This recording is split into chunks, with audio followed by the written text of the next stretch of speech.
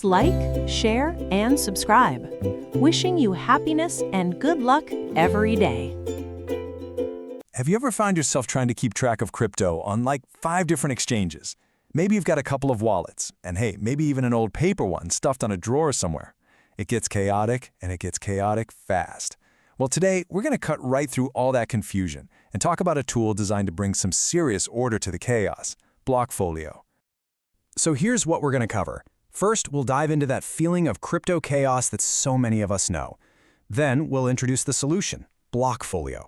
I'll show you how easy it is to get set up, we'll explore some of its coolest features that go way beyond just tracking, and by the end, you'll see why this totally free tool is, honestly, a game changer. Alright, so to really get why a tool like Blockfolio is so important, we have to start with the problem itself. It's a feeling almost every single crypto investor has felt, especially at the beginning. That feeling of just being overwhelmed. And this quote right here, it just nails it. You start off, you're excited, you buy a few different things on a few different platforms, and then before you know it, you're not even sure what you own anymore, let alone what it's all worth. It's a classic case of getting lost in the weeds. I mean, does any of this sound familiar? You've got some coins on one exchange, a few more on another, maybe a hardware wallet for your long-term stuff, and then some random software wallet for that new altcoin you're excited about. To figure out your total portfolio value, you literally have to log into 4 different places with a calculator.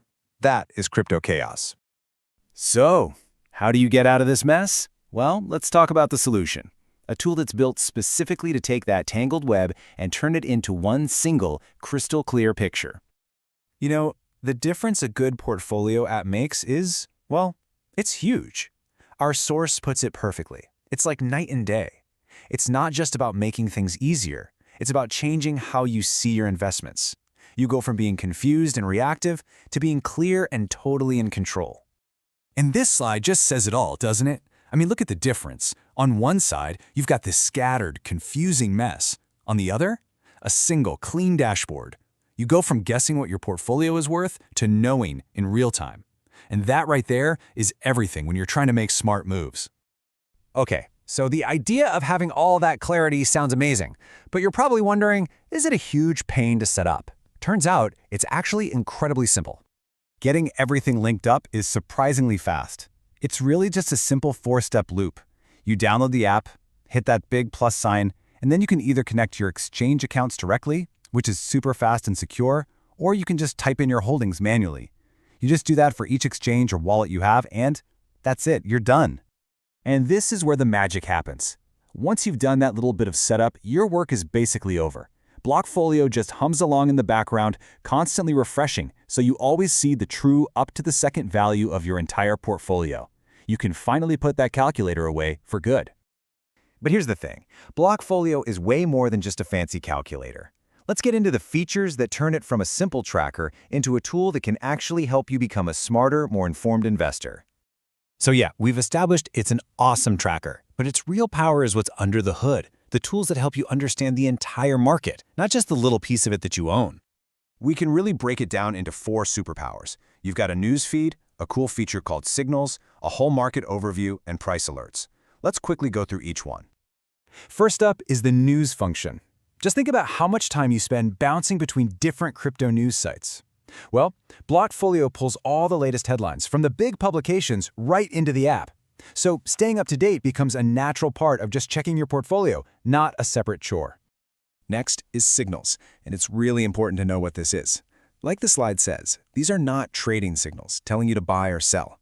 Think of it more like a direct line of communication from the actual development teams of the projects you're interested in. It totally cuts through all the noise on social media and gives you the important updates straight from the source. Then you've got the market section. Honestly, this is like having a mini coin market cap right in your pocket. If you hear about some new coin, you can instantly look it up, check out its chart, find all the key data, and even get links to its white paper and website. It's a super powerful way to do some quick research wherever you are. And finally, we have price alerts. In a market that is literally open 24/7, this feature is your best friend. It helps you catch big price moves without you having to stare at charts all day long. You just set an alert for any coin you want to watch. And by default, if a coin on your watch list moves up or down by 5% within an hour, you get a notification sent right to your phone. It's so simple, but that little ping could be the heads up you need to buy a dip or maybe take some profits on a big spike. So, when you put it all together, the easy tracking, the news, the research tools, what's the final verdict on Blockfolio? It pretty much boils down to this. It handles 3 of the biggest headaches for any crypto investor. It makes monitoring your portfolio effortless, it gives you the tools to research new projects, and it keeps you plugged into what's happening in the market. And here's the real kicker. All of it, the tracking, the news, the signals, the market data, the alerts, all of it is completely 100% free. There's really no reason not to have it. And that really brings us to the most important question of all. Once you've solved the basic problem of just tracking everything, and you've got this foundation of clarity, you're free to focus on what actually matters, your strategy. So the question isn't just about managing your crypto, it's about what you're going to build now that you can see everything clearly. What's your next move going to be? All right, if you're serious about your crypto research, you totally know that feeling. You're just lost in a sea of thousands and thousands of different coins. Well, today, we're going to look at a really powerful tool that's designed to cut right through all that noise. So let's dive in and see how you can use it to find those hidden gems. You hear this all the time, right? Knowledge is power. But in crypto, it's absolutely true. The real challenge, though, isn't that there's a lack of information, it's the opposite. There's an overwhelming amount of it. We're just constantly flooded with data and noise and hype, which makes it incredibly difficult to figure out what actually matters. So that's the big question, isn't it? How do you cut through all that noise? How do you find the reliable, actionable data you need to make better decisions, to separate the real signal from all the static? That's exactly what we're going to tackle right now. Well, the solution is to use a professional-grade tool that's built for this exact problem. Think of it like your own personal scout in the Wild West of crypto, you know? Something to help you navigate the terrain and spot the real opportunities. And that tool is called Messari. So what is Messari, really? Simply put, it's a data aggregation platform. Its whole purpose is to pull together massive amounts of information from all over the place, organize it, and then present it to you clearly. The goal? To let you make smart, data-driven decisions instead of just, guessing. Okay, let's get our hands dirty. The key to unlocking everything Messari can do, and the feature we're going to focus on today, is its screener. This tool is what turns you from just a passive observer into a really active researcher. And you know what? Getting started is surprisingly easy. You just go to the screener, click that filters button, and bam, you're ready to build a totally custom list of assets that match exactly what you're looking for. It's that simple to start tapping into these powerful features. And this is where the fun really begins. The number of filters you have to play with is just incredible. You can sort by fundamental stuff like market cap, you can dive deep into on-chain data, check social media buzz, or filter by specific categories. It's like having this massive toolkit for all of your analysis. Let's just walk through a quick example, okay? Let's say you're feeling really bullish on the future of decentralized apps. You can tell the screener, hey, I only want to see projects in the smart contract platform sector. Instantly, you've just filtered out thousands of coins that aren't relevant to you. But we can go even deeper. Maybe you're on the hunt for those high-risk, high-reward microcap projects. Well, you can just add a second filter for a market cap under $50 million. This right here is a perfect example of the tool's power. In just 2 clicks, you've created a super specific, targeted shortlist of potential gems to start researching. Now, building a list is one thing, but actually trusting the data is something else entirely. And this is where Messari really stands out. They've developed their own unique metrics that give you a clearer, more honest picture of the market, which builds that crucial layer of trust you need for your research. For instance, Messari tackles the huge problem of fake trading volume. As you can see here, a lot of exchanges just inflate their numbers, which creates a totally distorted picture. To fight this, Messari created a metric called real volume. It only pulls data from a hand-picked list of trustworthy exchanges, giving you a much more realistic view of what's actually being traded. Here's another incredibly useful metric, the cycle low. Now, this isn't just the all-time low price. It's the lowest point an asset is hid since its last all-time high. For example, after Bitcoin peaked back in 2017, its cycle low is around $3,100. This metric gives you a fantastic sense of an asset's historical trading range and its potential value. Now, it's important to mention that while a lot of this data is free, getting access to the really advanced metrics, like the ones we just talked about, requires a pro subscription. Right now, that's about $25 a month. For a serious researcher, that's a pretty small price to pay for such powerful, clean data. So, we have the screener, and we have trustworthy metrics. Now, let's put them all together into a clear, repeatable research workflow that you can start using right away. Here's a simple 4-step process. First, you use the screener to build that targeted shortlist. Second, you analyze that list. Compare the current price to the all-time high and the cycle low to get a feel for its potential.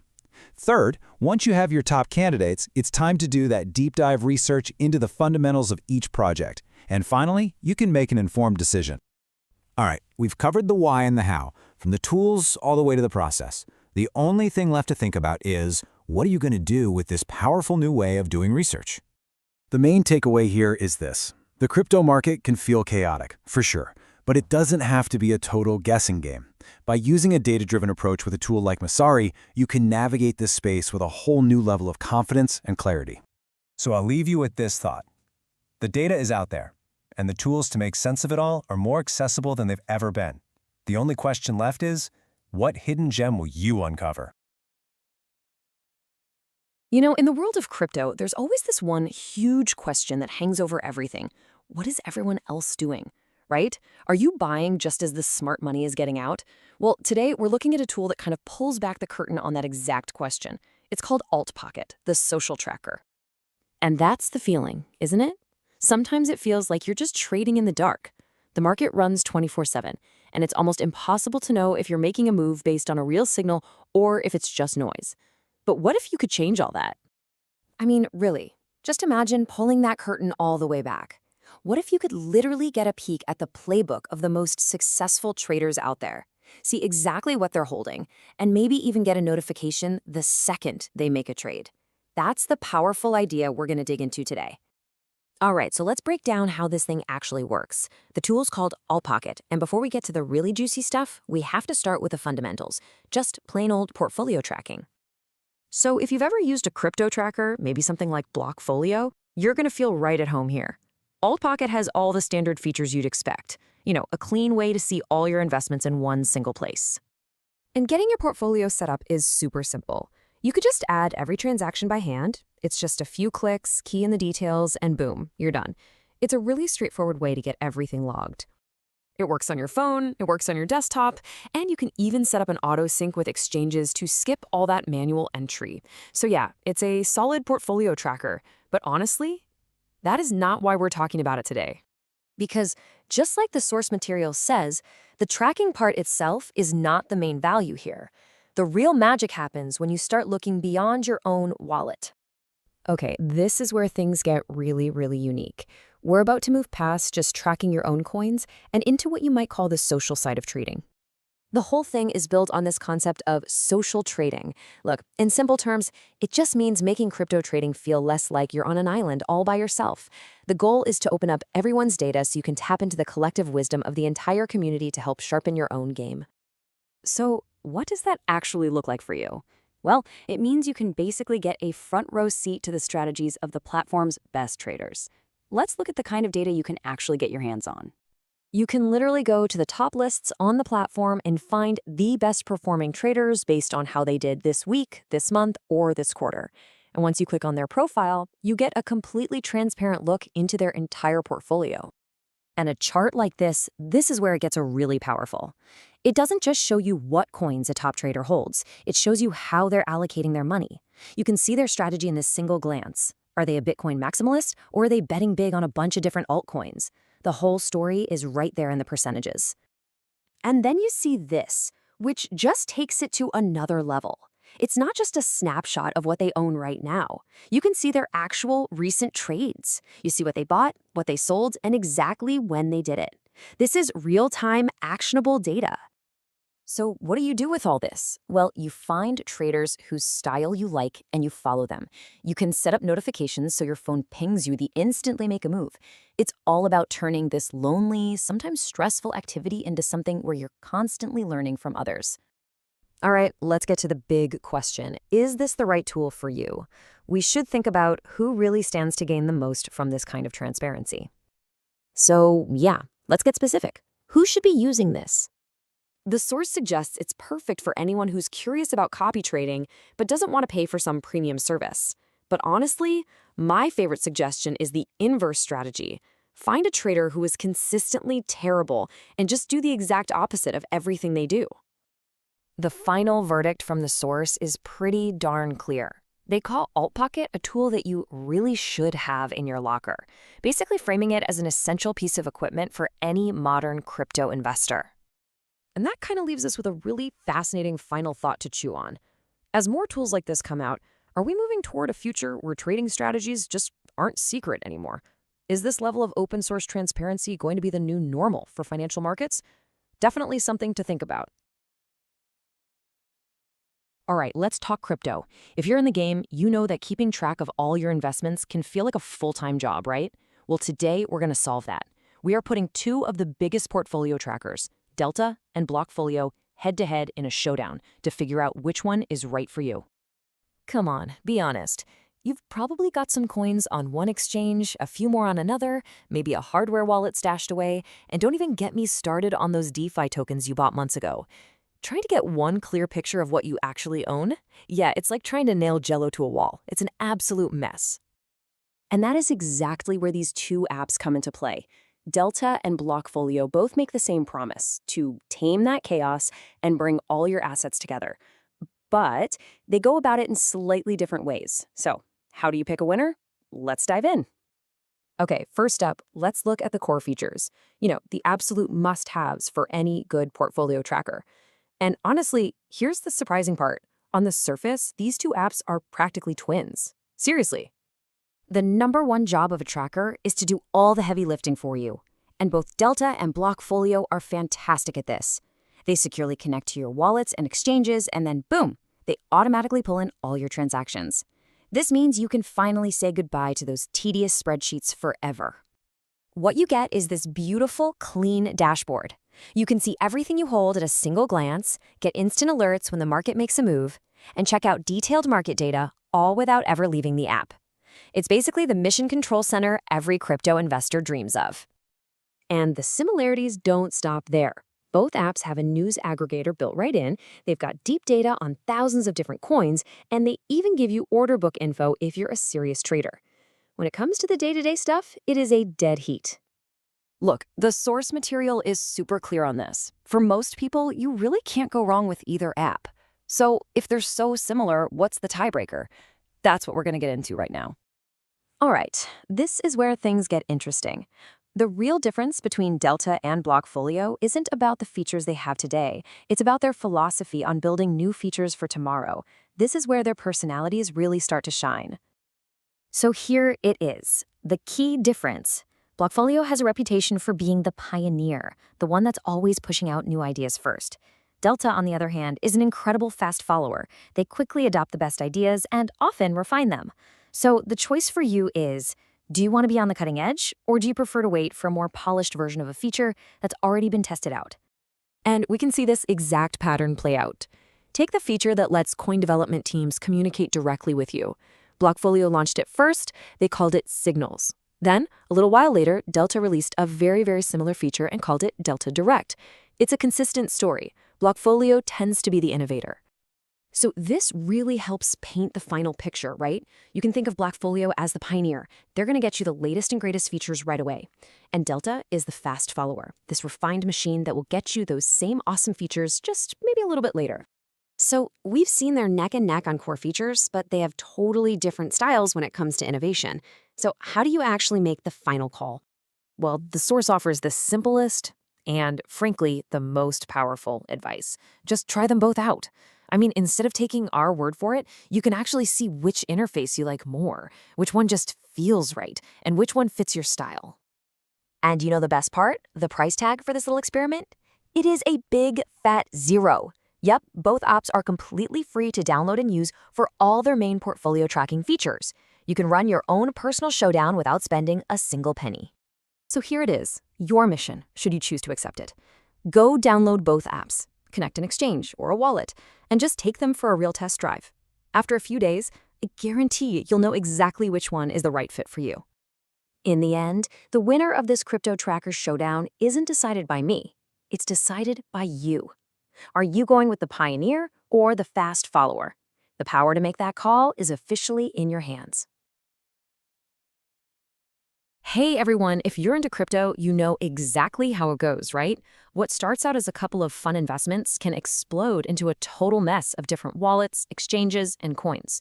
Well, today we're diving into a tool that's built to bring some serious clarity to all that chaos. Does this sound familiar? You started with maybe some Bitcoin or Ethereum, but now you've got dozens of coins and they're spread out everywhere. Trying to keep track of how you're doing, what you bought, when you sold, it honestly feels like a full-time job. It can be a massive headache. And here's the thing, the deeper you get, the harder it gets.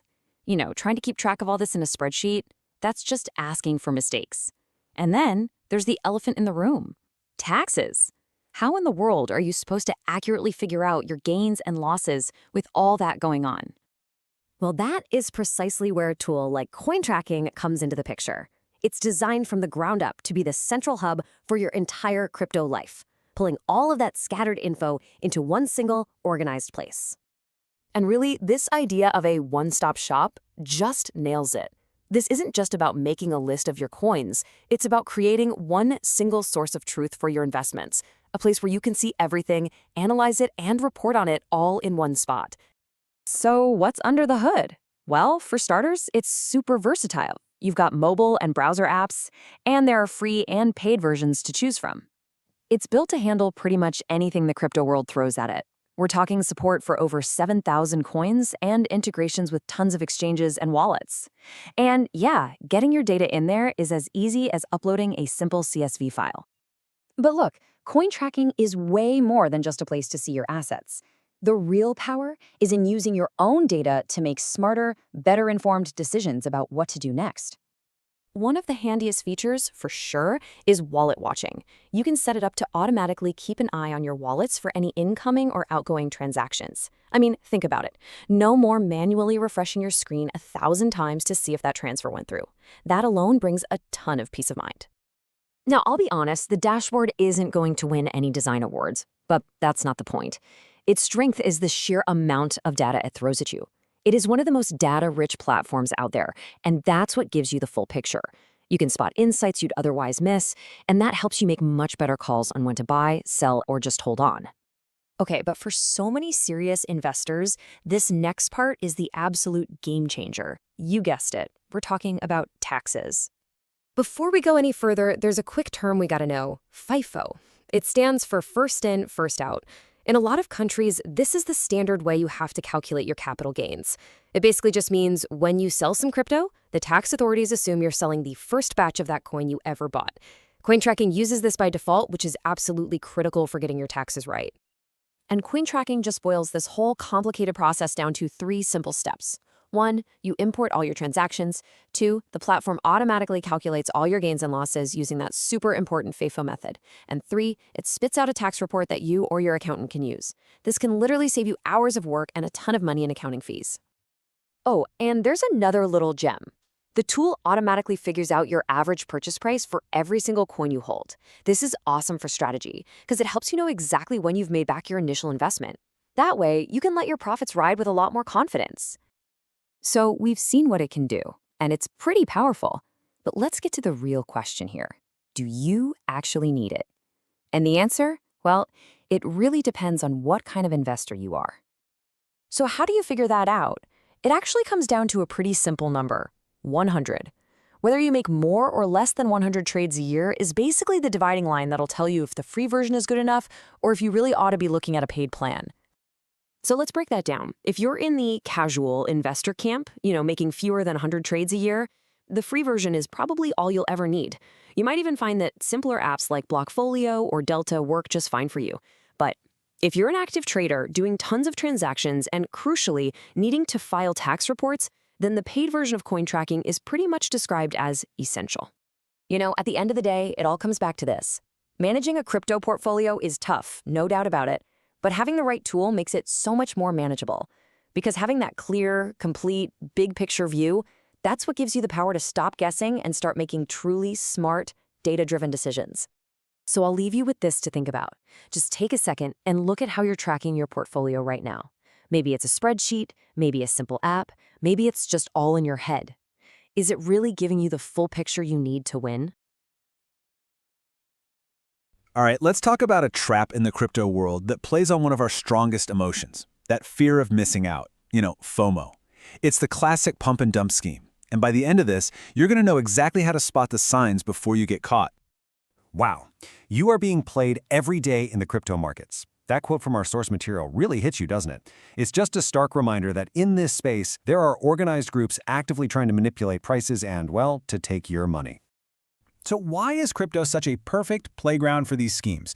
Well, think about it. Unlike the stock market, where you have the SEC watching over things and legal consequences, the crypto world is, well, it's largely the Wild West. It's unregulated, it's anonymous, and that creates a perfect storm where manipulators can operate and pretty much get away with it. And that's the thing, this unregulated freedom, it means the whole market it's littered with hidden landmines. For the average person trying to invest, you have to navigate this landscape with a whole different level of caution. And that's the core trade-off, isn't it? Crypto offers this incredible freedom from the old financial system, but that freedom comes with a huge dose of personal responsibility. It is 100% up to you to manage your risk and to dodge the bad guys. Nobody is coming to bail you out. Okay, so now let's get into the nitty-gritty. We're going to pull back the curtain on probably the most common manipulation tactic out there, the pump and dump. Because understanding how it's built is the absolute first step to not falling for it. So a pump and dump? The name pretty much says it all, right? A group of insiders pumps up the price of a coin, creates a ton of hype, and lures in unsuspecting traders who think they found the next big thing. And then, once those new buyers are in, the original group dumps all their coins, making a massive profit and leaving everyone else holding a completely worthless asset. And you gotta understand, these are not random market moves. No way. These are highly coordinated, almost military-like operations. They're planned in secret groups on platforms like Telegram. And some of these groups have tens of thousands of members. And they're not even subtle about it. The channel names are things like Rocket Pump. They're basically hiding in plain sight. It's been described as a game of crypto chicken. And that's perfect, because even if you're inside one of these pump groups, it's this frantic, high-stakes race to sell before everybody else does. If you're too slow, even by a few seconds, you're the one left holding the bag. So these schemes don't just happen by chance. They follow a very specific playbook. It's like a 3-act play, designed for maximum profit and maximum deception, and believe me, it works over and over again. It all starts with the accumulation. This is the setup. The organizers quietly buy up a huge supply of some cheap, obscure coin, trying not to draw any attention. Then comes the pump. They unleash a firestorm of social media posts, creating massive hype and FOMO to trick other people into buying, which drives the price to the moon. And finally, the getaway, the dump. The original group sells everything into that wave of new buyers. They cash out, and the price just collapses in seconds. Okay, so we know how they do it. Now for the really important part. How do you protect yourself? Let's walk through the 4 biggest red flags that should be setting off all your alarm bells. So how do you spot the trap? This is the million-dollar question, isn't it? Knowing these signs is your best and really your only defense. Here's what you need to look out for. First off, look at the coin itself. Is it a small cap coin? We're talking anything ranked way outside the top 200. And why? Simple. It doesn't take a whole lot of money to dramatically move the price. They're just so much easier to manipulate, making them the perfect targets. Second, check where you can even trade this thing. The manipulators, they love coins that are only listed on 1, maybe 2, tiny exchanges. This lets them corner the market, They can concentrate all the buying in one place and have almost total control. Red flag number 3, and this is a big one, volume from out of nowhere. Remember that first step, accumulation? If you see a huge, weird spike in trading volume before the price starts to climb, that's a massive tell. It's almost definitely the insiders getting their positions ready for the main event. And last but not least, number 4, the price pump that makes absolutely no sense. I mean, if a coin's price just suddenly goes vertical, but there's no news, no new partnership, no big tech upgrade, nothing, you have to be super skeptical. That's not real growth. That's just pure manufactured hype designed to trigger your FOMO. So we've seen the trap, we've got the red flags, but when you boil it all down, what's the one thing, the ultimate defense that could protect you from all of this? It really comes down to this simple but incredibly powerful idea.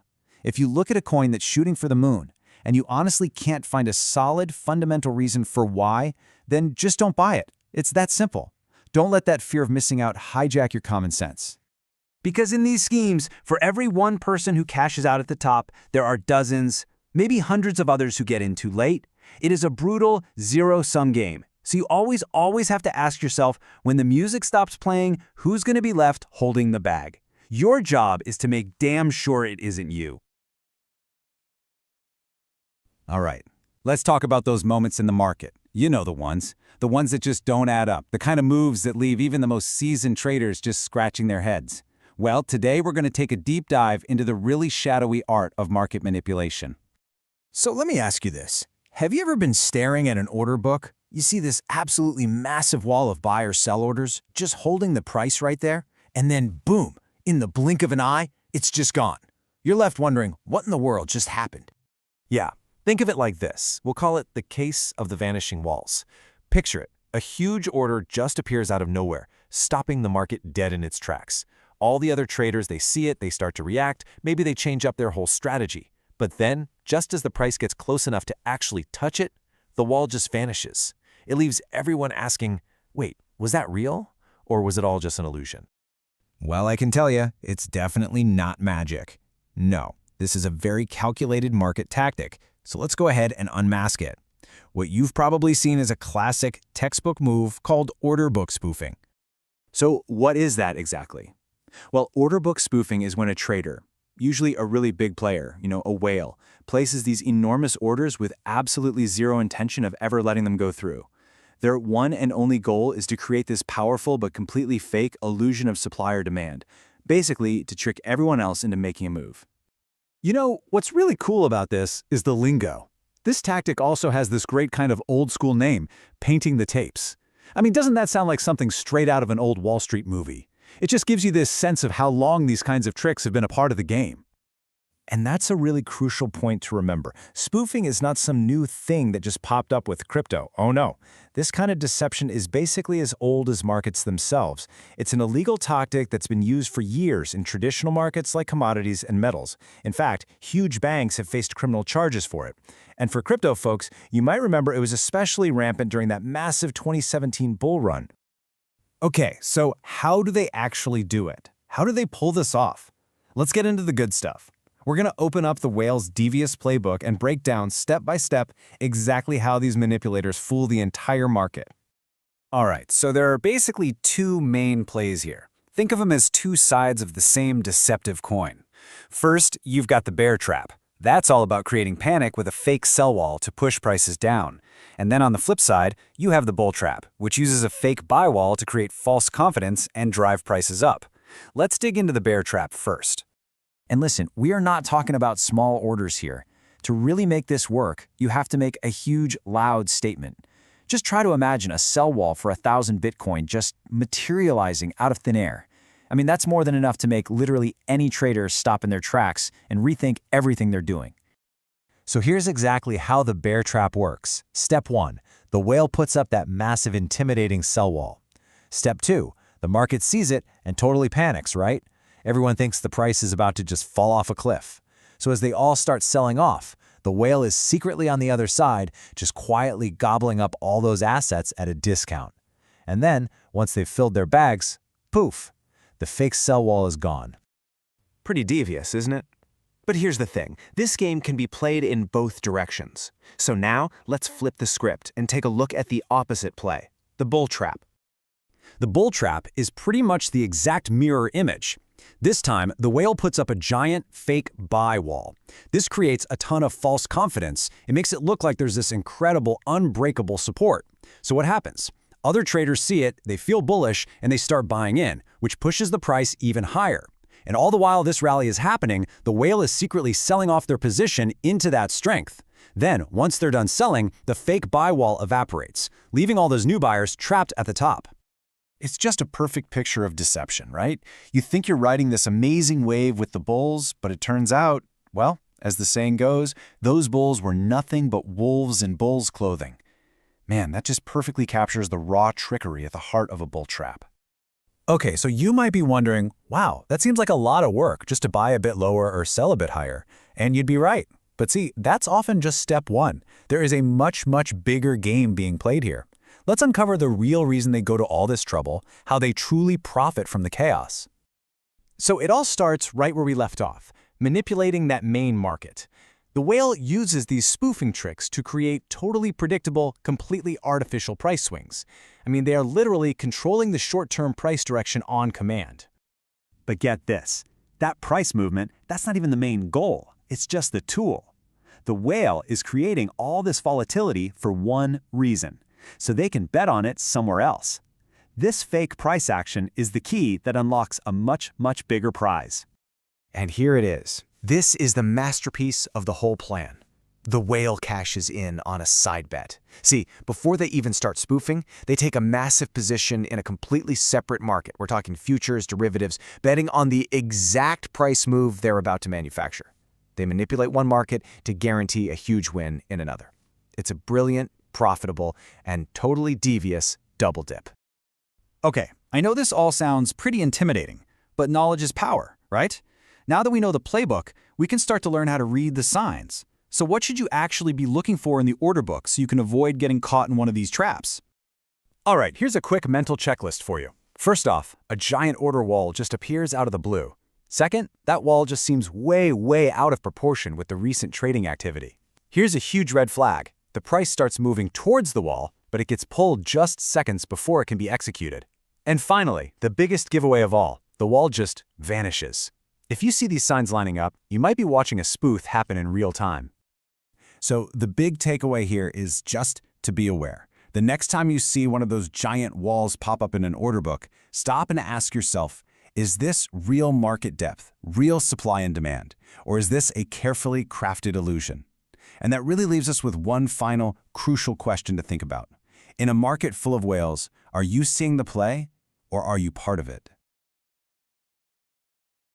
All right, let's just jump right in. Look, we've all been there, right? Staring at those crypto charts, watching the candles go up and down, trying to catch the next big wave.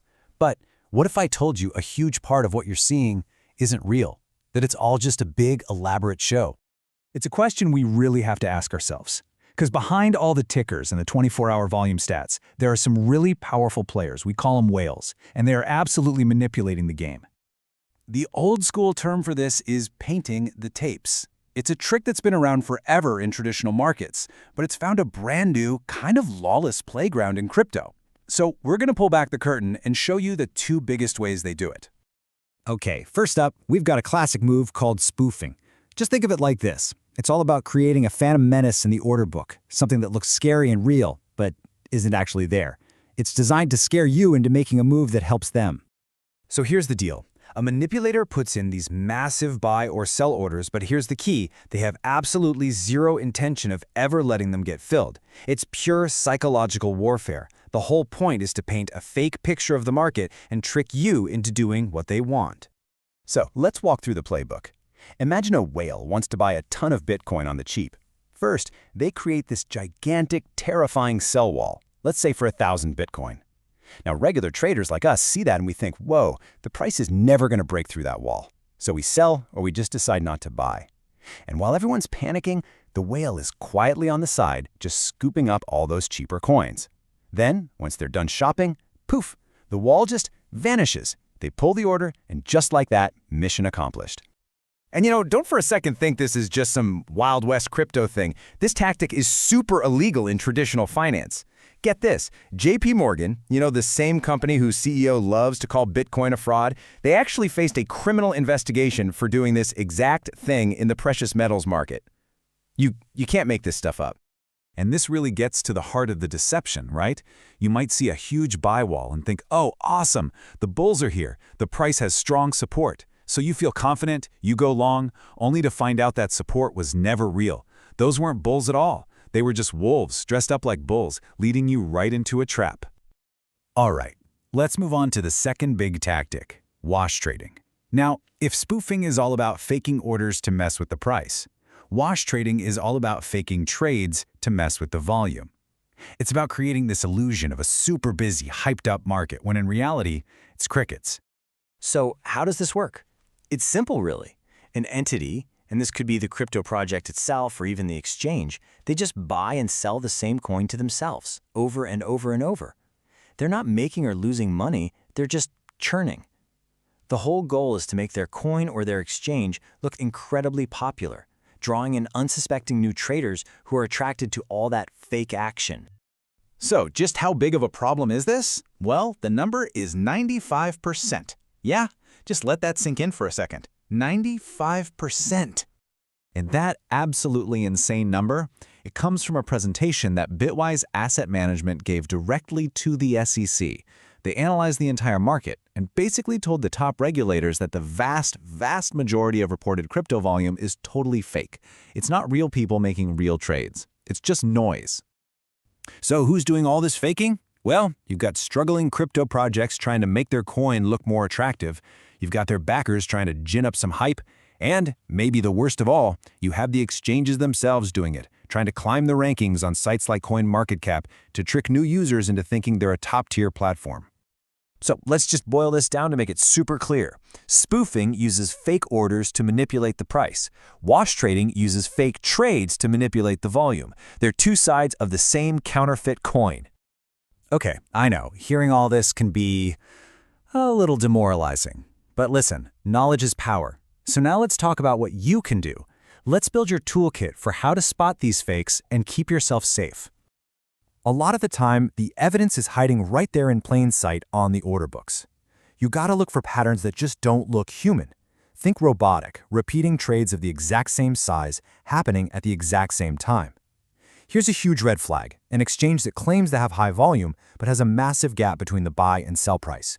Real liquidity makes that gap tiny. And just use common sense. Does it really make sense for some exchange you've never heard of to have more trading volume than Coinbase? If it feels wrong, it almost certainly is. At the end of the day, your best defense is pretty simple. Stay away from sketchy offshore exchanges. It's just not worth the risk. And please, always do your own research. Jump into the community, ask questions, and figure out which platforms people actually trust and which ones have a bad reputation. And all of this leaves us with a really big, important question. If the two main things we look at, volume and the order book, can be a complete illusion, then what, fundamentally, can we actually trust? It's something every single one of us in this space really needs to think about. Let's be real. In the crypto markets, there are predators lurking. Today, we're going to pull back the curtain on one of their absolute favorite tactics, a strategy that's basically designed to prey on traders just like you. Welcome to the hidden world of stop-loss hunting. So, tell me if this sounds familiar. You set a really careful stop-loss on your trade, you go to sleep feeling pretty secure, and then you wake up only to find your position is gone. And the most confusing part, the price is right back where you left it, like nothing ever happened. It is so frustrating, but today we're going to solve that mystery. So yeah, let's start by digging into this strange phenomenon, because I'm here to tell you it's not just a string of bad luck, and it's definitely not some random glitch in the system. It's a deliberate, calculated move. I mean, this is the classic setup, right? You did everything by the book. You set that stop loss to protect your investment, your downside. Yet somehow, you got liquidated at the very bottom of this super sharp, sudden price dip that just, poof, recovered almost instantly. So what happened? Was it just bad luck, or was there some kind of unseen force at play here? Well, the answer lies with some of the biggest players in the entire market.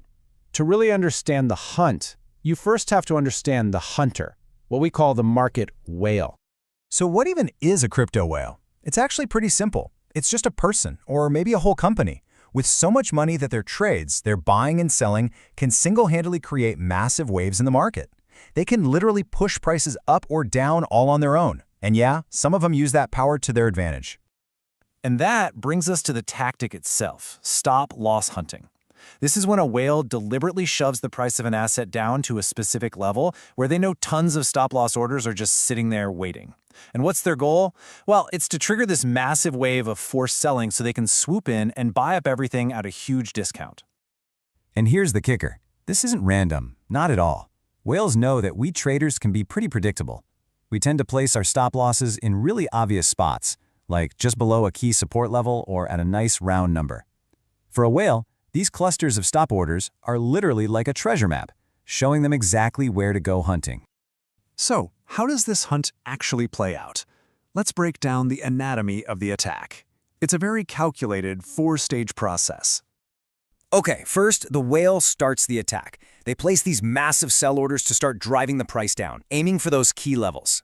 Second, the price smacks right into that wall of stop losses. Third, this is where the chaos starts. It triggers a domino effect, this automated cascade of selling as thousands of stop losses go off, which crashes the price even further down. And finally, step 4, at the very bottom of this fake crash, the whale flips from a seller to a buyer and just scoops up all those assets on the cheap from the very traders they just kicked out of the market. And here, you can see exactly what it looks like on a real chart.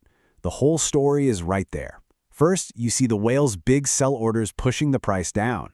Then, bam, the stop losses get hit, creating that massive red candle and a huge spike in sell volume. And then look, almost immediately after, a giant green candle appears with enormous buy volume. That's the whale, just buying everything back up at a discount. And what's the end result for you? The price just snaps right back almost instantly, like it never even happened. The whale is sitting on a nice bag of cheaper coins, and you're left on the sidelines, having just sold your position at the absolute worst possible moment. Okay, so that's the problem, and it's a big one.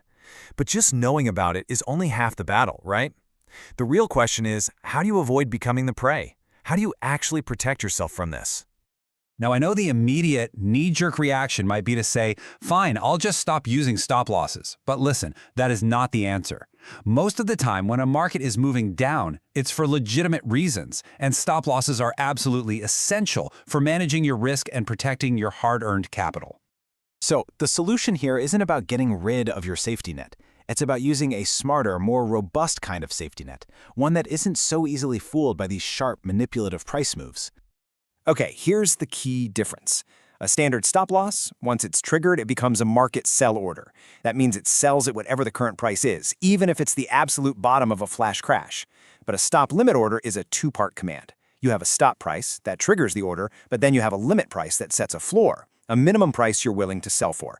So if the price just plummets straight through your limit, your order simply won't fill. And that protects you from selling right into that artificial whale-induced dip. It's your shield. So, let's bring all this together. Really understanding these market dynamics is, without a doubt, the key to becoming a much smarter, more resilient trader. So the crucial takeaway is this. The market isn't always a level playing field. Whales are out there, and they hunt for those predictable stop-loss clusters to create fake dips for their own gain. A standard stop-loss basically makes you an easy target, but a stop-limit order, that can be your shield. It gives you that extra layer of defense against this kind of manipulation. At the end of the day, trading is a game of strategy, and now you know the predator's playbook. You're better equipped to play the game. The key isn't to be afraid, it's to be prepared. So the real question is, how is this knowledge going to change your game? You know, in the thrilling, high-stakes world of crypto, one of the biggest dangers isn't necessarily a bad trade. It's a bad story. Today, we're going to dig into a tactic that can literally crash a market without a single dollar being sold. I mean, seriously, think about that for a second. How can you tank an asset's price without making a single trade? It sounds completely impossible, right? But in the crypto world, well, it happens all the time. The answer to that little puzzle lies in a really powerful 3-letter acronym. It's a type of market manipulation that doesn't play with order books, it plays with our minds. And that acronym is FUD. It stands for fear, uncertainty, and doubt. And it's not about buying or selling. Nope. It's all about spreading a story, a really negative one that's designed to scare people into panic selling. It's basically psychological warfare for your portfolio. Our source material here really doesn't beat around the bush. It calls FUD one of the most effective ways to move a crypto asset's price. And you gotta notice that key phrase, it all happens without actually buying or selling anything. So think of FUD as an invisible weapon. You're not gonna see it on a trading chart as some huge sell order. No. You're gonna see it pop up in forums, all over social media, maybe in some sketchy news articles, all of it designed to spark a panic. So why does this work so well? I mean, traders are supposed to be rational, right? So why are they so easily swayed by just a bad story? Well, the answer isn't in the market. It's inside our own heads.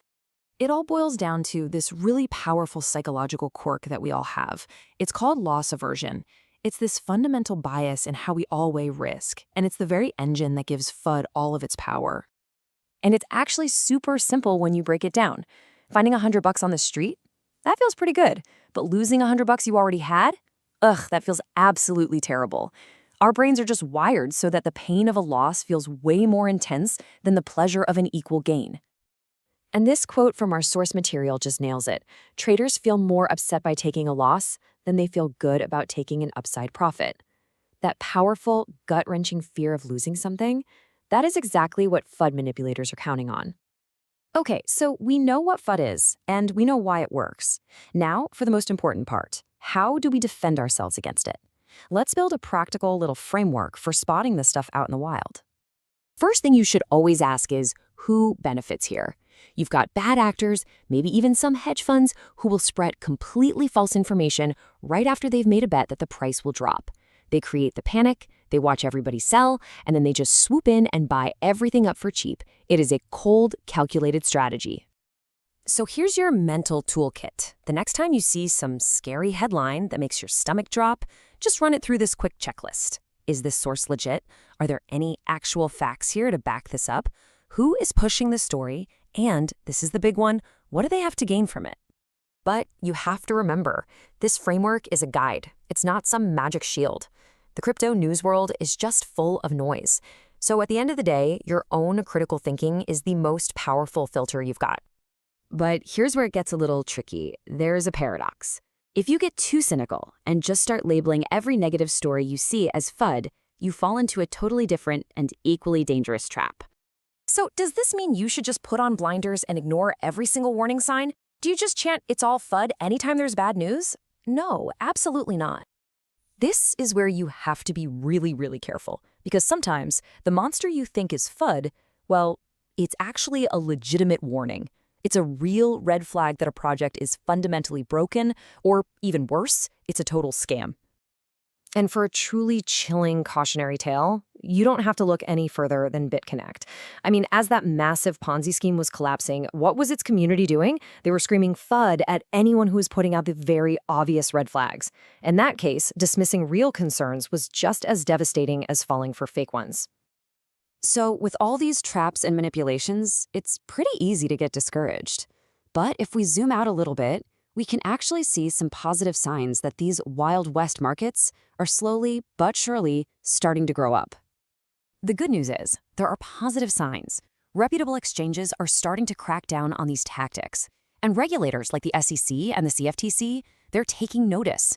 They're issuing warnings and even going after the worst offenders with legal action. But ultimately, even while the market is getting safer, your best defense is always going to be knowledge. Just by understanding that these tactics are out there, you're already a huge step ahead. You can start to see the strings being pulled.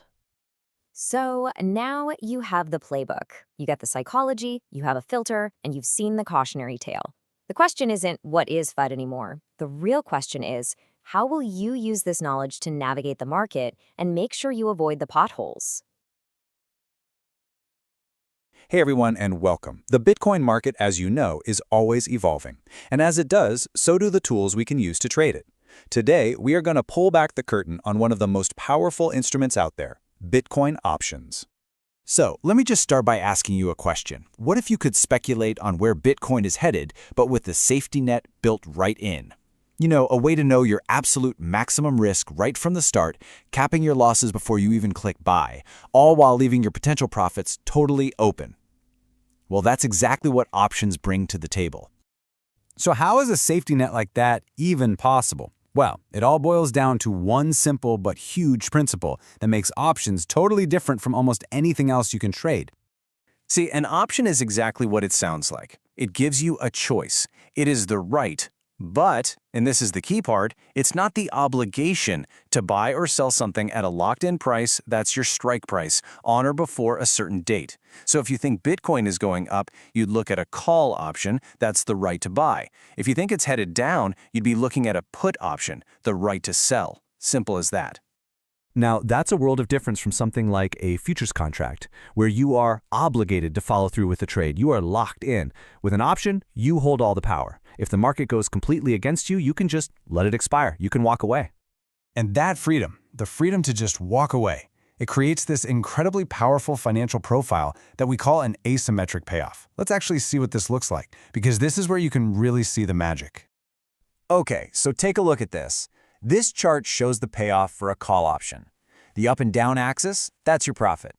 The one going side to side, that's the price of Bitcoin. Now, do you see that flat line at the bottom? That is everything. That flat line is your maximum loss. It's capped at whatever you paid for the option itself. We call that the premium. But look to the right. As the price of Bitcoin goes up, your potential profit just keeps on climbing. It's basically unlimited. Now let's compare that to a typical futures contract. The difference is pretty stark, right? It's just a straight diagonal line. And what that means is, sure, your potential gain is unlimited, but so is your potential loss. The risk and reward are perfectly mirrored. And when you put them side by side like this, man, it becomes crystal clear. On the left, with the option, you've got a floor on your risk. It's defined, it's capped. On the right, with the future, that risk can theoretically go on forever. This is asymmetry working for you, not against you. So let's just let that sink in for a second. If your trade doesn't work out, you are not forced into some huge, devastating loss. Just like the source material says, if it's not looking profitable, you can just let it expire worthless. The only thing you lose is that initial premium you paid to get into the trade in the first place. Okay, so if an option has this amazing risk profile, what actually determines its price? How is it valued?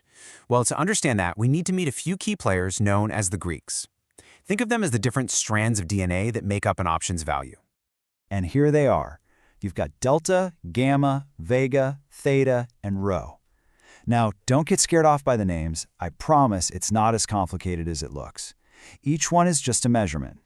They tell us how an option's price is probably going to react when things change, like when Bitcoin's price moves, or when time passes, or when the whole market gets more volatile. Now, you don't need to be a math whiz here, but getting a feel for the big three is really helpful. First up, you've got delta. That just tells you how much the option's price might move for every $1 change in Bitcoin's price. Next is vega, which is all about volatility. The crazier the market gets, the more valuable an option often becomes. And finally, there's theta. Theta is basically time decay. It's like a melting ice cube. Every day that passes, an option typically loses a tiny bit of its value as it gets closer to expiring. All right, almost there.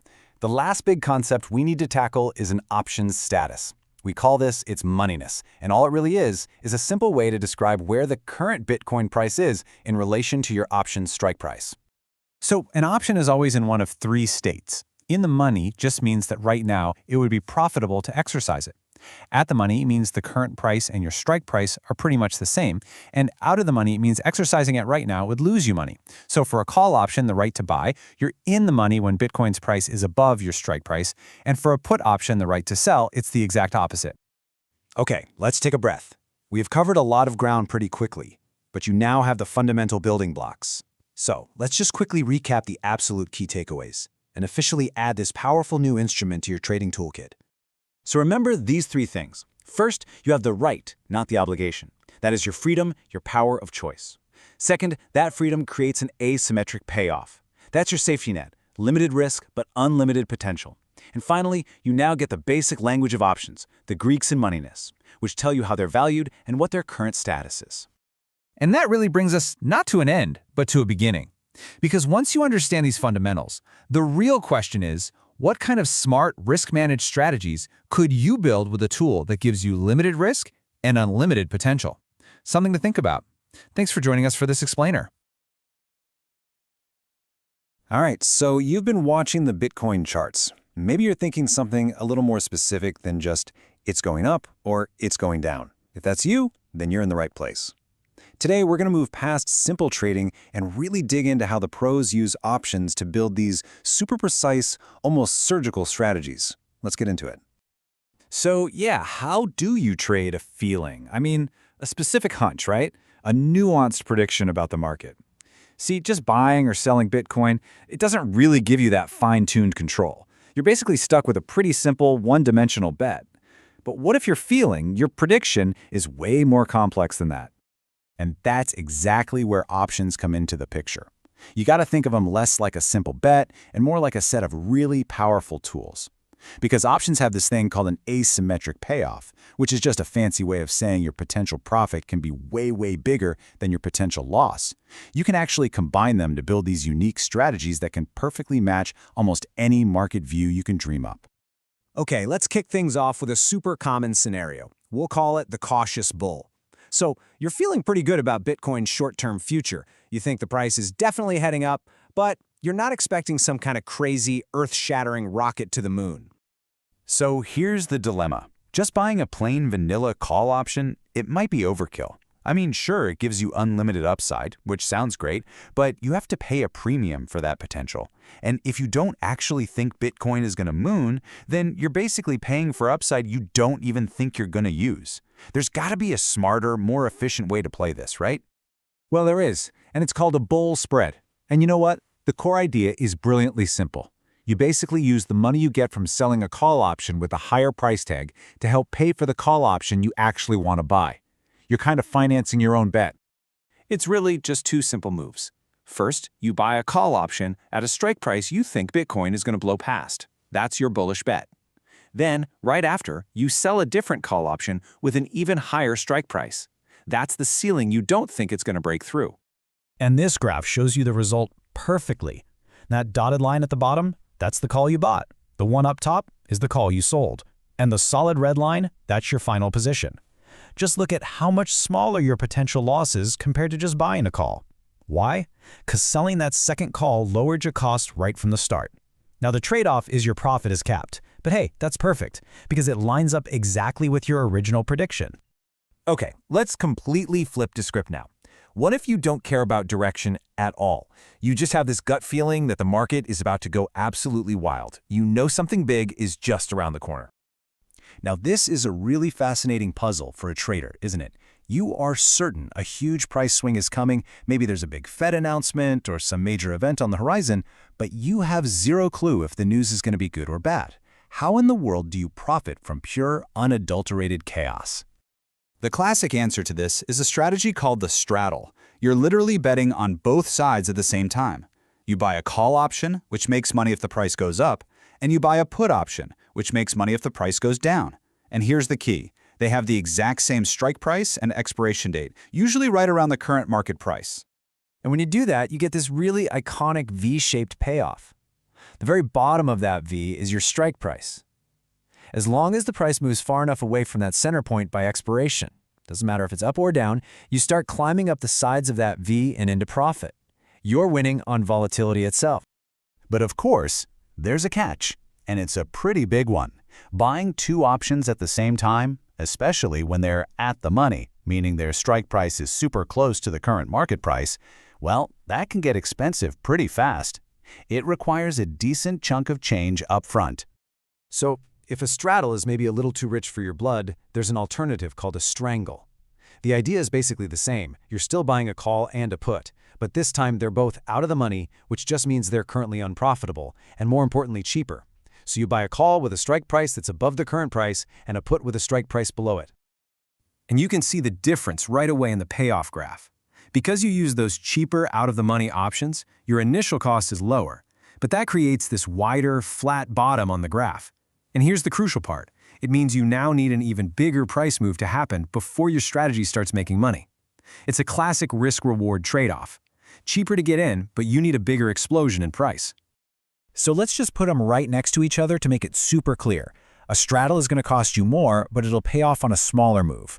A strangle is cheaper to set up, but you're really betting on a massive, massive price swing. Which one's right for you? Well, that totally depends on your budget and just how much volatility you're actually expecting. All right, so we've talked about being a cautious bull, and we've talked about expecting total chaos. But what if your prediction is the complete opposite of all that? What if you believe the market is about to enter a long period of, well, profound boredom? Guess what? You can trade that view too. You see, for every person buying a straddle or a strangle, there has to be someone on the other side, selling it. And if you're the seller, your goal is the exact opposite of the buyer's. You want the price to stay put, to go nowhere, causing those options to eventually expire worthless. If that happens, you just get to pocket the entire premium you collected up front. It's literally a way to profit from stability. And this, my friends, is where things get really, really creative. The strategies we've talked about so far, the bull spread, straddles, strangles, those are just the basic building blocks. The real power of options comes from how you can start combining them. For instance, you could take that volatility play, the straddle, and then add 2 more options to it. By selling an even higher call and an even lower put, you can actually reduce your initial cost and, in the process, put a cap on your potential profit. And when you do all that, you create something like this, an iron butterfly. It's a 4-legged strategy that still makes money from a big move, but that move has to happen within a very specific, defined range. See? It's a highly precise instrument for a highly specific market view.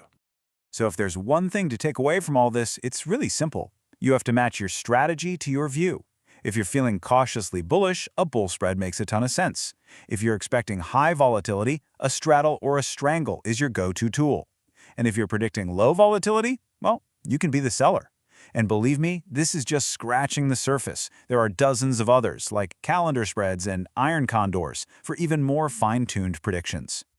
At the end of the day, options give you a language to express a really precise idea about the market. You're not just a bull or a bear anymore. You're more like an architect, designing a structure to capture a very specific outcome. So, looking at these building blocks, what kind of strategy would you design? Ever had a strong feeling about where Bitcoin is heading but just didn't know how to act on it? Well, today, we're skipping the theory and getting practical. I'm going to show you, step by step, how to build a real Bitcoin option strategy. Let's dive right in. Okay, so you hear people talk about options all the time, right? But what does it actually look like to put on a trade? If you've ever wanted to turn your opinion on the market into a real, live strategy, then you are definitely in the right place. So here's our game plan. First, we're going to get the lay of the land, the options landscape. Then, we'll zero in on a specific platform for our example. From there, we'll cook up a trading idea, build the actual strategy, and wrap up with the really important stuff you've got to know before you trade. All right, first things first. Where in the world do you even go to trade these things? Now, it's really important to get this. The market for Bitcoin options is way newer and not nearly as developed as, say, the huge futures markets. But you do have choices.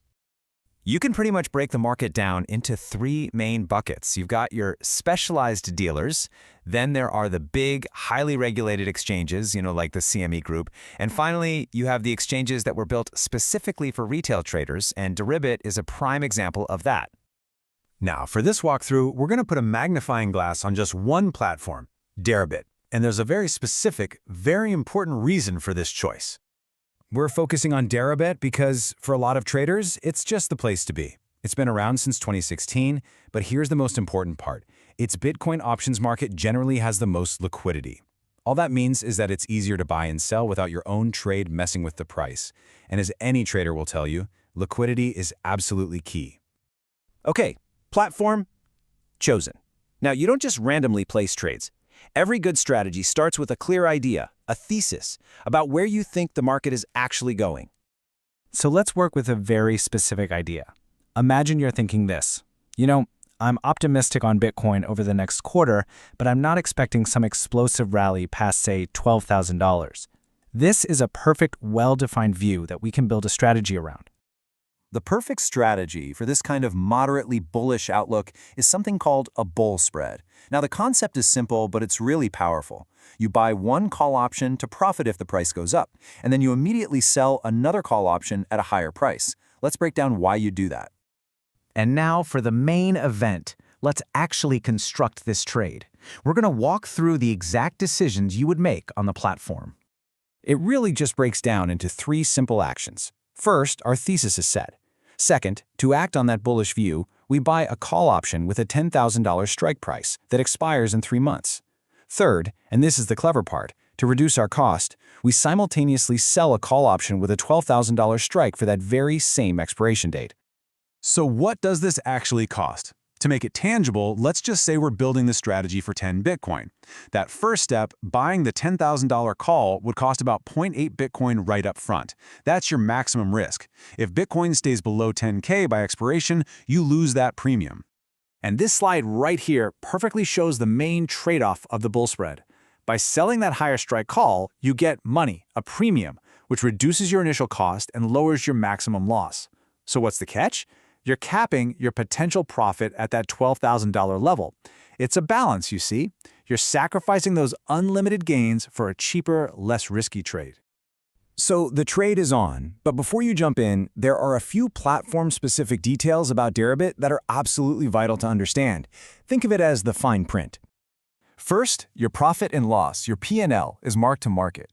This means your account balance will be fluctuating in real time, not just at the very end. Second, since you sold an option, Deribit requires you to post margin. Think of it as collateral to cover their risk. Third, just be aware that options that are really far from the current price can have low liquidity, making them harder to trade at a good price. And finally, the golden rule for spreads. Always, always make sure every part of your trade has the exact same expiration date. So we've walked through the mechanics of turning a market view into a live trade. We covered the landscape, the platform, and the step-by-step execution. This whole framework gives you the how. So the final question for you is, what's your trading idea? What's your what? You know, for the longest time, crypto has felt like the digital Wild West, right? Super volatile, totally chaotic. But things are, well, they're growing up.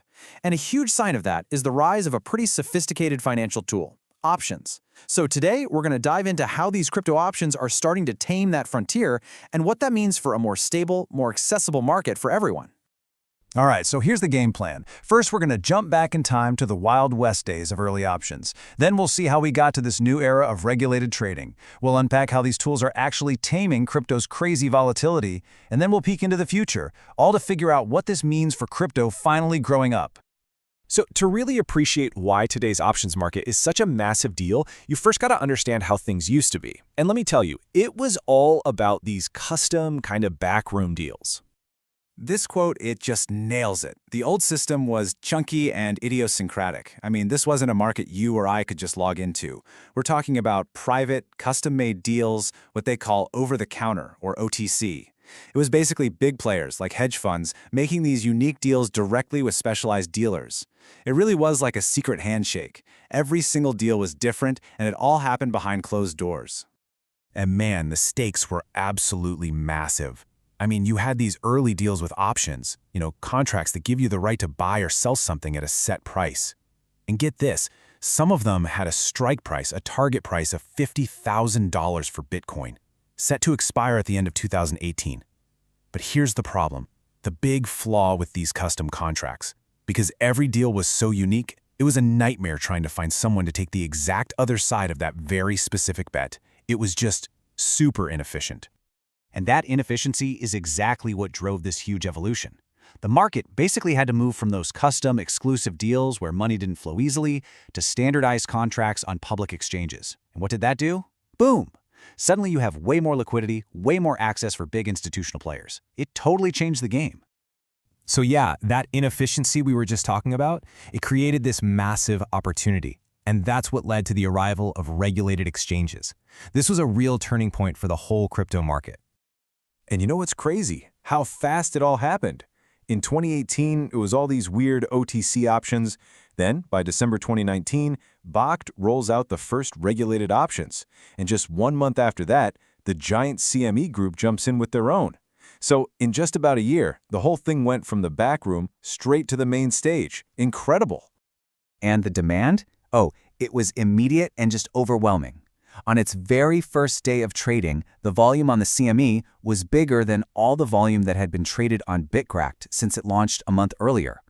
It's so clear the big institutions were just starving for this. So, that begs the question, right? Why was demand so ridiculously high? Well, let's get into the real reason options matter and see how they actually help build a more stable market for everybody. Okay, so what was behind that institutional hunger? Well, sure, some people use options for pure speculation, for gambling. But the real power? It's in risk management. There's a strategy called hedging. The easiest way to think about it is like insurance. It's a way to protect yourself from those infamous wild crypto price swings. So like a Bitcoin miner could use options to lock in a future selling price. That way they're guaranteed to cover their electricity costs no matter what the market decides to do that day. And the cool thing is, we've seen this movie before. We actually have a historical playbook for this. When options were introduced to foreign currency markets, FX, they had this major calming effect. They helped tame the massive volatility that used to define that entire space. And this is a really big deal. Why? Because it directly tackles the #1 criticism that's been thrown at Bitcoin for years, that it's just too volatile to be a reliable way to exchange value. So this history lesson with FX markets, it suggests that options could be the exact tool that finally brings some stability and maybe, just maybe, silences Bitcoin's loudest critics. Okay, so Bitcoin options have been a huge success. Naturally, the industry is looking ahead, asking, all right, what's next?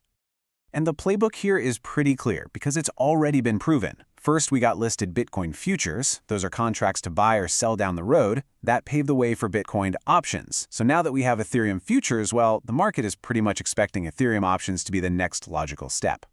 But hold on, the evolution doesn't stop there with just putting more assets on big exchanges. There's an even more radical shift happening right now in the world of decentralized finance, or DeFi. We're talking about decentralized options built with smart contracts.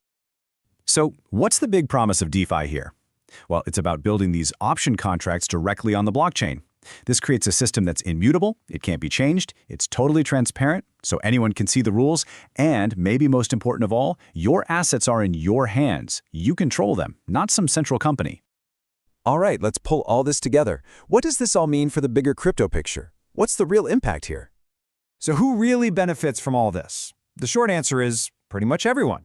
The big institutional investors, they get a regulated, safer way to get involved. The miners, they can hedge against price drops and get a predictable cash flow. Businesses, they can actually start using Bitcoin with way less risk. At the end of the day, a more stable Bitcoin is a better outcome for the entire ecosystem. It just adds this whole new layer of legitimacy. When you add it all up, what you're seeing are all the vital signs of a market that's finally maturing. Liquidity is going up, the whole system is getting more efficient, and that crazy volatility is starting to come down. And maybe the best part? That cloud of ignorance and confusion that has always surrounded crypto, it's finally starting to shrink. Which brings us to one last thought to leave you with. For years, the biggest argument against crypto, the biggest barrier to mass adoption, has been its volatility. So, if options really are the tool that can solve that problem, what's left to stop it? Okay, let's talk about something that's on a lot of people's minds. If you've made some gains in crypto, you probably know that feeling, right? That little knot in your stomach when you even think about taxes. It's a huge problem for investors everywhere. They're confusing, they're complicated, and honestly, they're just a massive headache. So today, we're going to break down why they're so tough and check out a tool that's designed to make it all a whole lot easier. And let's be real, who hasn't felt this? I mean, this quote just hits the nail on the head. You finally see one of your coins take off, and the absolute last thing you want to think about is government paperwork. So that urge to just stick your head in the sand and pretend it never happened, it's totally understandable. But as we all know, that's not exactly a great long-term plan. So why? Why is this such a universal headache? It's not just about paying your share. The complexity is baked right into the way crypto works. Let's dig into what really makes it so ridiculously complicated. After you've had a successful year, you're pretty much at a fork in the road. You've got two choices. Path number one, you cash out and just kind of hope for the best. Hope the tax authorities are too busy to notice. Path number two, and this is the one that lets you sleep at night, is to face the music, figure out what you owe, and just get it done. And this right here tells you everything you need to know about the scale of the problem. You might think, oh, I'll just hire an accountant. But guess what? A lot of professional accountants will run for the hills at the first mention of Bitcoin. I mean, when the experts want nothing to do with it, you know you're dealing with something seriously specialized and, yeah, pretty complex. So, if even the pros won't touch it, what are you supposed to do? Well, there's always the manual method, doing it all yourself. It's possible, for sure, but is it a good idea, or is it maybe a recipe for total disaster? Let's take a look. And look, let's be clear. You don't technically need a special tool for this. You absolutely could track down every single transaction across every wallet and exchange you've ever used, but the real question isn't can you do it, it's what's that process really like? Because this is the reality of trying to do it yourself. It's a nightmare. You're not just looking at a few numbers. You're manually hunting down all your trades, trying to figure out your country's tax rules, which good luck with that, and then applying those rules to every single transaction. This is not a Sunday afternoon project. For anyone who's even moderately active in crypto, we're talking about weeks of your life that you'll never get back. Thankfully, you don't actually have to drown in a sea of spreadsheets. This is exactly where crypto tax software comes into the picture. It's designed to be a much simpler way to get this done. So what is this stuff really? Well, think of it like this. It's a tool designed to do all of that miserable heavy lifting for you. Its one and only purpose in life is to save you a ton of time and a whole lot of stress when it comes to reporting your crypto taxes. All right, so let's get specific. How does this actually work in the real world? We're going to pop the hood on a really popular tool called CryptoTrader.tax and see how it works. So this process takes that manual nightmare we were just talking about and boils it down into 4 pretty simple steps. First, you just import your trades. You can connect to exchanges directly or just upload a file. Second, you add in any other crypto income. Step 3 is super important. You pick a tax calculation method, like FIFO. That just stands for first in, first out, and it basically tells the software which coins you sold first. It can have a big impact on your final tax bill. And then finally, you just click a button and generate your tax report. That's it, seriously. And what's cool is that it's built to handle all the weirdness of crypto, you know? It's not just about buying and selling. It knows how to correctly account for all that other stuff. Income from mining, staking rewards, forks, airdrops, even if someone gifted you crypto. So what do you actually get at the end? Well, you get the exact documents you need. For anyone in the US, that means you get the big one, the official IRS Form 8949. But you also get a full audit trail, income reports, and this is a killer feature, a file you can drag and drop right into software like TurboTax or TaxAct. It's the perfect bridge from the crypto world to the world of traditional tax filing. Okay, it sounds good, but let's get down to the nitty-gritty. No tool is perfect, right? So it's really important to look at the whole picture, the good, the bad, and of course the price. So, on the pro side, it's known for being really intuitive and easy to use. You can try it for free, which is always great, and it has a cool tax loss harvesting feature that can help you plan ahead. It's especially fantastic for US-based users. Now, on the flip side, that intense focus on the US is a con if you live anywhere else. It also has limited support for some exchanges, and if you're a heavy leverage trader, this probably isn't the tool for you. And what about the cost? Well, it's tiered based on how much you trade, which makes a lot of sense. The hobbyist plan starts at $49 for up to 100 trades. From there, it scales up with plans for day traders, high-volume traders, and even an unlimited option if you're really active. This way, you're really only paying for the power that you actually need. So after looking at how it works, what it can do, and what it costs, we're left with the most important question of all. Is this the right tool for your specific situation? Let's just break it down nice and simple. This software is pretty much ideal for anyone who's filing crypto taxes in the United States. It's also great for beginners because it's so straightforward. Now, who should probably look elsewhere? If you're a heavy leverage trader, this isn't really built for you. And if you're based outside the US, you'll definitely want to find another option that's better tailored to your country's specific tax rules. And that brings us right back to where we started. The whole point here isn't just about filing taxes. It's about getting rid of that stress, that uncertainty. Just understanding that tools like this exist, that they can turn a massive, weeks-long headache into a simple, manageable process. That really changes the game. So I guess the final question is, what's a good night's sleep worth to you? Welcome to The Explainer. Today, we are diving into one of the biggest headaches in crypto, taxes. Yeah, I know. If you've ever traded crypto, you know that when tax season rolls around, the complexity can be absolutely overwhelming. So we're going to break down a tool that claims it can solve all that. And if you have ever felt this exact pain, oh man, you know that calculating your crypto gains and losses manually is just a time-consuming nightmare, and that's really the core problem we're looking at today. All right, first up, let's really get into why crypto taxes are such a mess for so many of us. So it doesn't matter if you're a long-term hodler, just holding on for dear life, or if you're an active trader making moves every day. The challenge is the same, trying to accurately track and report everything. And let's be real, one tiny mistake can throw your whole tax return way off. So what's the alternative to getting totally buried in spreadsheets and old price charts? Well, this is where a dedicated tool like BearTax comes into the picture. BearTax is basically software built to take that whole complicated process and just simplify it, turn it into a workflow that you can actually manage.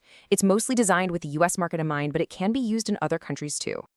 And they've really designed it for a pretty wide audience. We're talking everyone from the casual investor who's only made a handful of trades, all the way up to professional accountants who need to generate clean, easy-to-understand reports for their clients. Okay, so let's get into the nitty-gritty. What are the key features, and how does this tool actually make your tax process any easier? The whole thing is boiled down into 3 very straightforward steps. First, you import your trades. You can connect your exchanges directly or just upload a file. Second, you tell the software which accounting method to use, either first in, first out, or last in, first out. And third, boom, it generates the documents you need. Now, this is where it gets really impressive. Look at the broad support for different kinds of crypto income. This is a huge deal. A lot of tax tools completely miss things like staking rewards, airdrops, or mining income, but BearTax is designed to handle all of it. And here's a key technical advantage. The software has a smart algorithm that actually accounts for things like transaction fees and delays.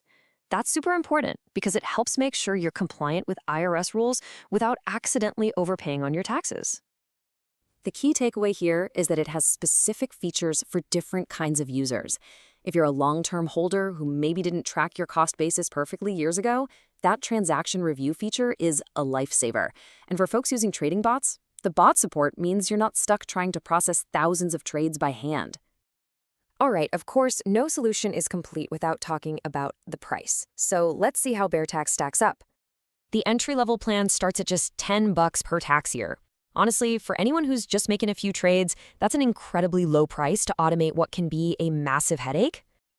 And here's the full breakdown of the 4 tiers. You can see the plans scale up pretty logically based on how much you trade and what level of support you need. That basic plan is going to be perfect for most casual users, while the professional plan gives you unlimited transactions and dedicated support, which is great for serious traders or accountants. But hey, no tool is perfect, right? So let's get real and look at the whole picture by weighing the good against the, well, not so good. So on the one hand, the pricing is a huge plus. I mean, that $10 basic plan, that is practically nothing for the amount of time and stress it can save you. But, and this is a big but, the limited exchange support is a major drawback. If you trade on a platform they don't support, like Bybit, for example, well, this tool just isn't going to work for you. So after looking at all the features, the price, the pros, the cons, what's the final verdict here? You know, ultimately, it really just comes down to a simple check. If you're looking for an affordable, easy way to get your crypto taxes done, and this is the important part, your exchanges are on their supported list, then it's a fantastic choice. So the real question you have to ask yourself is this: is cost-effective automation the missing piece to solving your own personal tax puzzle? For a lot of crypto folks out there, the answer is probably a big, resounding yes. You know, for most of us in the crypto space, there's one word that just brings a special kind of dread: taxes. But what if it didn't have to be a total nightmare? Today, we're going to dive into a tool that's designed to solve this exact problem: coin tracking. Okay, let's be real. Does the thought of sorting through all your crypto transactions for tax season make your stomach drop? Yeah, you are definitely not alone. It's a complicated, messy process that can feel like an absolute beast to tackle. And if you've ever tried to do this by hand, you know exactly why. You've got missing transactions here, duplicate entries there, and it throws everything off.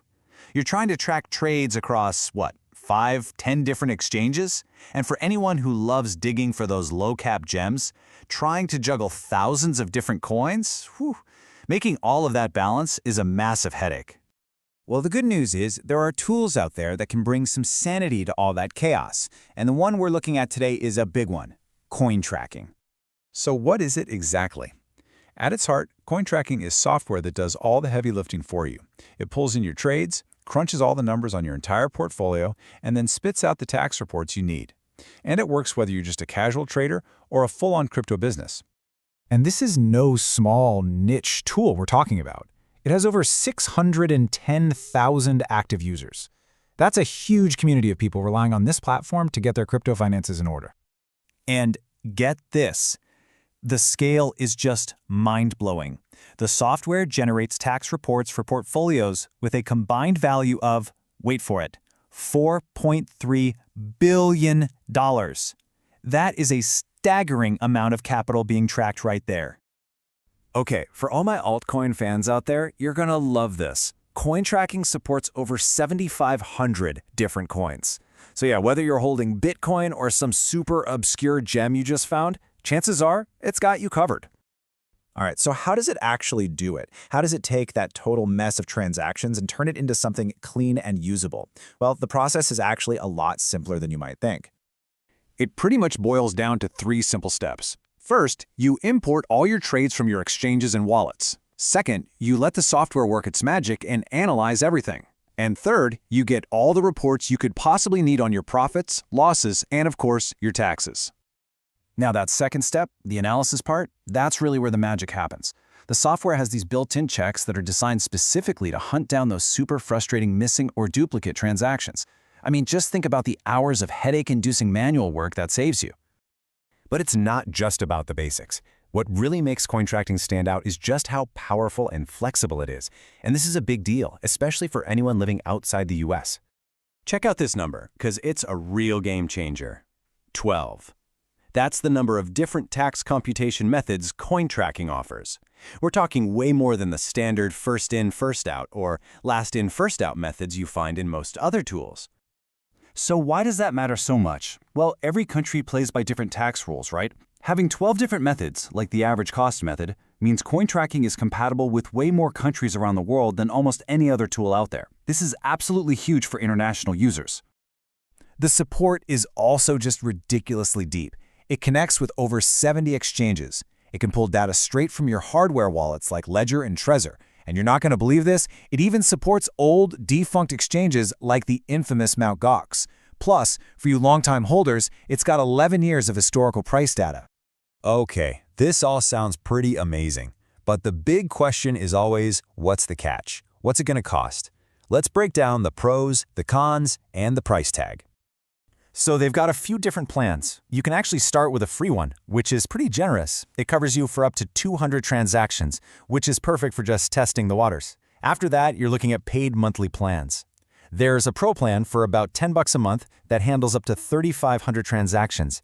And then for the really serious traders, there's an unlimited plan for $50 a month. So let's talk pros and cons. The biggest pro? For sure, it's those 12 tax methods that make it great for global users, plus the insane number of coins and exchanges it supports. It's really built for pros. Now, on the flip side, those monthly plans can get a little pricey. And honestly, if you're just making a handful of trades a year, you can definitely find cheaper options. All right, so the verdict after hearing all of that, how do you know if coin tracking is actually the right tool for you? Well, it's a pretty clear-cut choice if you fit a few profiles. First, if you live anywhere outside the United States, it's a fantastic option because of all those tax methods. It's also perfect for high-volume traders, anyone doing leverage trading, and of course, investors who are way down the rabbit hole with low-cap altcoins. You know, there's a quote from the source material that just hits the nail on the head. It says if you're a leveraged trader using something like Bybit, or if you're a low-cap altcoiner, then this is absolutely the tax solution you should be looking at. Couldn't have said it better myself. So, as we wrap this up, it really all boils down to one simple question. With tools like coin tracking out there, there's just no excuse to get caught unprepared when tax season finally rolls around. The key is finding the right solution for your specific situation. So, I'll ask you, is your portfolio ready? So, if you're into crypto, you already know what's coming. Tax season. And we all know it can be, well, a total nightmare. Today, we're going to dig into a really thorough review of a tool that claims it can fix all that. It's called Coinly. So, does it actually live up to the hype? Let's find out. Okay, so here's the game plan. First, we'll talk about why crypto taxes are such a pain. Then we'll dive into what Coinly is all about, check out its features, see how much it costs, and finally, we'll answer the big question. Is it actually worth your money? All right, section 1. Let's just get right into the thick of it. The crypto tax headache. I think we've all been there. So does this look a little too familiar? You know, you're trying to connect the dots between all your different exchanges, your wallets, maybe a few blockchains. It's just a mess, right? I mean, even if you're super organized, it can feel completely overwhelming. Yeah, and the source material we're looking at really just hits the nail on the head with this quote. I mean, think about it. Nobody wants to spend their weekend hunched over a spreadsheet. The real goal here isn't just to file your taxes, it's to get your life back, right? And that's exactly the problem Coinly says it can solve.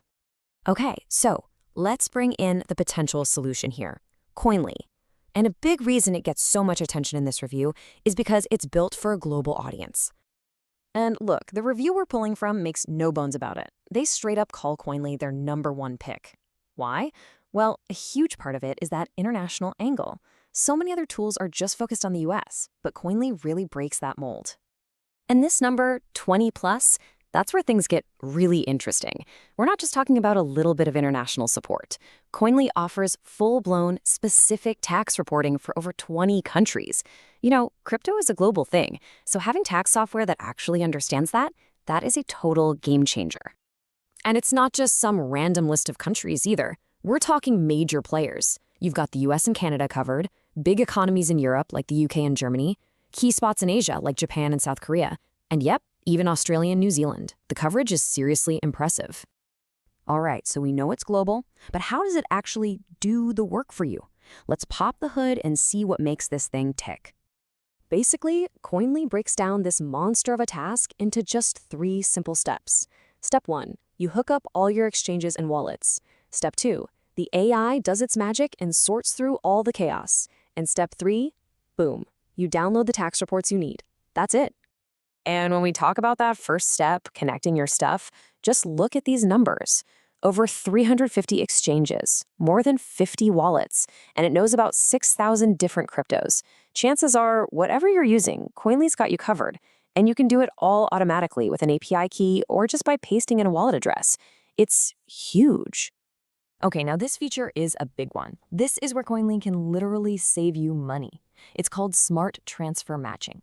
So you know when you move your own crypto from, say, your Coinbase wallet to your ledger? Well, Coinly's AI is smart enough to see that's just you moving your own funds around. It's not a sale. It won't flag it as a taxable event, which is a super easy and expensive mistake to make if you're doing this by hand. Honestly, for anyone who trades a bit, this feature alone could be worth the price. And don't think this is just for people who buy and hold Bitcoin. No way. Coinly is built for the complex stuff too. We're talking margin trading, futures, staking rewards, lending income, and yeah, even all your messy DeFi interactions. It's designed to handle the whole shebang. And this quote from the review really just sums it all up, doesn't it? After digging into everything, how much it connects to, that smart AI, the fact it can handle complex trades, the conclusion was simple. Coinly has the best support out there. Period. Okay, it all sounds great, but let's talk about the bottom line. How much is this going to set you back? Let's get into the pricing. So Coinly has a pretty smart pricing structure. First off, there's a free plan, and it's actually really useful. You can track up to 10,000 transactions and see what your tax situation looks like. It's a perfect way to test it out. Now, when you're ready to actually download those official tax forms, you've got to pay. The first paid tier is the hodler plan for $49, which covers you for up to 100 transactions. If you're a bit more active, the trader plan is $99 for up to 1,000 transactions. And if you're a serious power user, the Oracle plan can scale way up from there.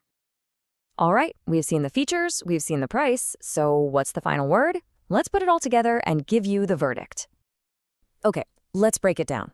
The pros? They're pretty huge. That international support is just incredible.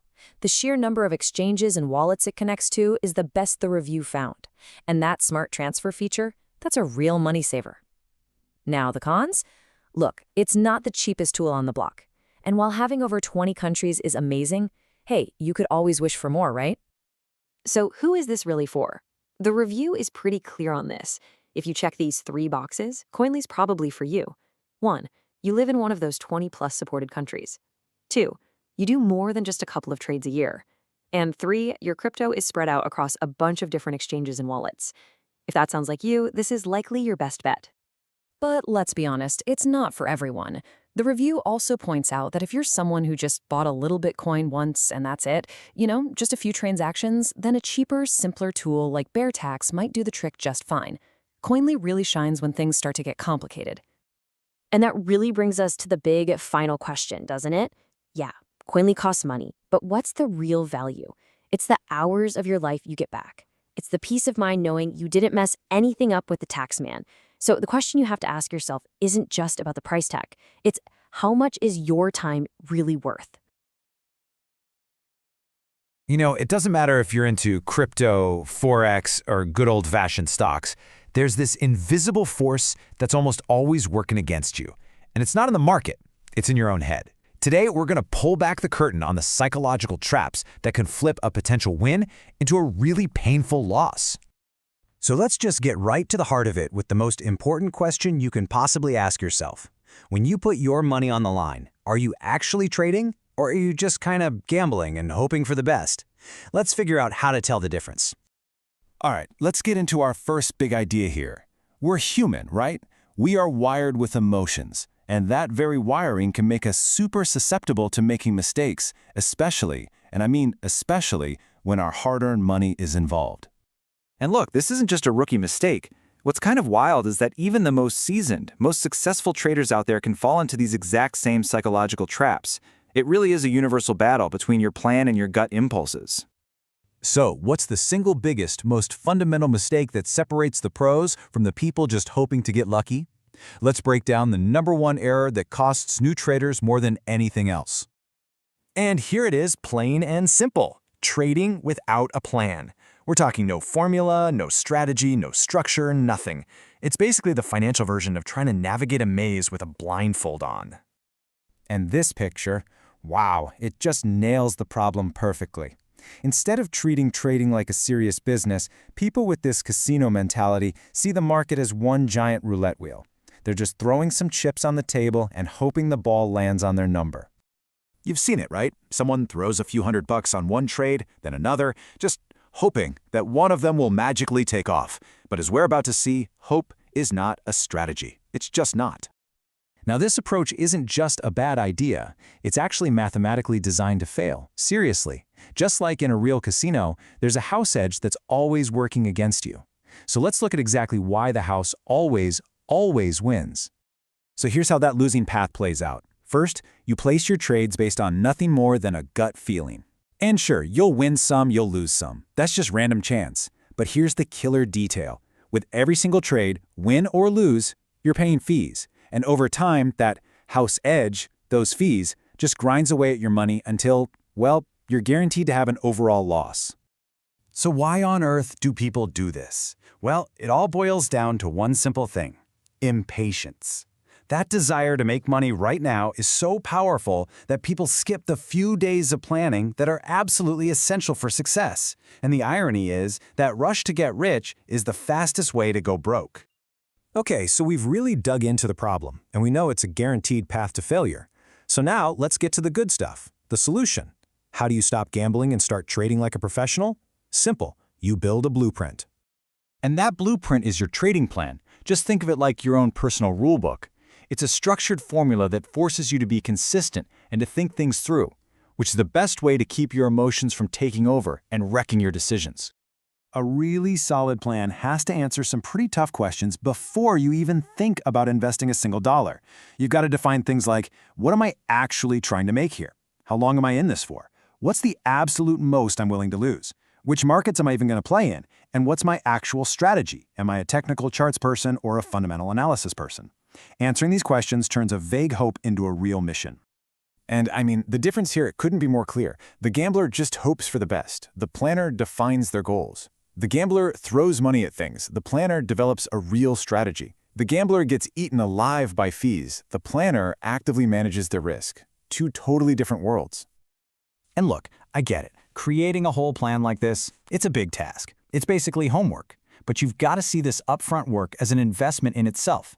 It's the kind of homework that can pay some massive dividends down the road. And that really brings us to the final, most critical takeaway. Just let this sink in. If you treat the markets like the casino, then you'll always lose to that house edge. So the next time you're about to click buy or sell, just stop for a second and ask yourself, have I done my homework, or am I just pulling the lever on a slot machine? Because your answer to that question will define your results.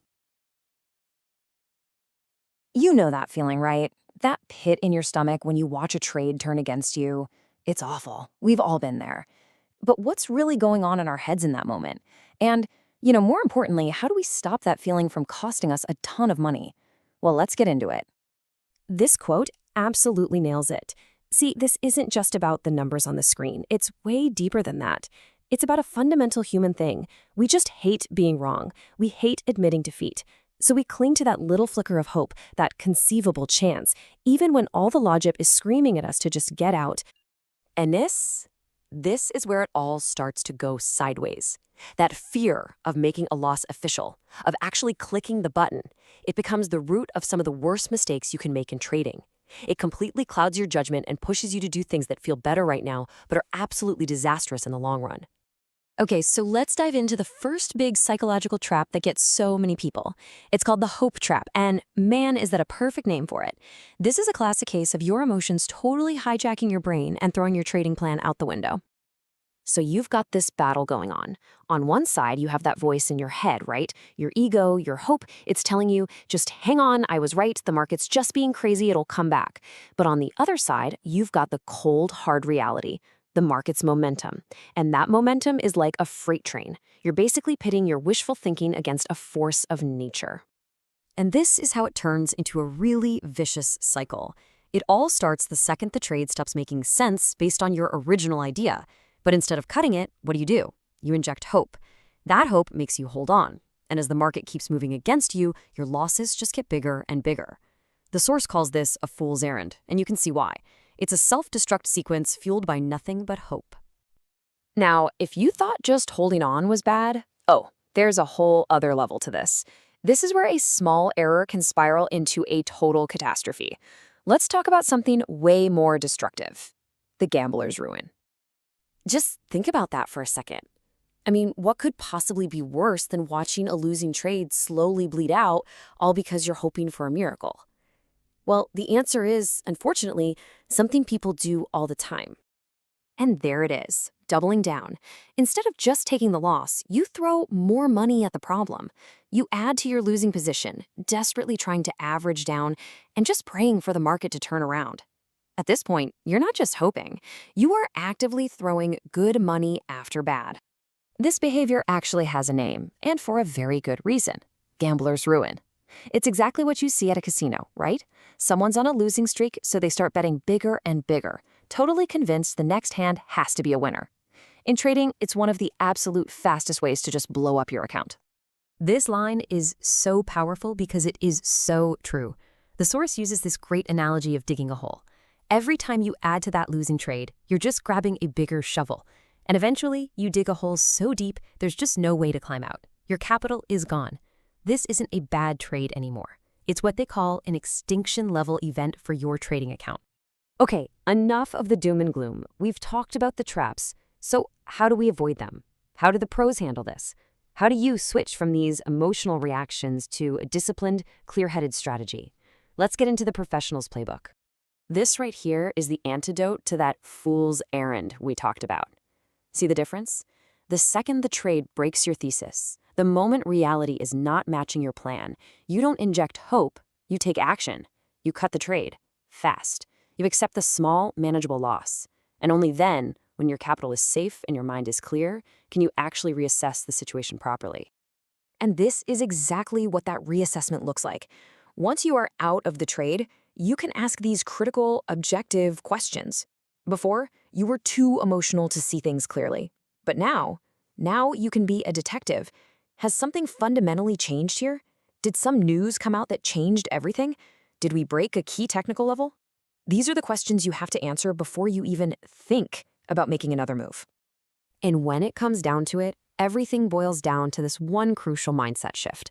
So many people think trading is about being right, about proving how smart they are. But the pros, they know that's a sucker's game. The real goal is to protect your capital. It's about surviving your mistakes so you're still around to profit from your good ideas. The goal is just to stay in the game long enough to win. So, after all this, after diving into the psychology of fear and hope, it turns out there's a pretty simple, almost mechanical tool that can help prevent all of these catastrophic mistakes. The source leaves us with this final, really important question. What's the one simple way you can avoid all of this? All right, let's talk about something huge in trading today: managing your risk.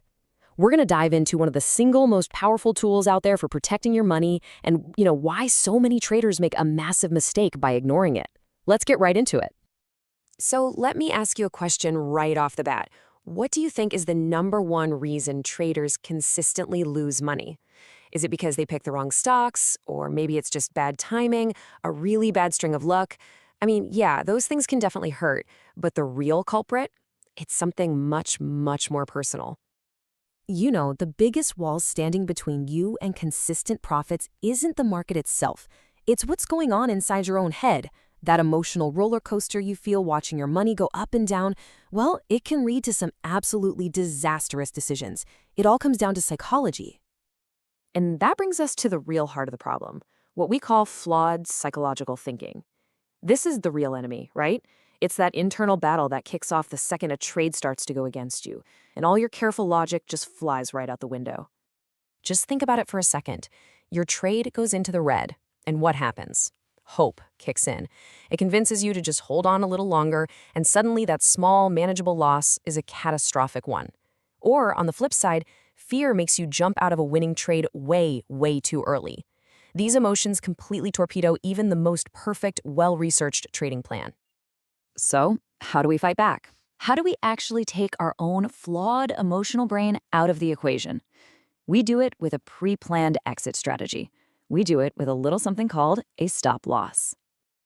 Okay, so what is it really? In the simplest terms, a stop loss is just an automatic order you set up with your broker. You're basically telling them, hey, if this trade goes south and loses this specific amount of money, get me out. No questions asked.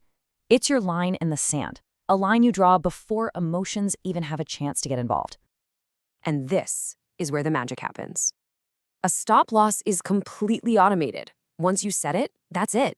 It requires zero intervention from you. You could be working, you could be sleeping, you could be on a beach somewhere. That order is just sitting there, waiting to execute and protect you if things go wrong. So let's really break down the two main reasons why this automated safety net is, and I mean this, absolutely essential for any serious trader. These benefits are total game changers. A stop loss gives you two incredible advantages. First, think of it as your emotional shield. It literally protects you from yourself, right? It forces you to make that critical exit decision when you're calm and rational, not in a panic. And second, it's your 24/7 guardian. It's always on, always watching, protecting your capital from those sudden market moves that happen when you can't possibly be at your screen. And believe me, that 24/7 protection isn't just a nice to have in certain markets, it's a must. I'm talking about things like crypto and Forex, markets that trade around the clock. You just physically cannot be awake to monitor your positions all the time. A stop loss becomes your tireless watchguard. Okay, so we're all on board. We need to use them. But where do you actually put the stop loss? It's definitely not a random guess. The placement has to be perfectly matched to your specific trading style and your overall strategy. Let's look at a few of the most common ways to do it. So you've got a few solid options here. You can use technical analysis, finding a key support or resistance level on the chart and placing your stop just on the other side. Or you could go with a simple percentage, deciding ahead of time that you will never risk more than, say, 2% of your capital on one trade. And then there's the trailing stop, which is just fantastic because it automatically moves up to lock in your profits as a trade goes in your favor. Now, here's the most critical point of all, so really let this sink in. There is no magic one-size-fits-all answer here. Your stop-loss strategy can't just exist on its own in a vacuum. It has to be completely integrated, working hand-in-hand with your entire approach to the markets. And this little table shows that perfectly. If you're a scalper, for instance, in and out of trades in minutes, you need incredibly tight stops to protect those small profits. But if you're a long-term trend follower, you need to give the trade room to breathe, maybe placing your stop way beyond a major point where you think other traders might panic and sell. See? It's all connected. When you start doing this consistently, it leads to this incredibly powerful mental shift. Using stops the right way helps you adopt a set it and let it ride mindset. It completely reframes what a loss actually is. It's no longer a personal failure. It's just a calculated cost of doing business. In this quote, it sums it all up perfectly. A loss becomes something you have mentally budgeted for and are willing to accept. So when your stop gets hit, it's not a shock, it's not a catastrophe, it's just a pre-planned outcome, a possibility that you already accepted the moment you entered the trade. That is what trading like a professional is all about. So as we wrap this up, I want to leave you with one last question to really think about. For every single open trade you have right now, is your capital truly protected by a predefined exit plan? And if it's not, why not? All right, welcome back. Today, we're going to dive into two classic trading mistakes that really seem to catch out so many newcomers. But here's the good news. Once you actually see them for what they are so avoidable. So let me just kick things off with a pretty direct question for you. Take a good look at your own trading style right now. Are you a jack of all trades in the market? Just think about that for a second, because that question, it leads us straight into our first common pitfall. Okay, so let's get into it. Mistake number one is this huge temptation to trade too many markets. This is exactly where that jack of all trades idea comes from. And believe me, it is a classic rookie error.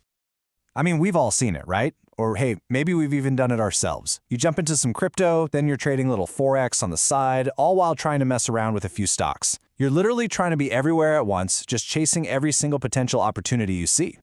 And this slide right here just illustrates the problem perfectly. On one side, you got the rookie trader. Their attention is totally split, their performance gets hammered, and they end up knowing just a little bit about a lot of stuff. But then on the other side, you have the specialist trader.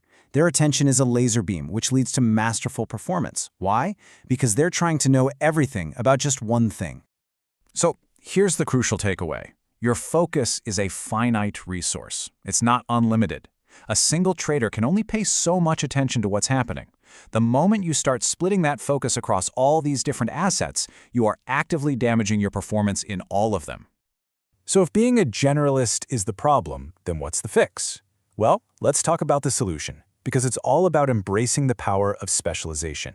This is what the world's best traders do. You see, this is where the specialist gets their edge. When you dedicate yourself to one single market, you learn exactly how it reacts to the news. You figure out its relationship with all the key variables. You come to understand all its weird little quirks and features. You basically find a market and you make it your own. And look, this isn't just some abstract theory. If you could walk the trading floors of the most profitable hedge funds and big banks, this is exactly what you'd see. You'd find one trader who only masters gold options, another one who lives and breathes oil futures, a third who completely dominates euro swaps. They are absolute masters of their specific domain. This quote from the source material just sums it up perfectly. The goal isn't to just be a visitor in 15 different markets, it's to own your domain. All right, let's move on to the second big mistake. Now this one's a little bit of a variation on the first, and it's something called the overtrading fallacy. So what is the overtrading fallacy? Well, it's this really common but totally false belief that the more you trade, the more profit you'll make. You know, the idea that more activity automatically equals more money, right? Well, not quite. In fact, more often than not, the complete opposite is true. Being hyperactive in the market is no guarantee of success. In fact, pushing out more and more trades can actually just lead to more and more losses. And a huge reason for that is a simple kind of hidden cost, trading fees. Every single time you execute a trade, you're paying a fee. And when you're overtrading, those small fees start to add up incredibly fast, and they can seriously chew away at any potential profits you might have had. Okay, so if being busy all the time isn't the answer, where should a trader really be spending their time and energy? This brings us to the real core of smart trading: patience, research, and profit. Now, this chart right here might be one of the most important visuals in this entire breakdown. Just look at where the real return on investment for your time comes from. A massive 70% of it is in research and analysis. Another 20% is just monitoring your open positions. And actually executing the trades, that's only about 10% of the entire job. And that leads us to this incredibly powerful piece of wisdom. Sometimes, the absolute best trade you can make is no trade at all. You should never, ever feel forced to place a trade if your careful analysis isn't showing you a real, genuine opportunity. Trading just for the sake of it is a losing game. I absolutely love this piece of advice from the source material. It's a little mantra every trader should just repeat to themselves whenever they feel that impulse to just do something. Keep those itchy fingers away from the execute orders. So let's wrap this up and recap the key points here. First, become a specialist, not a jack of all trades. Second, pick one market and completely master it. Learn every little quirk. Third, remember that the real value you bring comes from your research, not from just being busy. And finally, you should trade based on a real opportunity, never ever out of compulsion. So I'm going to leave you with this final thought. Before you make your next move in the market, just ask yourself honestly, is this trade I'm about to make driven by a genuine, well-researched opportunity, or is it just an impulse? Because that answer, well, it could make all the difference.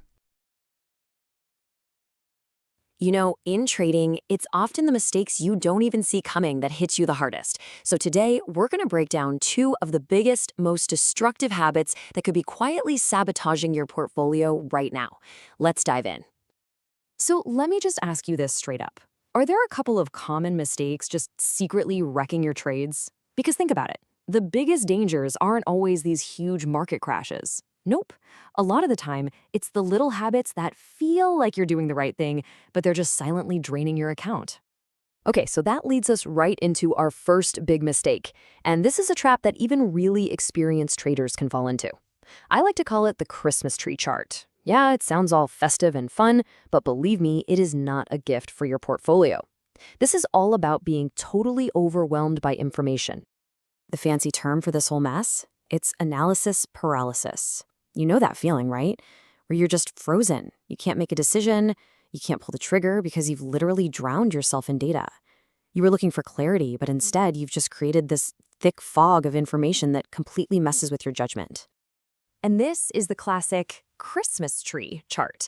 I mean, you've got so many indicators and trend lines that it looks like a Christmas tree. You've got lines, oscillators, moving averages just piled on top of each other. It might look super complicated and professional, but really, it's just noise. You can't find the actual signal because you're basically trying to listen to 12 different radio stations at the same time. This is what I'm talking about. This is the contradiction trap. You've got, say, your MACD looking great, your RSI is at a reasonable level, everything's screaming go. It's a clear buy signal. But then, your stochastic oscillator completely contradicts that. It flashes stop. So, what do you do now? Your whole analysis just turns to mush. You're stuck. And it's not because there isn't a good trade to be made, it's because all your fancy tools are arguing with each other. So how do you get out of this trap? Well, the answer is kind of shockingly simple. The solution is simplicity. You've got to strip it all back. Just focus on a few key indicators that you really truly understand inside and out, instead of having a dozen that you only kinda get. And this quote just hits the nail on the head. Just because it looks overly complicated does not mean it's better. We fall for this all the time, right? We think that making things more complex makes them more sophisticated, more professional. But in trading, the only thing that matters is effectiveness. A clean, simple chart that gives you a signal you can actually act on, that's worth so much more than some complicated work of art that just leaves you scratching your head. Now, as bad as that whole analysis paralysis thing is, it's not even the biggest threat to your trading career. The next mistake we're going to talk about is way more dangerous, because this one isn't just about the charts. It's about psychology. And here we go. The second big mistake is betting more than you have. This has nothing to do with indicators or trend lines. This is all about the emotional risk. It's about your money and your mindset. And this is the kind of mistake that doesn't just lose you a single trade. It can knock you out of the game for good. Okay, this is probably the golden rule of trading, and it is absolutely non-negotiable. You should never, ever trade with more money than you can afford to lose. I'm talking about trading with rent money, grocery money, money you actually need to live. It's not just irresponsible, it's totally illogical. And you know why? Because it completely changes the way you think and make decisions. When the stakes get that high, you stop being analytical. You're not an analyst anymore, you're just emotionally invested. You become a gambler who's running on fear and hope. That fear of those dire consequences, it totally interferes with your judgment. You start missing the trades you should have taken, and worse, you start chasing the losses you should not be chasing, just digging yourself into a deeper and deeper hole. So what's the fix? Well, it's a clear, rock-solid money management strategy. It's really just 3 steps. First, you carve out a specific trading budget that you are comfortable staking. Second, and listen, this is the most important part, you have to be completely 100% comfortable with the idea of losing that entire stake. If the thought of losing it all makes you feel sick to your stomach, then your budget is too big, period. And third, you have to acknowledge what the worst case really is. It's not financial ruin. It's just taking a break from trading for a while. That's it. All right, let's wrap this up and look at the key takeaways. We've talked about 2 huge, massive pitfalls in trading. One's technical, right? And the other is all psychological. But the good news is both of them have some really simple, really powerful rules for survival. So here it is, plain and simple. You've got the trap and the survival rule. The trap, that Christmas tree chart. The survival rule, simplify your analysis. The other trap, betting more than you have. The survival rule for that, master your money management. Seriously, these 2 ideas are the foundation of any sustainable trading career. And I really want to drive this home. These aren't just tips. They aren't friendly suggestions. You should think of them as foundational rules, almost like laws of physics for trading. They're there to protect your 2 most important assets, your capital and, honestly, your sanity. If you ignore them, well, it's kind of like ignoring gravity. Sooner or later, it's going to catch up with you. So I want to leave you with one final question to really think about. Take a good, honest look at how you trade. Is your strategy actually built on real insight, or is it being guided by anxiety? Anxiety from too much information and anxiety from taking on too much risk. Because figuring that out, that could change everything for you. You know, in the world of crypto trading, there's this one tool, everyone talks about it, it promises to make you rich, like overnight. But here's the catch, and it's a big one. It's also the reason so many traders wipe out their accounts. Today, we're going to pull back the curtain on the dangerous allure of crypto leverage. Seriously, just think about this for a sec. Could one single mistake completely wipe out your entire trading account? I mean, you've done all the hard work, right? You've got your strategy, you've budgeted your money, and then poof, it's all gone in a flash. And look, this isn't just me trying to scare you. It's a very, very real risk, and we're going to get into exactly how it happens right now. So what is this seductive tool? It's called leverage. And really, at its heart, it's a shortcut. It's a way to supercharge your capital, to chase those huge profits that feel just out of reach. You know that feeling, that FOMO? Leverage preys on that. It whispers in your ear, hey, you can make it all back in one big move. Sounds amazing, right? Like a dream come true. But, well, that's only one side of the coin. Okay, so let's get down to brass tacks. What is leverage? It's pretty simple, actually. You're just using borrowed money. The exchange basically loans you capital so you can open up way bigger positions than you could with just your own cash. And yeah, that sounds awesome. But you gotta look at the fine print, the second half of this definition, but also increasing the risk. That's the bit that trips everyone up. And that right there leads us to maybe the best way to think about leverage. It's not some magic profit button. Nope. The best metaphor in our source material really nails this, is that it's a double-edged sword. One edge can carve out these absolutely incredible gains, but the other edge, it can cut you down completely. And this is such a perfect way to visualize it. On one side, you've got those enhanced gains. Let's say the market moves just 5% in your favor. With a little leverage, bam, that could be a 50% profit for you. Amazing. But, and this is the but you can't ignore, that power works in reverse too. That same 5% move against you, it becomes a crushing 50% loss. That sword cuts both ways, and it does not mess around. Yeah, this quote just drives the point right home, doesn't it? It's not just about losing a bit of money. It's about being chopped down to size. I mean, that language is powerful. It sounds sudden, brutal, humbling. When you're trading with that much leverage, your safety net, your buffer for error, is razor thin. One wrong move, one bad market swing, and it is absolutely fatal to your account. Okay, so now let's bring this into our world, crypto. Why is this whole concept so incredibly dangerous here? Well, think about it like this. If leverage is a double-edged sword, then using high leverage in crypto, that's like trying to juggle that sword during an earthquake. It's just a recipe for disaster. And here's why. This is the heart of the issue. Crypto assets, especially something like Bitcoin, are famous for their mood swings. The market can be cruising along just fine one minute and then absolutely plummet the next. A sudden, nasty drop isn't some black swan event. It's just Tuesday in the crypto world. Now, without leverage, a day like that stings, for sure. But with leverage, it can cost you absolutely everything. All right, let's put some numbers on this to make it real. Let's say you're in a trade, no leverage, just your own money. The market takes an unexpected nosedive, a 40% drop. Ouch. That hurts, no doubt. It's a big loss. But you know what? You're still in the game. You can come back and trade tomorrow. Okay, now hit the rewind button. Same exact trade, same exact 40% market drop. But this time, you used just 10x leverage. That 40% drop for the market is now a 400% loss for you. Think about that. That's more than you even have. Your account isn't just at zero, it's liquidated, wiped out, game over, and this, my friends, is how it happens every single day. All right, I know that's a pretty harsh dose of reality, but the point here isn't to scare you off trading forever. It's to make sure you're prepared. So the big question is, how do you handle this double-edged sword without, getting hurt? How do you actually stay in the game for the long haul? And the answer, the most important takeaway, is staring us right in the face.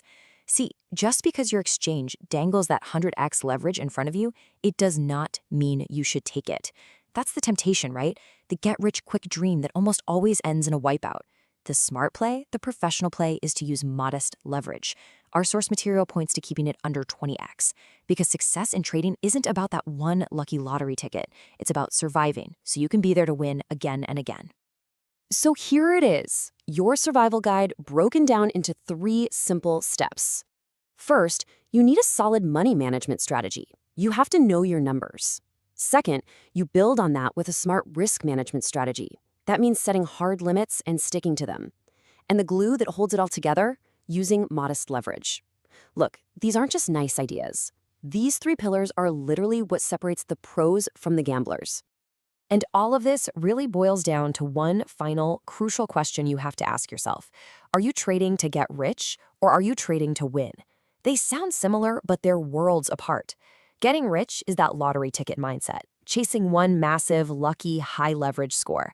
But trading to win, that's a whole different game. That's about strategy, discipline, and having the grit to survive the losses so you can be there for the wins. Which path you choose? Well, that's completely up to you. If you're just getting into crypto trading, you need to hear this. The single most important decision you're going to make happens way, way before you ever click buy on your first trade. Seriously, this one choice can set you up for success, or, well, it's where most new traders trip up, right at the starting line. So you're there, right? You've done your research on a coin, you've got a strategy in mind, and you are ready to go. You're thinking about your entry price, your stop loss, where you're going to take profit. But what if I told you the biggest risk you face has nothing to do with that trade at all? That's right. The biggest mistake is one that's completely avoidable, but it's so common.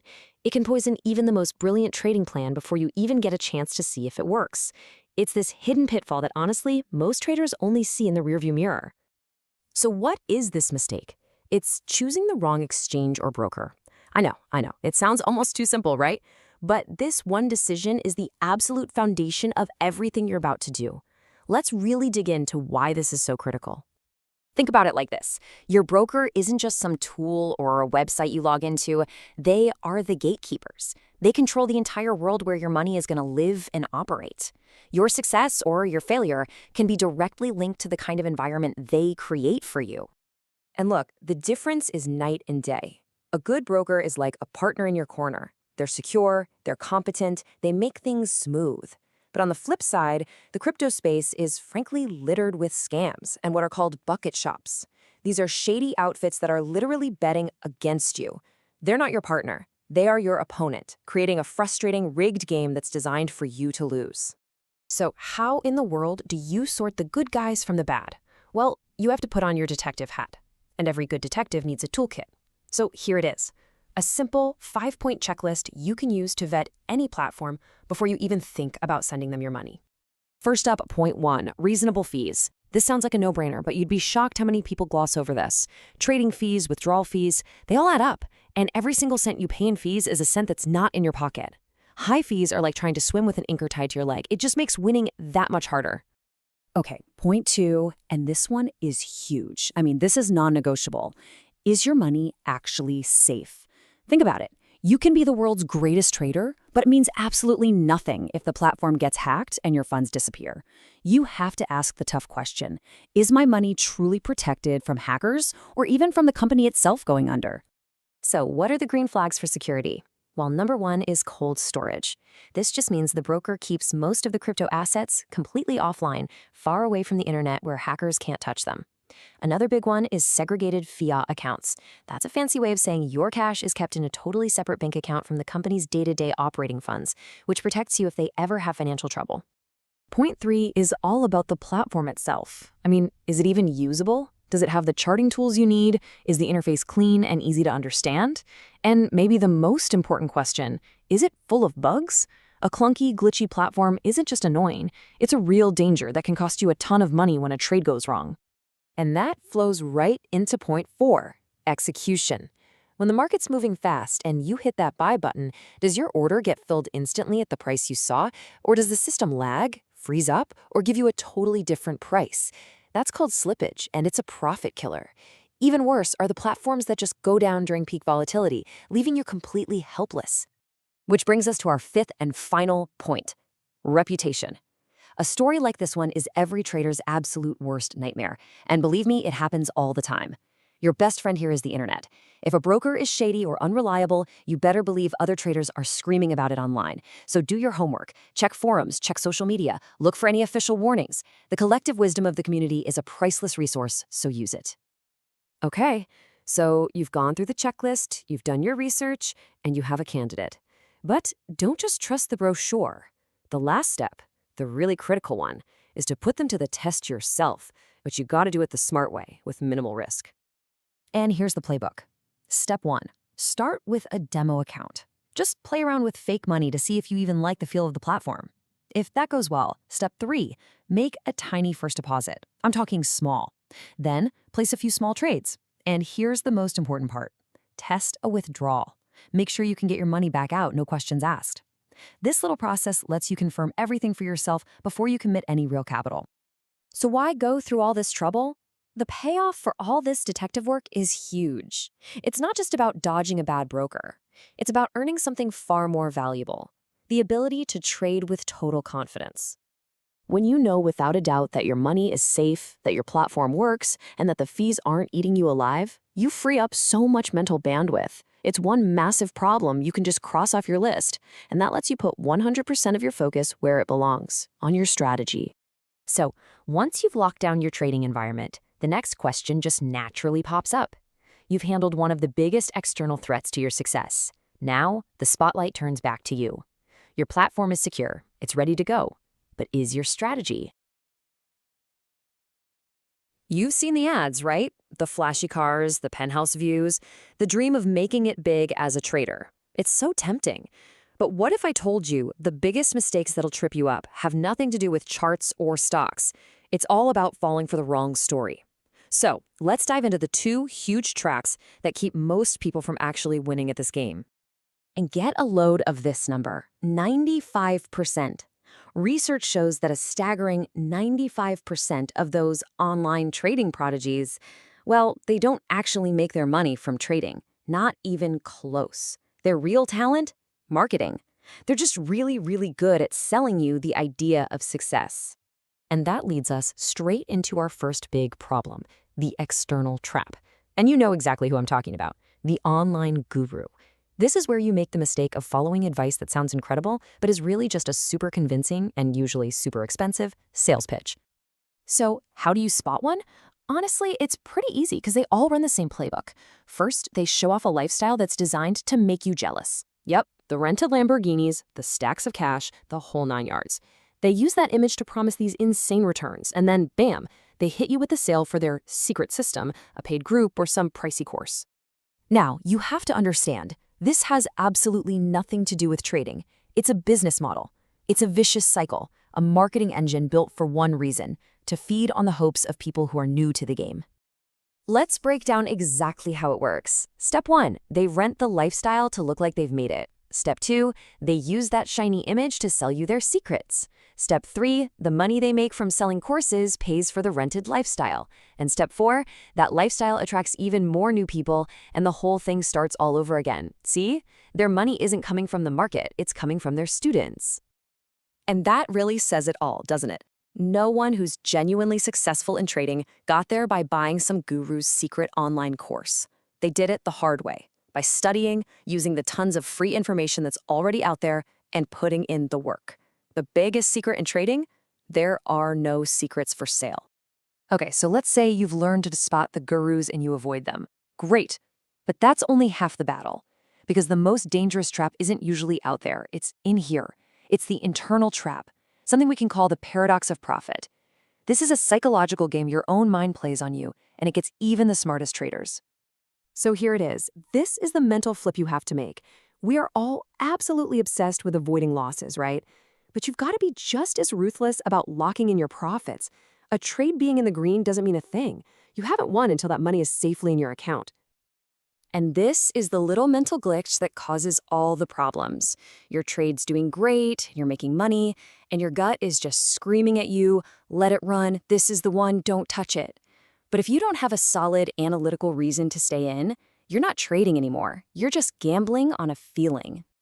It really comes down to two very different paths. Over here, you've got gut feel trading. That's all emotion, it's chasing big wins, well, let's be honest, it's gambling. And over here, you have systematic trading. This is all about analysis, predefined rules, and using stops. It's about cold, hard execution, not warm, fuzzy feelings. So, the million-dollar question, how do we switch from trading with our gut to trading with our brain? The solution is to build a system that makes the important decisions for you, way before your emotions can get in the way and mess things up. And your best friend in this fight is the take profit stop. Seriously. Think of it as a promise you make to your future, more disciplined self. It's a simple, automated order you place ahead of time that says, hey broker, if this trade hits this profit target, sell it. Period. No questions asked. It completely removes your emotional, in-the-moment self from the picture. So how do you actually put this into practice? Well, there are a few ways. As soon as you're in profit, you can move your stop loss above what you paid. Boom. Guaranteed win. You can set your take profit targets at obvious technical spots on the chart, or just keep it simple and decide you'll take profits at, say, a 10% gain. The key, no matter which you choose, is to automate it, set it, and forget it. You see, it all comes back to this one fundamental conflict. The second you let a winning trade run on without a plan, just hoping it goes higher, you've officially switched off your brain and turned on your gut. You're not analyzing anymore. You're gambling. And over the long haul, the brain is the only one that stands a chance.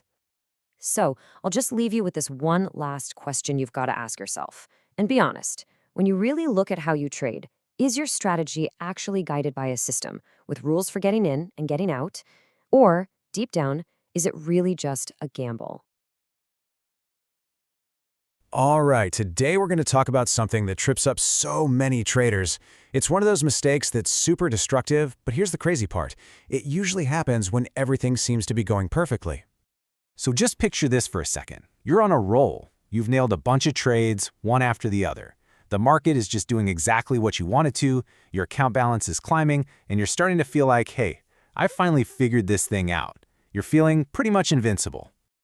So, with that feeling, that sense that you can't lose, you're actually in a really dangerous spot.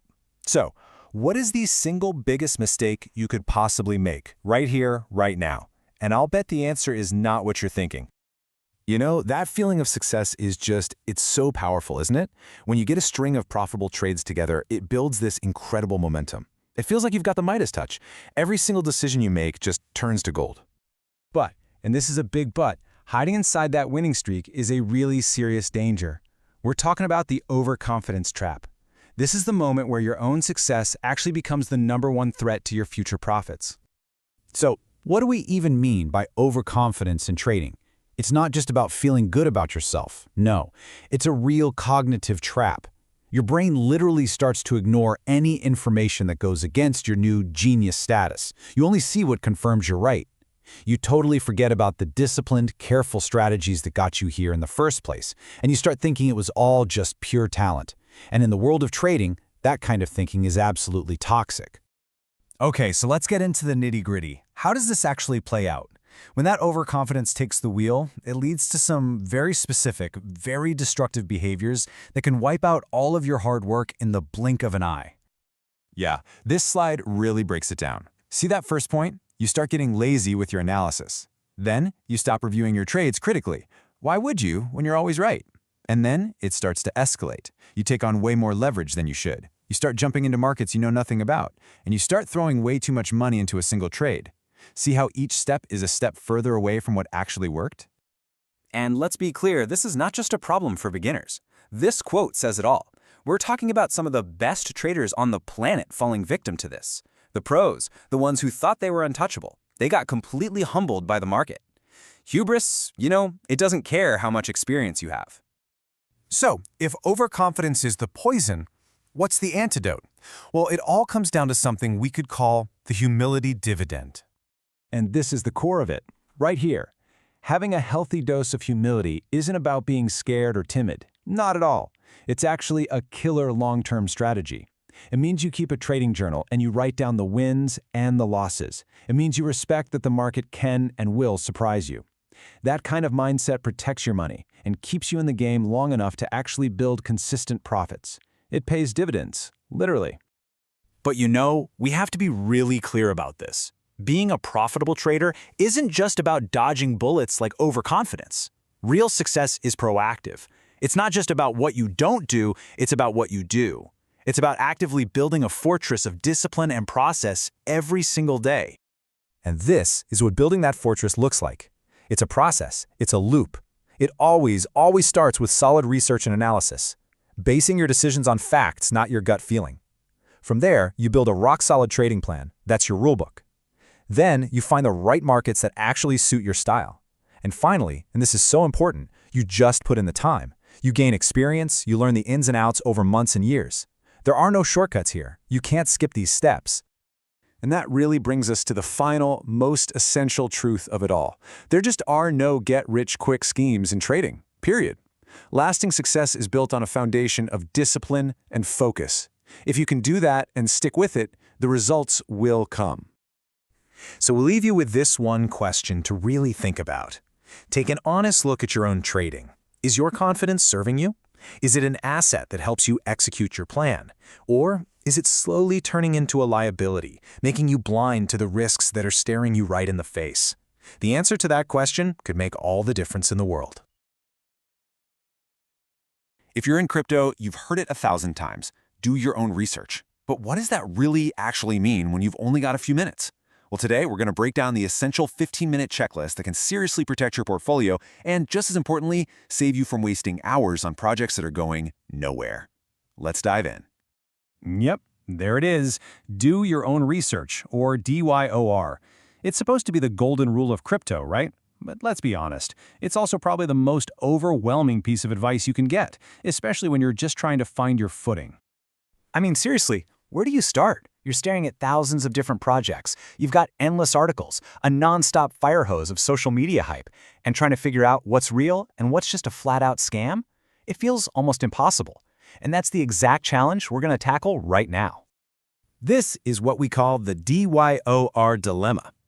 For every one project that's genuinely trying to build something cool, there are dozens that are just pure hype, or even worse, designed to take your money. So, your first and most critical skill is learning how to tell them apart fast, and that's where we're going to start. To solve this dilemma, we're going to build what I call a first contact protocol. Think of it as a simple, repeatable, two-step process that you can use on any new project to figure out super quickly if it's even worth another second of your time. All right, step one is what we call the pulse check. Before you even think about reading a white paper or getting lost in a Discord server, you have to ask one simple question. Is this thing economically active, or is it basically a ghost? And this pulse check has 3 super simple parts. First, can you even find the project on a big data site like CoinMarketCap or CoinGecko? If you can't, that is a huge red flag right out of the gate. Second, you check the Markets tab. Is it trading on a real, reputable exchange?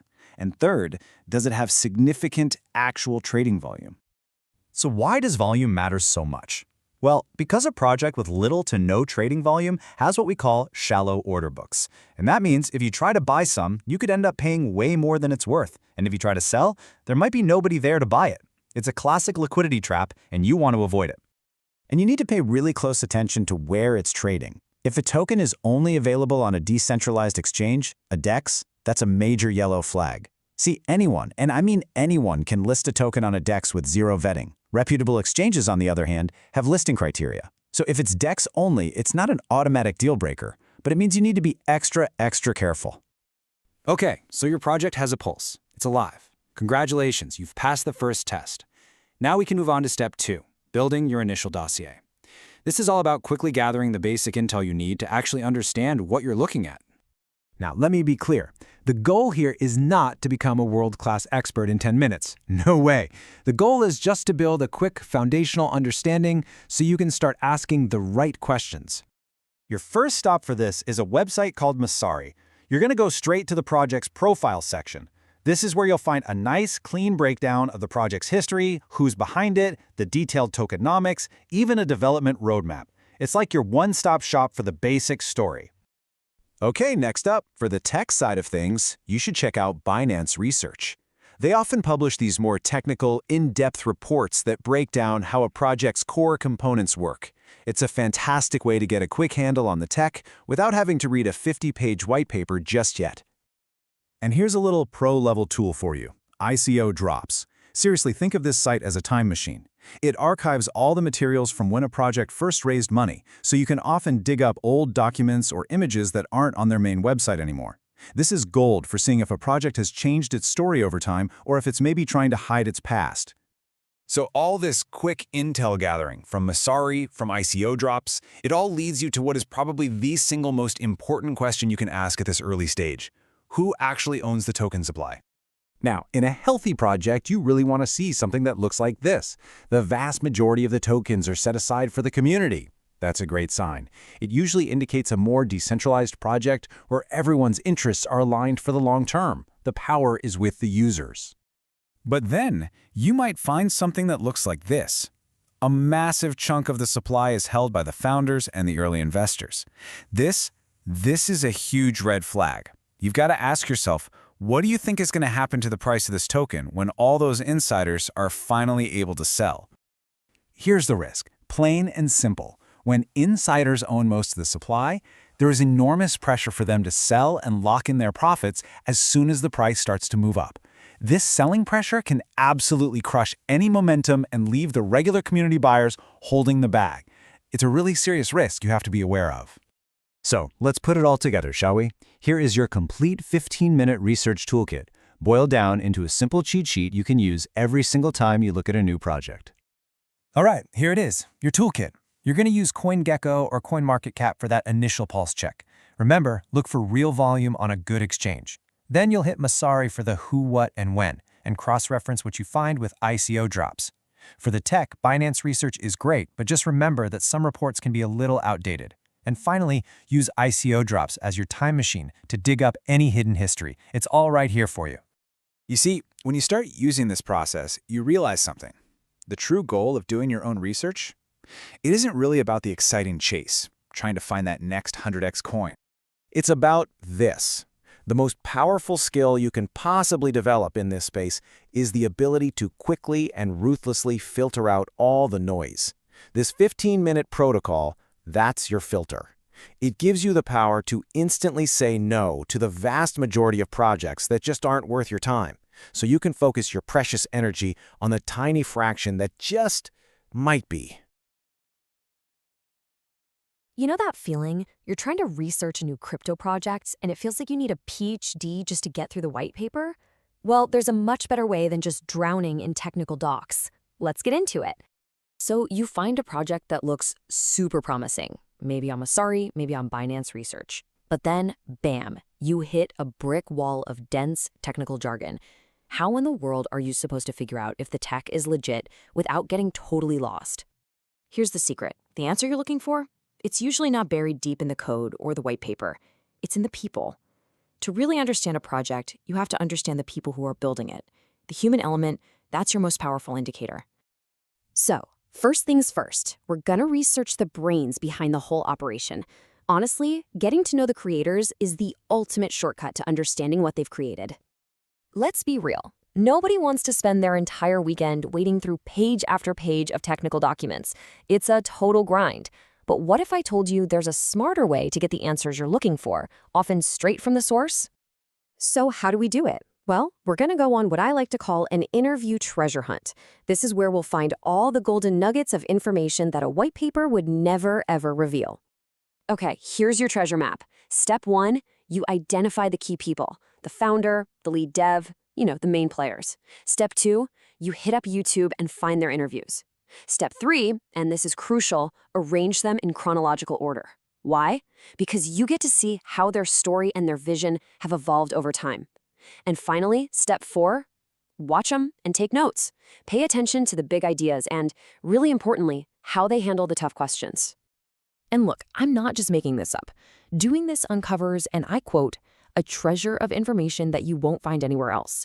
Because in these candid, unscripted conversations, you get the real story, explained in a way that actually makes sense. So why is this so incredibly effective? Well, for one, founders have to simplify their complex tech when they're talking to a broad audience. You'll be surprised how often they end up answering the exact questions you had from your initial research. Plus, you just get a gut feel for the project's potential and see their vision unfold right in front of you. Now for the fun part. Let's talk about spotting fool's gold. This whole technique is basically your secret weapon for telling the difference between a project with real substance and one that's just a bunch of hype. And this right here, this is your cheat sheet. The really solid teams, they have a clear, consistent vision, they actually understand the tech inside and out, and they answer tough questions head-on. The weak teams, though, their story changes all the time. They hide behind vague buzzwords, and they'll do anything to avoid a difficult question. Big red flags. Okay, so you've watched the interviews and you're impressed. The team seems like the real deal. We're done, right? Not so fast. Now comes the most important step of all. Trust but verify. It's time to do a little bit of old-fashioned detective work. Head on over to LinkedIn and check out their profiles. Is their past experience actually legit? You're looking for real, verifiable projects and accomplishments, not just fancy-sounding job titles at big companies. Context is absolutely everything here. Worked at Microsoft sounds amazing on paper, but was it a key role or was it a 3-month internship? Same thing with senior blockchain dev. That title doesn't mean much if they have 0 verifiable projects to back it up. You've got to dig deeper than the headlines. All right, we're on the home stretch. Let's bring everything we've learned together with 2 final steps. First up, fact check everything. Take what you heard in those interviews and cross-reference it with the documentation, with what other people are saying. Then start looking to the future. What's actually on their roadmap? What is the next big milestone you should be watching out for? Oh, and here's a little bonus tip for you. Check to see if the project has its own YouTube channel. A lot of times, you'll find these great, simple, animated explainers that break down their core tech. It's an awesome way to get some clarity. So it all comes down to this. After all of this research, you should be able to answer one single crucial question.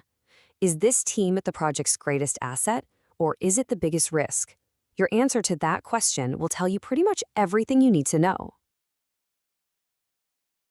Have you ever landed on a crypto project's website all ready to do your homework, and you just feel like you're drowning in buzzwords and these huge promises? Yeah, you are not alone. It's a super common feeling, and it's exactly what we're going to tackle today. So how do we cut through all that noise? How do we turn that confusion into clarity? Well, think of this as your new toolkit. We're going to turn you into a digital detective equipped to find the facts that actually matter. All right, here's our game plan. First, we're going to expose what I call the homepage mirage. Then, I'll show you how to build your very own crypto case file. After that, we'll get our hands dirty by digging into the docs and following the money trail. And to wrap it all up, we're going to reveal the one thing you absolutely have to look out for, the ultimate red flag. Okay, let's start at the beginning, the first place everybody looks, the homepage. You know the drill, it's all shiny and designed to impress you. But as we're about to see, it's often more of a mirage than an actual map. So on one side, you've got the mirage. You see these vague, noble-sounding phrases like banking the unbanked. The source material actually calls this platitude upon platitude. But on the other side, you have the reality, the nitty-gritty terms you actually need to understand, like tokenomics or consensus. This is where the real story is. So if the homepage is basically a dead end, where do you even start? Well, this is where we shift our mindset. We stop being passive readers and we start becoming detectives. It's time to open your own case file. And your mission is simple, but it's really powerful. Take all those questions that are probably bouncing around in your head. You know, things like, how are new coins even made? Or who really owns most of this stuff? And turn them into a checklist.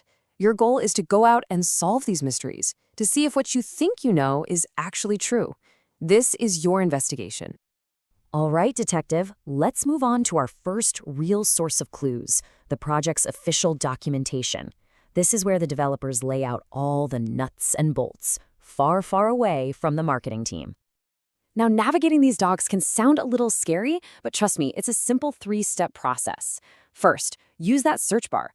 Plug in those key terms we talked about, tokenomics, inflation, staking. Second, don't panic if you see a bunch of code.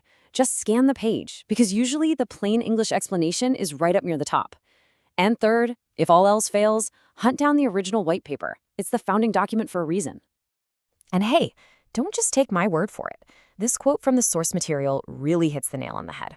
It reminds us not to get scared off. Most of the time, the creators want people to understand what they've built, so they put a simple, easy-to-read explanation right where you can find it. Okay, you've gathered some solid intel from the documents. What's next? Well, now it's time to verify it. And for this, we need a special tool, one that lets us follow the money and see what's actually happening on the blockchain in real time. So what is this tool? It's called a blockchain explorer. The easiest way to think about it is it's like Google, but for a specific blockchain. It's what makes the idea of a transparent ledger truly transparent to you. You can see every transaction, and more importantly, you can see who holds the tokens. For example, if you're investigating a token that's built on the Ethereum network, what we call an ERC20 token, the go-to tool mentioned in the source material is etherscan.io.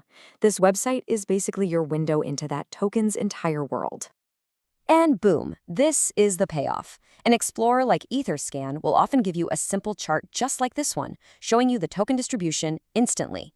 Why does this matter so much? Well, if one single wallet holds 45% of the total supply, that one person or entity has massive power over the price. This is absolutely critical information that no homepage is ever going to tell you. So what clues are we looking for? The first thing to spot is any single wallet holding a huge chunk of the tokens. But, and this is a big but, don't jump to conclusions. A lot of the time, the biggest wallet isn't a person. It's actually a smart contract for staking, which is a totally normal and healthy part of how these networks run. We've dug through the documents. We've followed the money. Now it's time for the big one. Let's talk about the one piece of evidence that can single-handedly tell you to just walk away from a project. This is the ultimate red flag. So, after all this digging, after all this work, what is the single biggest clue that a project might not be what it claims to be? What's the real smoking gun here? It's this, a project that hides its holders. Think about it for a second. The entire promise of blockchain technology is transparency. So if a project is deliberately making it hard to see who owns the supply, you have to ask yourself one very simple question. Why? And let's get really specific. The source material is crystal clear about this. If a crypto project's own native blockchain explorer doesn't show you a list of the top token holders, sometimes they call it a rich list, you should treat that as a major red flag. It's a fundamental failure of transparency that should make any digital detective stop in their tracks. So there you have it. You've got the toolkit. Ignore the mirage on the homepage, build your case file, dig into the docs, follow the money, and always watch out for that ultimate red flag. The only question left is, what are you going to uncover? Your investigation starts now. You know, the world of crypto can feel like the Wild West, right? It's just so much noise. But what if I told you there's a clear, structured way to cut right through it all? Well, today we're going to break down a truly bulletproof guide for doing your own crypto research. Let's be real. In crypto, the stakes couldn't be higher. You've got projects promising these insane, massive returns, but we all know a ton of them just end up going to zero. So the real question is, how on earth do you tell the difference? How do you spot that future game changer versus a project that's just, well, destined to fail? It really all comes down to this: your research. That's it. That's the one thing separating the smart money from the gamblers. I'm not talking about scrolling through social media hype. I'm talking about your own deep, thorough investigation. And hey, this right here, this is your playbook for doing exactly that. All right, so here's the game plan. We'll kick things off with a big challenge in crypto research.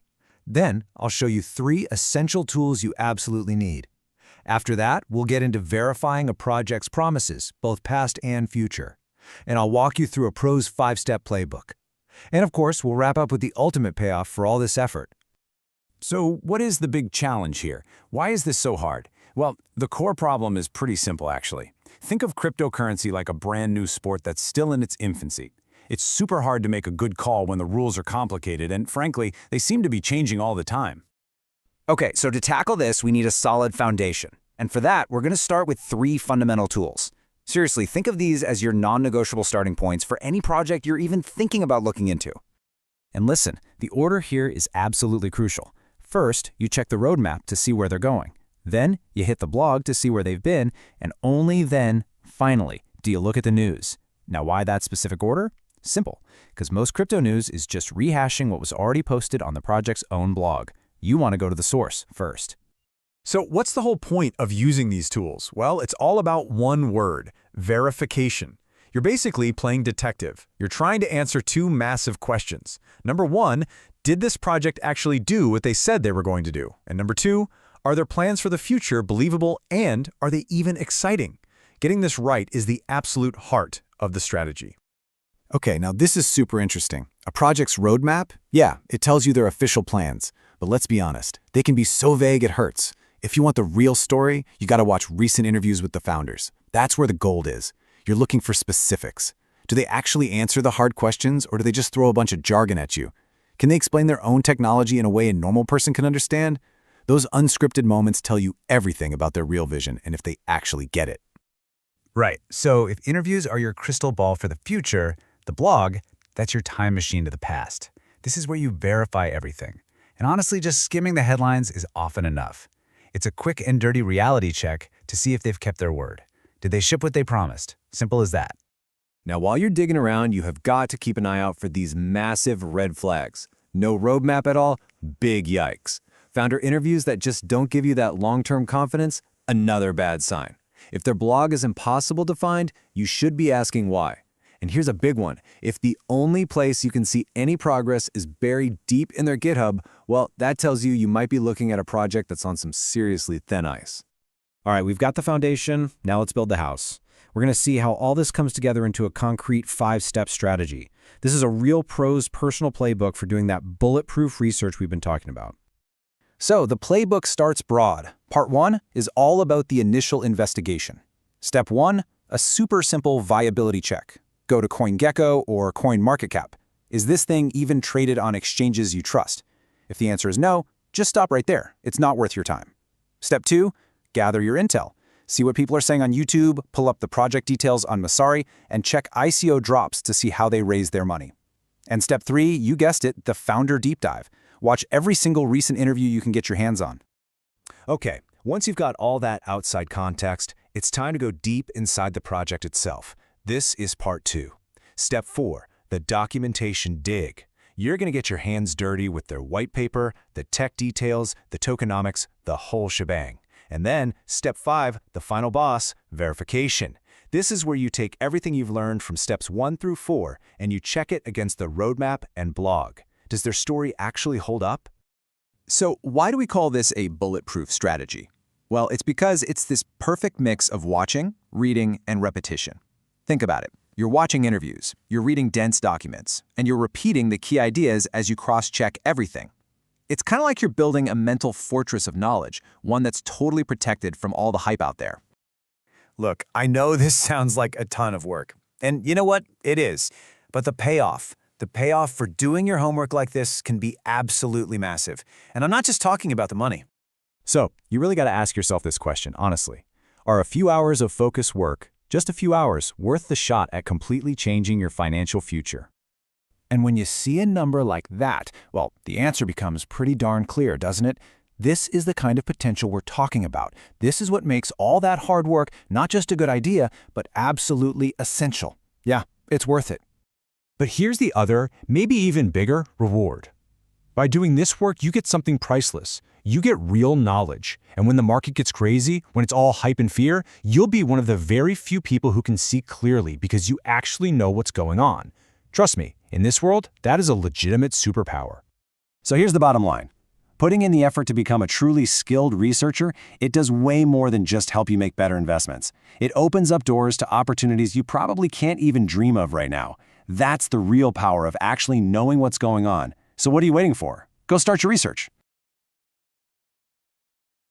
Hey there. If you've ever found yourself just staring at a crypto chart, you know the feeling, right?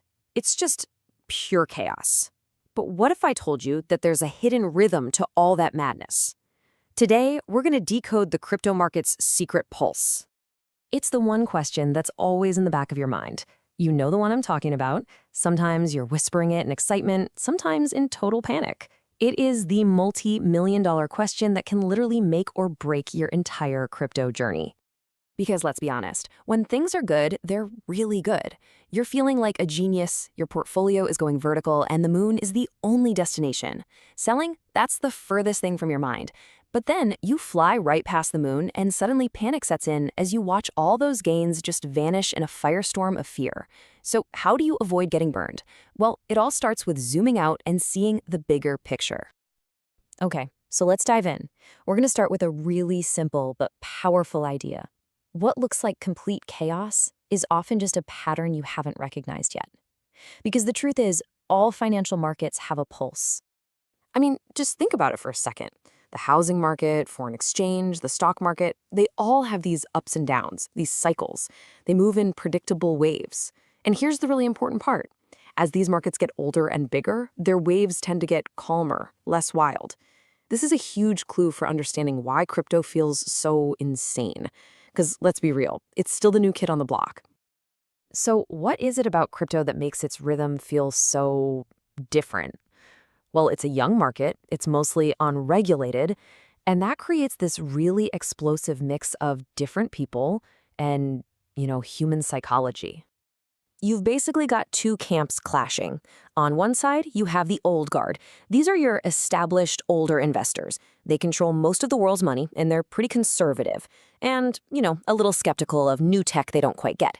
Then on the other side, you've got the new guard. Younger, super tech-savvy investors who get the tech, are willing to take on huge risks, and as our source puts it, often have serious hope addictions for their favorite coins. And when these two worlds collide, you get volatility. And this quote from the CEO of MasterCard, it just hits the nail on the head. This was his exact reason for pulling out of Facebook's Libra project. It perfectly shows that skepticism from the old guard, that fundamental disconnect between traditional finance and this new digital world. But here's maybe the biggest difference of all. Think of traditional finance like a private club with a strict dress code and a bouncer. Crypto? It's an open-world video game. All you need is an internet connection to play. And what that means is you get this constant flood of new, emotional, and frankly often inexperienced money pouring in, which just turns the volume up on every single price swing. Okay, but here's where it gets really, really cool. Because despite all that day-to-day noise, all that chaos, if you just zoom out and look at the big picture, a surprisingly clear pattern starts to show up. It's called the 4-year cycle. And honestly, this is the master rhythm for the entire crypto market. It's pretty straightforward. You get this massive 2 to 3 year bull run. That's when prices go absolutely parabolic, followed by a pretty painful 1 to 2 year bear market where everything comes crashing back down to earth. So what drives this whole thing? Well, it all seems to point back to one single event, the Bitcoin halving. It's this pre-programmed update that happens like clockwork every 4 years. You can think of it as the starting pistol that kicks off the whole race. So how does this actually work? Well, it's like a chain reaction. First, the halving happens, and the reward for mining new Bitcoin gets cut in half. Instantly. This creates a supply shock, making Bitcoin more scarce. Scarcity drives the price up. And since Bitcoin is the king, when it surges, it tends to pull the rest of the market, all the altcoins, right up with it. And what happens next? The media goes crazy, a flood of new money rushes in, and boom, the bull run is on. And just to give you a real-world example, the most recent halving took place back in May of 2020. This is exactly why so many analysts at the time were saying, get ready, another huge bull run is coming. And, well, that's exactly what played out. Okay, so we've got the timing down, we know how the cycle works, but to really get the full picture, we need to understand its scale. I mean, how big is crypto really? Is it a giant in the financial world, or is it still just a small fry? So, when our source material was put together, around the end of 2020, the entire crypto market was worth about $562 billion. Now, that sounds like a massive number, right? But in the grand scheme of global finance, it's really just a drop in the bucket. Yeah, this chart really puts it all into perspective. Look at that tiny sliver for crypto compared to absolute giants like the Forex market. And gold. I mean, we call Bitcoin digital gold, right? The actual gold market is more than 15 times bigger. It's not even a small fish in a big pond. It's more like a guppy swimming in the ocean. And you know what? For a lot of people in this space, that's the most exciting part. That small size isn't a weakness. It's a signal of just how much potential there is. It means that if even a tiny fraction of the money from those huge legacy markets decides to shift over, well, it could trigger another absolutely explosive growth cycle for crypto. So, we started this whole thing by asking, when should I sell? But now that you can see the rhythm, you start to realize that's maybe not the right question. The real question is, where are we in the cycle? Because once you can see the pattern in the chaos, you're not just guessing anymore. You're preparing. And you better believe it, the next cycle is already on its way. Welcome. So, in the wild world of crypto, there's one relationship that pretty much rules everything else. That powerful and, let's be honest, often confusing link between Bitcoin and all the other coins. Today, we're going to break down exactly what that is, and more importantly, what it means for you as an investor. I'm sure you felt this, right? You're holding an altcoin you're really excited about, but its price seems totally handcuffed to whatever Bitcoin is doing. It's maddening. So that brings us to the big question. Why on earth does the entire crypto market seem to follow Bitcoin's lead? All right, so to really get this, you've got to see the market the way the pros do. They draw a very clear line in the sand. On one side, you have Bitcoin. And on the other side, well, you have literally everything else. And all that everything else, from Ethereum all the way down to the newest, tiniest coin, is called an altcoin. So yeah, it's really that simple. Bitcoin, and then the altcoins. Thinking this way, seeing this binary split, is honestly the key to unlocking how this whole market ticks. It's the framework we need. Okay, let's use an analogy here because it makes things super clear. I want you to picture the entire crypto market as a solar system. And right there in the center, the massive, unshakable core holding everything in place with its immense gravity, that's Bitcoin. It's the sun. So, what is it? What gives our crypto sun this incredible power? Why does it have such an insane gravitational pull on all the other altcoin planets that are just trying to orbit around it? Let's dig into the source of that gravity.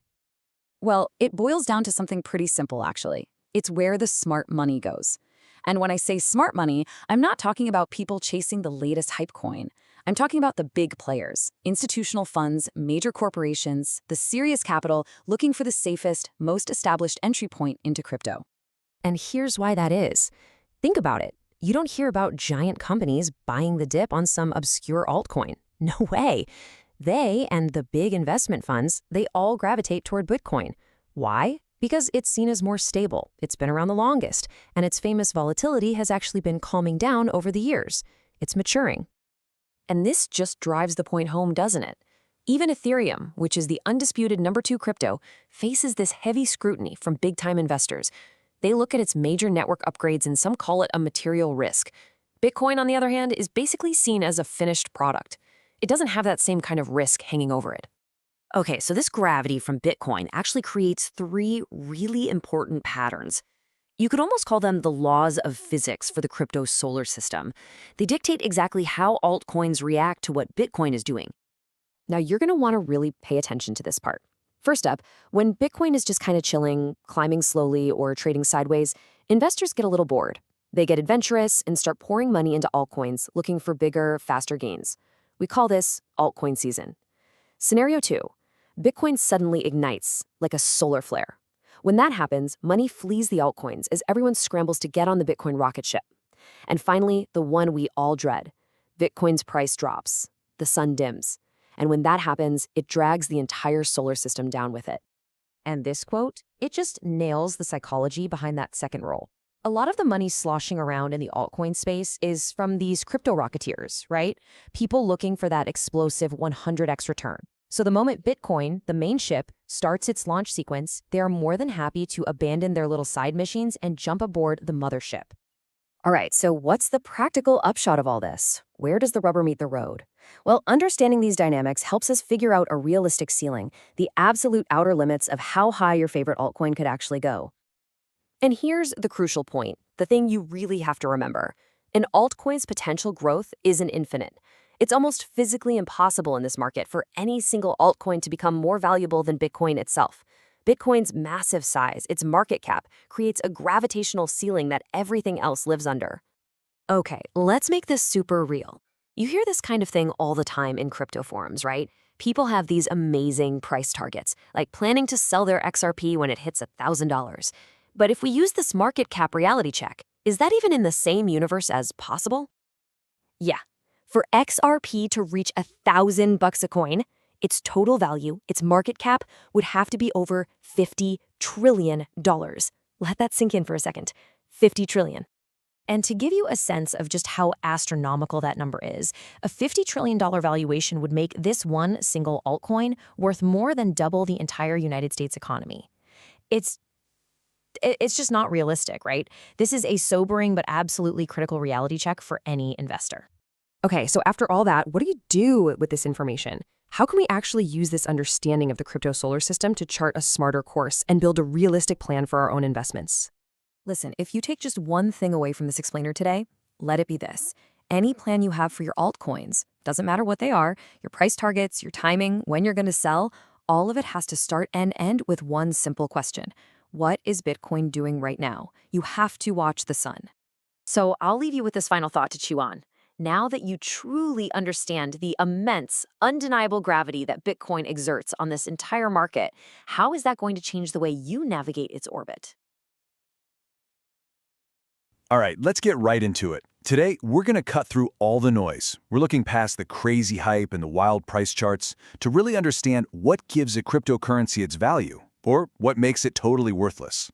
We're talking about tokenomics, the secret engine that can literally make or break your entire investment.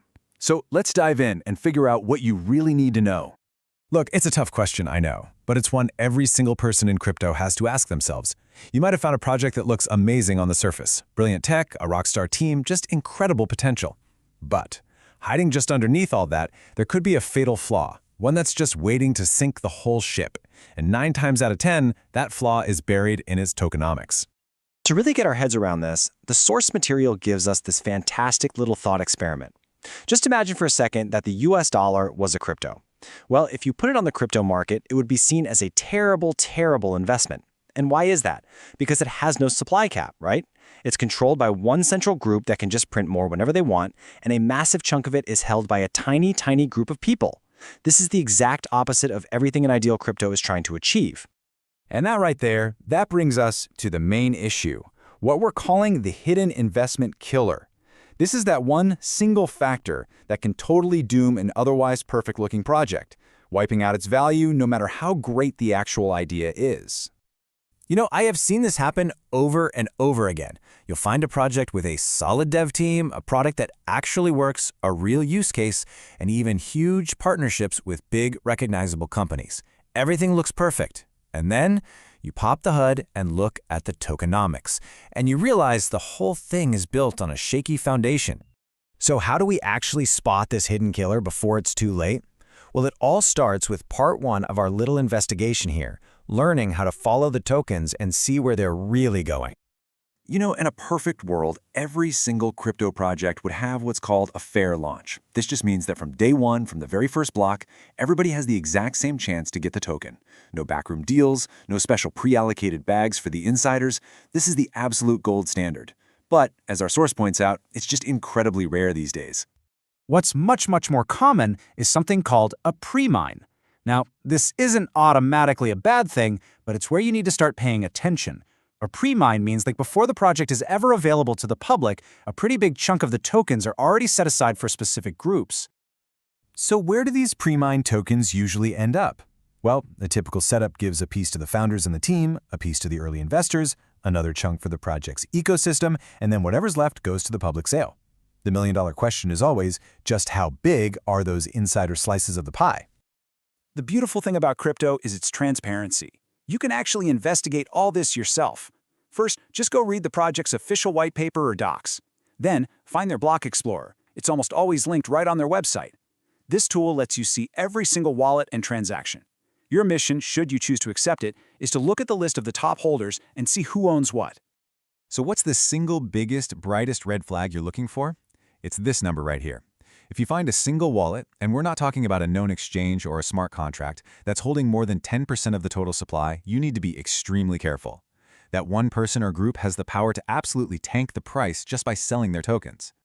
Now, good projects, they have a way to handle this risk. It's something called a vesting schedule. Basically, it's a mechanism that locks up the tokens that were given to founders and early investors, and it releases them slowly, over months or even years. This prevents them from just dumping on the market right away. But you still need to know when do those tokens unlock, because that might be a pretty good time to think about your own exit plan. Okay, so we know how to track who owns the tokens. Now let's get into part 2, supply, demand, and inflation. This is where we look at the basic economic forces that are going to determine a token's value in the long run. All right, so when we hear the word inflation, we usually think it's a bad thing, right? Well, in crypto, it's not always the enemy. A small, predictable inflation rate can actually be really healthy for a network. It's often how rewards are paid out to people who stake their tokens and help keep the network secure. If you're planning to hold and stake anyway, you can often earn enough rewards to completely cancel out the effects of that inflation. However, when you come across tokens with aggressive inflation, I'm talking about those DeFi protocols that are just printing new tokens like crazy to reward users, you have to be super careful. And for these tokens, our source gives us a brilliant rule of thumb. Do not buy it, earn it. Go participate in the protocol to earn the token as a reward. Don't just buy it on the open market where its value is probably going to go down over time. This is such a great way to show the power of supply. Take a look at this case study of a token called DeFi. At certain points, a single DeFi token was worth more than a single Bitcoin. Now, how is that even possible? It's not because its market cap is bigger, it's way smaller. The secret is simple: scarcity. DeFi has a max supply of just 30,000 tokens. Compare that to Bitcoin's 21 million.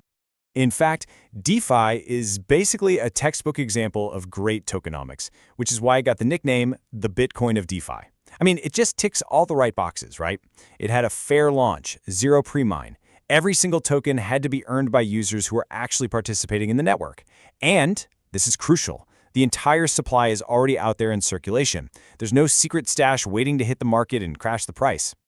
Okay, we have covered a ton of ground here, so let's bring it all home. Let's distill everything we've talked about into a simple, actionable tool that you can use for any coin you're researching, your very own tokenomics checklist. These are the 4 questions you absolutely have to ask. First, how are the tokens handed out at the beginning? Was it a fair launch or was it a pre-mine that gave a huge advantage to insiders? Second, if there was a pre-mine, is there a vesting schedule in place to protect the market?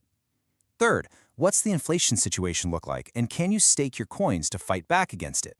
And finally, how many coins are out there right now compared to the total number that will ever exist? So there you have it. You now have the framework to look past all the hype and really analyze the true structure of any crypto project. You know the red flags to watch out for and the green flags that signal a healthy project. So the only question left to ask is, when you take this checklist and apply it to your own portfolio, which of your coins are going to pass the test? Welcome back to The Explainer. So today we're going to tackle one of the toughest, most nerve-wracking questions in all of crypto. When in the world do you actually sell your altcoins? We're going to move past those gut feelings and build a simple 2-step framework for your ultimate exit strategy. I mean, come on, be honest. Have you ever felt like your decision to sell is just a total shot in the dark? You are definitely not alone. It is a classic crypto problem. So today, we're going to swap out all that guesswork for a clear, data-driven plan. All right, let's dive right into the problem itself. For a lot of people, an exit strategy starts and ends with staring at a price chart. But just relying on those little squiggly lines? Oh man, that can be a huge mistake. First, we've got to understand why they just aren't enough on their own. So here's the bottom line. Technical charts are a useful tool, for sure, but they are not a crystal ball.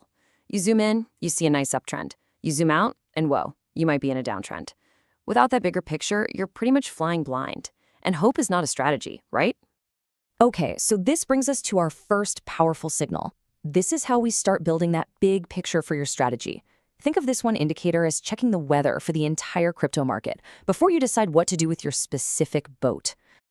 To put it simply, Bitcoin dominance tells us exactly where the money is flowing. Is all the capital in the market flowing into the king, into Bitcoin, or is it starting to spread out into those thousands and thousands of altcoins? It's really our best measure of the overall market mood. Right now, that number's sitting at 63.4%. But you know, a single data point doesn't really tell the whole story. It's just a snapshot. The real insight, the magic, comes when we look at the trend over time. Okay, now look at the trend here. We've seen this steady decline from around 68% over the past year. But check this out. Go back to the last major bull run. It absolutely plummeted to just 37%. That wasn't just a small shift. That was a market-altering tidal wave of capital. And this is exactly why this matters to you. When Bitcoin dominance falls off a cliff like that, it means a flood of money is pouring into altcoins, and that often pushes them to incredible new all-time highs.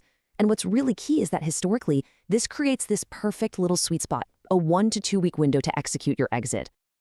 Okay, that was our macro signal, the big picture. Now let's talk about the micro. If Bitcoin dominance tells us the whole altcoin tide is rising, this next signal tells us if your specific boat is actually one of the fastest ones in the water. Come on, we've all been there. Your favorite altcoin is just soaring in dollar value. You're checking your portfolio every 5 minutes, and you start feeling, well, invincible. But that feeling, that laser focus on the dollar price, it's a trap, a dangerous one. And here's the trap. It is totally possible for your coin to be making you money in US dollars, while at the same time, it's losing ground against the rest of the crypto market. You're rising with the tide, sure, but your ship is actually slower than everyone else's. You're getting left behind. This, right here, is why the pros are always tracking the Satoshi value. Think of it like this. Your altcoin going up in dollars is great, but is it going up faster than Bitcoin? Measuring it in Satoshis, the smallest unit of Bitcoin, tells you exactly that. It shows you if your coin is a real leader or if it's just a follower in a big market rally. And you want to be holding the leaders. So let's put it all together. How do we combine these two super powerful signals into a simple, actionable playbook? Well, it's really just a two-step process. You look at the macro, and then you zoom in on the micro.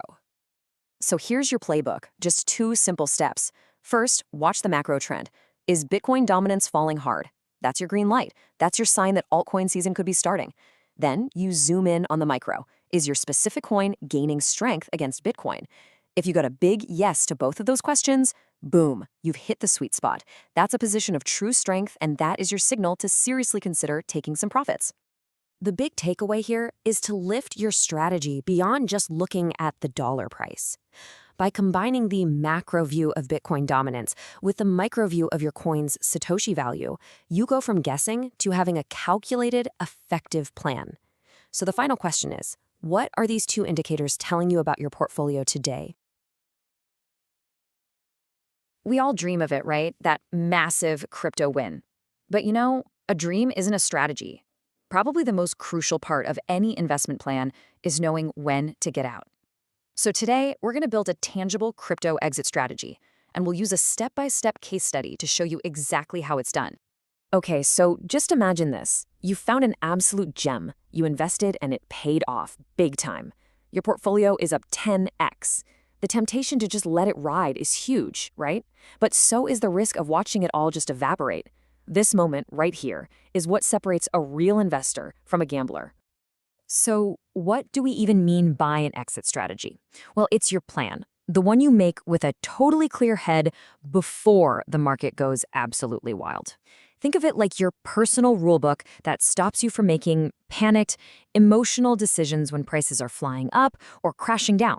In short, It's what keeps you in control. All right, to make this real, we're going to walk through a hypothetical scenario. We'll use a fictional token we're going to call XYZ coin.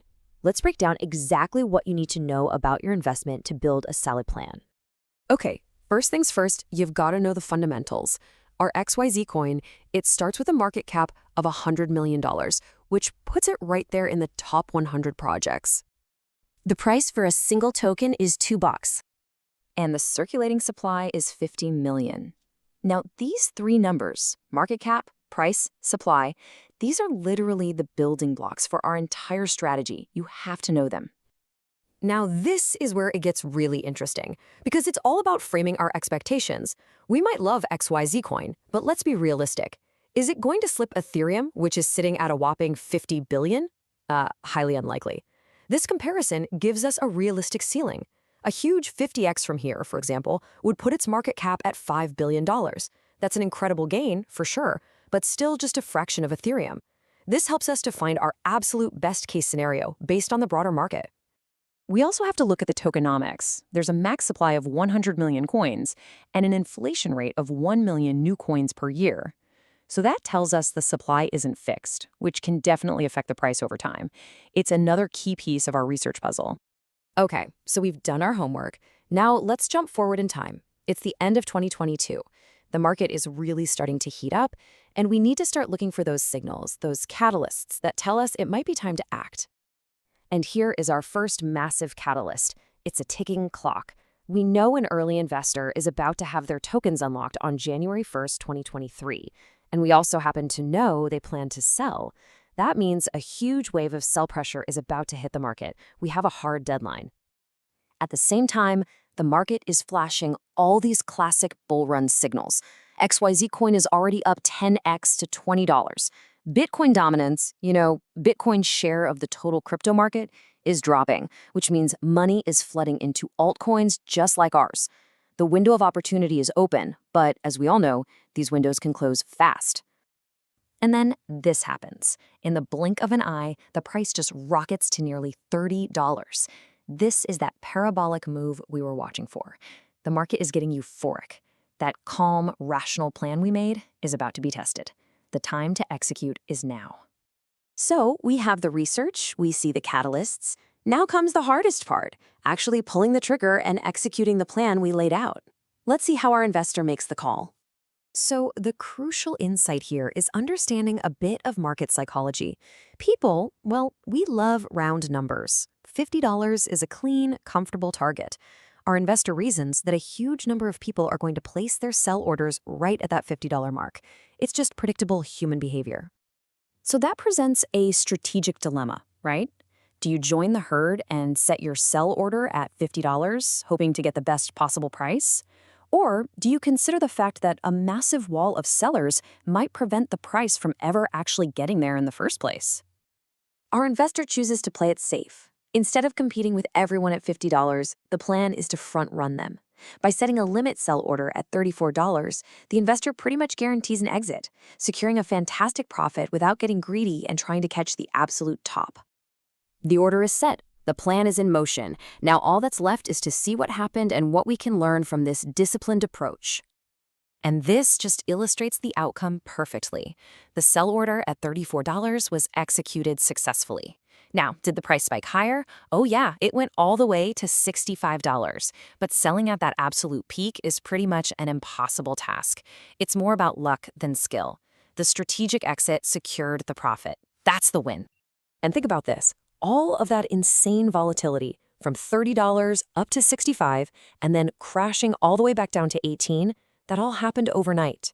By having a preset plan, the investor didn't have to stay awake, watch the charts, or make a panicked decision. The strategy did all the work for them. So was selling at $34 the right call, even though the price went higher? Absolutely, yes. The price action is now looking bearish. A huge market correction seems to be on the horizon. And remember that ticking clock? The Friends' massive token dump still hasn't even happened yet. Getting out was a fantastic move. So here's what you should take away from all of this. Your exit strategy really just comes down to these 4 steps. Research your assets so you can set realistic goals. Identify the catalysts that are going to create opportunities. Build a strategy based on logic, not hype. And most importantly, have the discipline to execute your plan. Because in the end, a successful exit isn't about being some kind of genius who can predict the future. As the source material reminds us, it really comes down to a bit of research, a bit of strategy, and yeah, acknowledging that in these wild markets, you'll always need a healthy dose of good luck. So if you're into crypto, you definitely know the feeling. There are just so many exchanges out there, and picking one can be completely overwhelming, right? Are you getting the best fees? Is there some amazing platform you're missing out on? It's a question that's always in the back of your mind. So today, let's try to get some clarity by taking a hard look at one of the biggest names in the business, Coinbase Pro. But before we even start, let's just reframe this whole thing. The source material for this explainer makes a really, really great point. It's not about finding the one single best exchange, because honestly, that doesn't exist. The real question, the better question, is finding the one that's the best fit for you. We all have different needs, so this is all about helping you figure that out for yourself. Okay, with that in mind, let's kick things off with the basics of Coinbase Pro. Who are these guys? What do they do? And maybe most importantly, is this even a platform you can or should use? So first up, what even is Coinbase Pro? Well, it's the advanced trading platform from Coinbase, and these guys have been in the crypto game since 2013. Now, in the crypto world, that's like ancient history. It means they've been around the block, and that gives them a pretty solid reputation. And we're not talking about some small-time operation here. The entire Coinbase platform has a massive user base of 35 million people. That kind of scale tells you they're doing something that a whole lot of people like. On top of that, the company's last valuation came in at a mind-boggling $8 billion. The big takeaway here is that this is a serious, well-funded, and established exchange. They're not going anywhere. And here's some good news for pretty much everyone listening. They have a huge global footprint. Coinbase is available in over 100 countries. In the US, they're in every state except Hawaii, so chances are you'll be able to sign up and use it. Getting started is also pretty straightforward. You actually just create a normal Coinbase account first, and then boom, you use that exact same login to get into the Pro platform. It's super simple, no separate sign up or anything. So once you're inside, you'll find all the standard tools you'd expect, like market, limit, and stop orders. They do offer leverage trading up to 3x, but hey, a quick word of warning here. Unless you are a super experienced trader, you should probably stay far away from leverage. As our source material points out, it is a very fast way to get wrecked. You also get mobile apps and support for third-party trading bots. All right, let's move on to the part that everybody really cares about, the cost. How much is using Coinbase Pro actually going to set you back? And you've really got to pay attention to this stuff. It's so easy to just ignore those little percentages, but trust me, over time, after hundreds or thousands of trades, those fees can absolutely destroy your profits. Okay, let's break down the deposit and withdrawal fees, and for a lot of people, this is great news. If you're in the US using an ACH bank transfer, deposits and withdrawals are totally free. And withdrawing your crypto to your own wallet, also free. That is a fantastic perk. Now, what about the trading fees themselves? Coinbase Pro uses what's called a tiered system. So for most people, basically anyone trading less than 10 grand a month, you're going to be paying a 0.50% taker fee. That's for an order that gets filled right away. We're going to come back to this, but just keep that number in your head because it's kind of high compared to a lot of the competition. And in terms of what you can actually trade, the platform has around 40 different cryptocurrencies right now. It's not the biggest selection in the world for sure, but it covers all the major coins. It's a pretty decent lineup for most people who are just getting started or sticking to the basics. Okay, this next section, this really gets to the absolute heart of the Coinbase Pro experience. We're going to talk about its single greatest strength and what is, without a doubt, its single biggest weakness. First, the really good stuff. The security at Coinbase is, well, it's like a fortress. An incredible 98% of user funds are kept in offline cold storage. The private keys are split up, encrypted, and stored in actual safe deposit boxes all over the world. Your US dollar balance is even FDIC insured up to $250,000. It is about as safe as you can get. And then there's the other side of the coin. A direct quote from our source material about their customer support says it all, really. This type of support might as well not be there if you ask me. Yikes. That is a pretty brutal review. So what's the problem? I mean, they do have phone support, but here's the catch. The agents literally can't help you with anything specific to your account. You know, things like checking on an order status or asking about a transaction. The very reason you'd call support in the first place, they can't help you. You're just pushed to an email ticket system that our source says will stretch your patience to the absolute breaking point. And there's one more big issue you have to be aware of. The platform has this nasty reputation for going down whenever the market gets really volatile, and that is the exact time you need it to work the most. It can be unbelievably frustrating to be locked out of your account when prices are going wild. So after all that, let's circle back to our original question. It's time to weigh all of these trade-offs and finally figure out if Coinbase Pro is the right exchange for you. So here's the whole trade-off in a nutshell. On one side, you have one of the easiest platforms to use, period. It has fortress-like security from a super reputable company, and it's amazing for turning your regular money into crypto. But on the other side, you're paying some of the highest fees in the industry for that simplicity, dealing with awful support, and risking outages right when you need access most. So who is this platform actually built for? Well, it's pretty clear. It is almost perfect for newcomers who just need a simple, safe, and trusted way to get into the world of crypto. If your number one and number two priorities are ease of use and security, and you don't mind paying a bit more for them, then Coinbase Pro is a really strong choice. But, and this is a big but, if you're a more experienced trader, someone who really cares about low fees, having a ton of coins to trade, and a platform that stays up during crazy market moves, you will almost certainly find better and cheaper options out there. In the end, it all just boils down to this one simple question. For you and what you need, is that incredible simplicity and security worth the price you have to pay in fees and potential frustration? Your answer to that question will tell you everything you need to know. So today we're going to talk about a crypto exchange that flips the script on how things are usually done. It's called Uniswap, and it promises to put you in complete control. It's a pretty radical idea, but to really get why it's so important, we first have to talk about the hidden dangers of the exchanges that most of us are using every single day. Right, so to really appreciate what makes Uniswap such a game changer, we need to start with the problem it was built to solve. And that whole conversation really begins with a simple question about control. Think about this for a second. When you use one of the big, well-known crypto exchanges, you see your balance right there on the screen. But do you actually own that crypto? And maybe more importantly, who gets to make the final call about what happens to your money?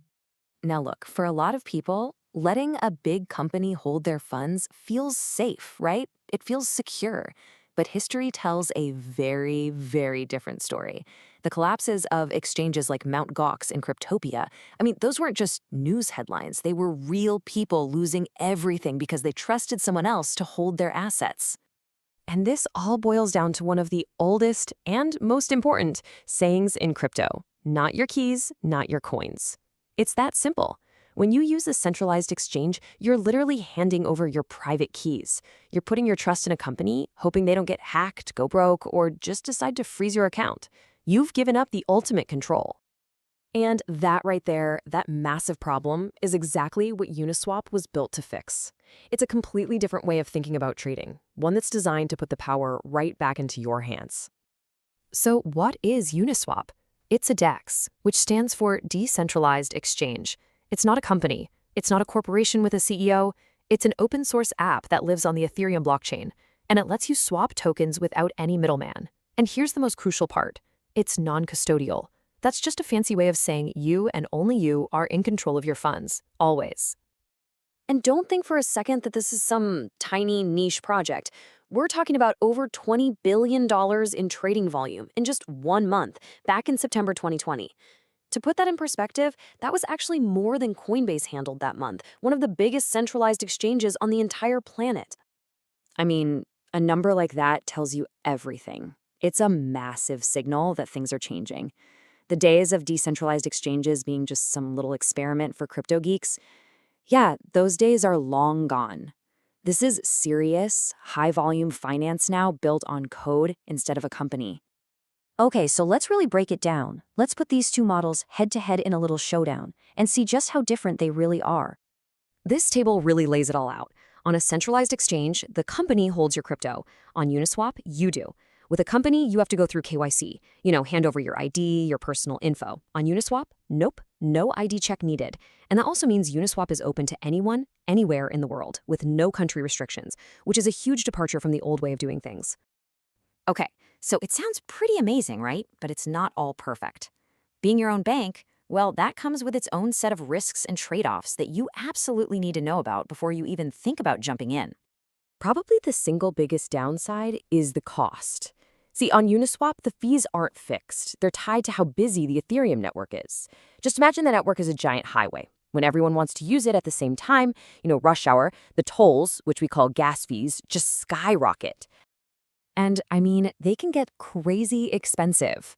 During a period of really high traffic back in September 2020, a single swap on Uniswap could cost a jaw-dropping $55 just in fees. Now, it's not always that high, but it's a huge variable you have to watch out for. And it's not just the gas fees. There are a few other things to keep in mind. Uniswap only works on the Ethereum network, so it only supports Ethereum and other tokens built on that standard, called ERC20. That means no trading Bitcoin directly. You also can't connect your bank account to deposit dollars or euros. And maybe most importantly, there's always the risk of a bug in the code. So, what's holding all this together? Something called a smart contract. And really, all that is a piece of code that lives on the blockchain. On Uniswap, these little programs automatically manage all the pools of tokens that let people trade. The entire exchange is literally built on this code. All right, so we've seen the good, the bad, and the sometimes ridiculously expensive. With all of that in mind, the big question is a decentralized exchange like Uniswap actually the right choice for you? Look, Uniswap probably isn't for a total beginner. It's really built for someone who's already got their feet wet in crypto, someone who knows how to handle their own wallet. It's for people who care more about privacy and control than they do about convenience. It's for people who demand absolute, non-negotiable control over their own money. And at the end of the day, this whole thing really boils down to one huge fundamental question about the future of finance. What do you trust more? Are we going to keep putting our faith in centralized companies with all of their rules and all of their risks? Or are we going to shift to a world where we trust open, verifiable code? That's the debate that Uniswap puts front and center. All right, let's dive in. Today, we're talking about a true giant in the crypto space, an exchange that moves literally billions of dollars around the world every single day. We're going inside Binance to see what makes this massive platform tick.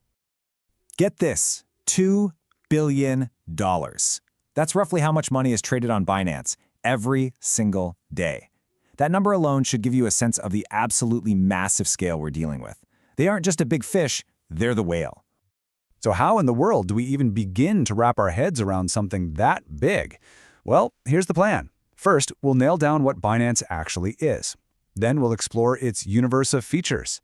After that, we'll look at the price tag, dig into security, and finally, figure out who this thing is really built for. Okay, first things first, let's start with the absolute basics. What even is Binance? And that's really the headline, right? By trading volume, it is the biggest crypto exchange in the world, period. Because of its size, it has this incredible pull on the entire market, kind of like Jupiter's gravity in our solar system. Okay, but here's something super important you need to know. There's Binance.com, the big global platform, and then there are separate regional ones like Binance US. These are not the same thing. The regional sites have to follow local rules, which often means they have fewer features and a much smaller selection of coins. But being the biggest isn't the whole story. Not even close. Think of Binance less like just a store and more like a massive, sprawling workshop filled with every crypto tool you could ever imagine. I mean, this place is just packed with tools. You've got your basic spot trading, which is, just buying and selling crypto right then and there. But then for the pros, you have all these advanced derivative products. Plus, a whole bunch of financial services to make your crypto work for you, and even a launch pad to get in on the ground floor of brand new projects. Now, one of the most powerful, and let's be honest, dangerous tools in that toolbox is something called leverage. In simple terms, the exchange gives you a temporary loan so you can make much bigger trades than your account balance would normally allow. It can seriously pump up your profits, but, and this is a huge but, it can also wipe you out just as fast. And to put that into perspective, Binance offers futures trading with up to 125x leverage. 125 times. That means with just $1 of your own money, you could control a position worth $125. It's a high wire act for sure. Huge potential, but also, you guessed it, huge risk. But hey, it's not all about high-risk, high-reward trading. Binance also wants to be your crypto bank. With Binance Earn, you can stake your coins and earn interest, kind of like a savings account. They've got a debit card that gives you cash back in crypto, and you can even borrow money using your existing crypto as collateral. Okay, so the features are incredible, but what's it going to cost you? Let's talk about the price tag. This is where Binance really shines for a lot of people. The fees, or well, the lack of them. Look at this. A well-known competitor like Coinbase Pro charges 0.5%. Binance? Just 0.1%. That's 5 times cheaper. If you're an active trader, that difference adds up fast. And they don't stop there. They've got this clever little trick to make it even cheaper. If you use their own crypto, the BNB coin, to pay your fees, they knock another 25% off. It's a really smart move to get you bought into their ecosystem. Getting money onto the platform is pretty cheap too. If you're sending crypto from another wallet, it's free. If you're in Europe or the UK and you do a bank transfer, also free. The only time you really get hit with a fee is if you use a credit or debit card. Okay, so it's feature-packed and cheap. But what about the stuff that really matters? The foundational questions. Is it safe? Is there help if you need it? And can you actually use the thing easily? So let's just get this out of the way because it's a big deal. Back in 2019, Binance got hacked, and it wasn't a small hack. They lost 7,000 Bitcoin. It was a massive story and a huge test for the company. But here's the crazy part, and the context that often gets missed. That 7,000 Bitcoin? It was only about 2% of the crypto they were holding.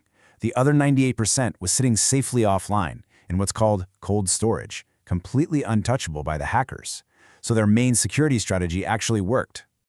And this is the real kicker. How did they handle it? They paid back every single user who lost money, out of their own pockets. It was a huge statement that they would stand by their users no matter what. On top of that, you've got 24/7 support if you ever run into trouble. And it doesn't matter what device you're on. They have fantastic mobile apps for your phone and desktop apps for Mac, Windows, and yes, even Linux. All right, we've covered a lot of ground here. The sheer size, the endless features, the low costs, the security drama.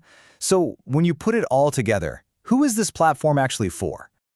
It really comes down to this. If you're someone who wants to go beyond just Bitcoin and Ethereum, if you're curious about all those other coins out there, the altcoins, then Binance is basically your playground. It's for the explorers, the traders, the people who want to see what's out there on the crypto frontier. So, look, at the end of the day, the question isn't just, is Binance a good exchange? It clearly is. The real question is for you. Now that you know about the incredible tools, the low costs, but also the very real risks, are you ready to dive into that wild world of altcoins? All right, let's dive into the crypto exchange FTX. Today, we're looking at it through a really specific lens. The idea that it was built by traders for traders. We're going to break down what that actually means, from its superpowered tools to its pretty unique fee structure. And this slide, it pretty much says it all. The first thing you've got to understand about FTX is who it's not for. This is not the place you go to buy your first Bitcoin. Nope. Think of it more like a high-performance race car, built from the ground up for people who already know how to drive, and drive fast. So here's our roadmap for today. First, we'll meet FTX and get its backstory. Then we'll check out those advanced trading tools. After that, we'll get into the nitty-gritty of the fee structure, cover security, and then finally, we'll land on the final verdict. Okay, first up, where in the world did FTX come from? You know, in the crypto space, credibility is everything. So let's take a look at who's actually behind this exchange and why that's so important. A pretty good sign that they were serious from the jump is this number right here, $8 million. That's how much external funding FTX raised, which tells you this wasn't just some weekend project. This was a well-funded, serious venture right out of the gate. And who put up that cash? Well, they're what you'd call heavy hitters. The funding was raised by Alameda Research, a massive quant trading firm. And, as if that wasn't enough, it also got a strategic investment from, you guessed it, Binance. So the takeaway here is that FTX is a serious exchange with some very serious backers. Now, before we get any deeper, we've got to do a little bit of crucial housekeeping. You absolutely need to know who can't use this platform. Service is a no-go for residents of several countries, and that includes the United States. So if you're in one of these spots, FTX is off the table for you. All right, let's get to the main event, the trading tools. This is really the heart and soul of the platform, and it's where you see exactly why FTX is built for the pros. So what's in the toy box? This is really where FTX just leaves a lot of other exchanges in the dust. I mean, sure, they have standard spot markets, but they're also packed with these really sophisticated instruments. We're talking perpetual futures, leveraged tokens, volatility tokens, and even index baskets that let you trade an entire sector like DeFi with one click. It is a genuine professional's toolkit. And look, don't just take my word for it. Our source puts it pretty bluntly, calling FTX's offering, and I quote, the widest range of perpetual futures markets that I've seen. For any trader who's into derivatives, that single sentence is a massive, massive deal. Okay, so we've seen the powerful tools, but what's it going to cost you to use them? Let's break down the fee structure because there are some really, really important details in here. So looking at this, the trading fees themselves are super competitive. Taker fees kick off at just 0.07%, and they go down the more you trade. Crypto withdrawals are free, but, and this is a big but, they might slap on a small fee if your withdrawals are way more than your trading volume. And then there's the fiat withdrawal fee, a hefty $75 for any withdrawal under 10 grand. So what's the story here? It's really a tale of two fees. On one hand, you have what the source calls the cheapest exchange because of those super low trading fees. But on the other hand, that $75 fiat withdrawal fee is a huge wall. It's clearly designed to discourage small, frequent cash outs and to encourage the kind of high-volume, crypto-centric activity the platform was built for. Next up, a topic that's critical for any trader, no matter how experienced: security. Especially when you're playing with leverage and big volumes, you gotta know your funds are safe. So let's see how FTX tackles this. FTX uses a few different layers of protection. First, at the big picture exchange level, most of the funds are kept in cold storage, offline, away from sneaky hackers. Then, for your personal account, you've got the must-have two-factor authentication, plus the option to whitelist specific IP addresses, which is a nice extra layer of control. Now, because FTX is a leveraged exchange, it has this unique risk. What happens in a crazy market flash crash? Well, to deal with that, they have an insurance fund. The best way to think of it is as a safety net. It's there to protect traders if the system just can't close out losing positions fast enough when things go wild. So what's actually in this safety net? Well, according to our source, it holds about $2 million in cash, plus an extra $5 million of the exchange's own FTT tokens. That gives them a pretty substantial buffer for those worst-case scenario black swan events. So after looking at who's behind it, the tools, the fees, and the security, it's time to land the plane. We're at the final verdict. Is FTX the right exchange for you? And honestly, the source could not be any clearer on this. This exchange is built for a very specific person, the experienced trader.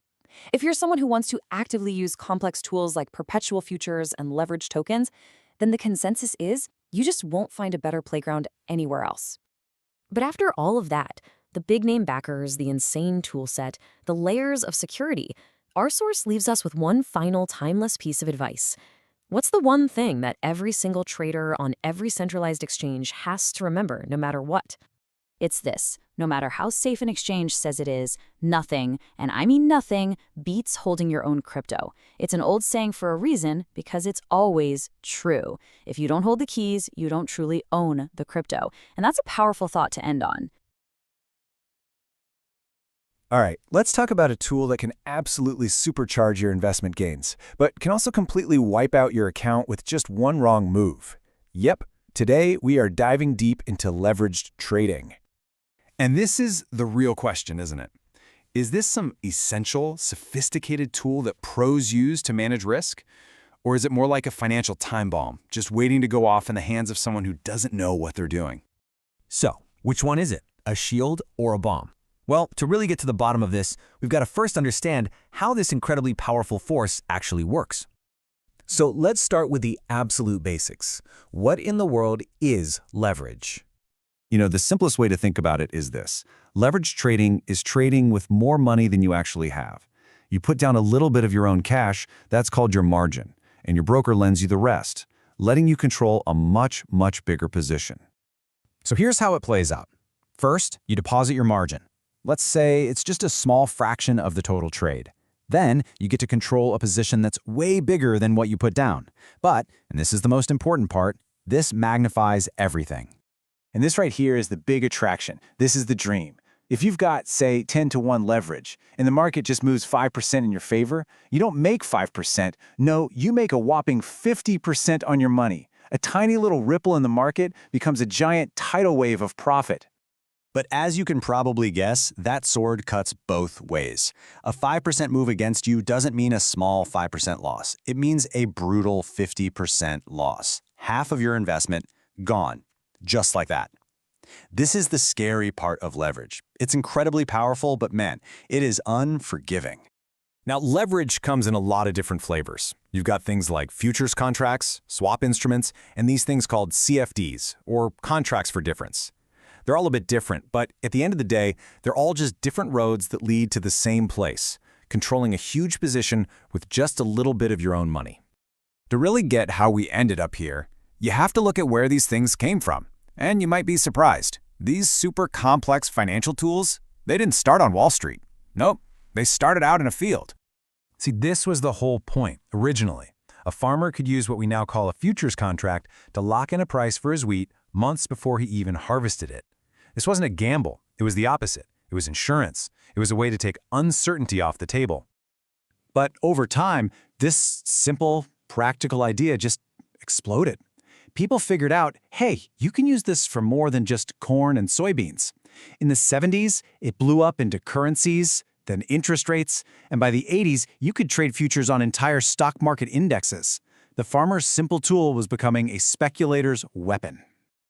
And this evolution didn't just add new things to trade. It completely changed who was sitting at the table and why they were even there in the first place. For the longest time, this was a game played only by the big dogs, the major institutions on these huge, regulated exchanges. It was seen as way too dangerous for the average person. I mean, you could lose way more than you ever put in. And then the internet happened.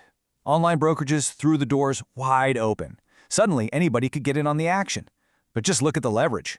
Institutions were typically using a pretty conservative 3 to 5 times. Retail platforms, they were offering up to 20 times. The game was open to everyone, but the room was suddenly a whole lot riskier. So, okay, with all this power now in the hands of millions of regular traders, what kind of guardrails are even in place to stop a total disaster? So today, there are some safeguards. You've got regulators like the SEC and the CFTC watching brokers like a hawk, and there are caps on just how much leverage a retail trader can use. But here's the thing. None of that changes the fundamental math. The safety nets are there, sure, but the risk of a catastrophic fall is still very, very real. Which brings us right back to where we started. Is it a friend or is it a foe? We've seen how leverage started its life as a shield, right? A tool for protection. But in today's wild global market, it has become an incredibly powerful sword. And maybe the real truth is that the danger isn't in the tool itself, but in the hands and, frankly, the intentions of the person who decides to pick it up. Welcome to The Explainer. Today, we're jumping into the absolutely wild story of Bitcoin futures. It's a world where fortunes were literally made and lost in the blink of an eye. We're going to trace its journey from a lawless digital frontier all the way to the buttoned-up world of Wall Street. Okay, so let's get right into it. What was the one thing that made this market just so irresistible? What was the one single element that promised people fortunes overnight? It was all about this number, 100x. Think about what that means. For every single dollar you put in, you could control $100 worth of Bitcoin. I mean, that's the kind of leverage that could turn your lunch money into a lottery win. And that, right there, was the siren call of the early crypto futures market. And yeah, as our source material puts it, that promise wasn't just appealing, it was overwhelming. That incredible allure just pulled traders of all sizes into this new, completely uncharted territory. Everybody was chasing that 100x dream. And you know, every Wild West town needs its main saloon, right? Well, in this story, the main saloon was an exchange called BitMEX.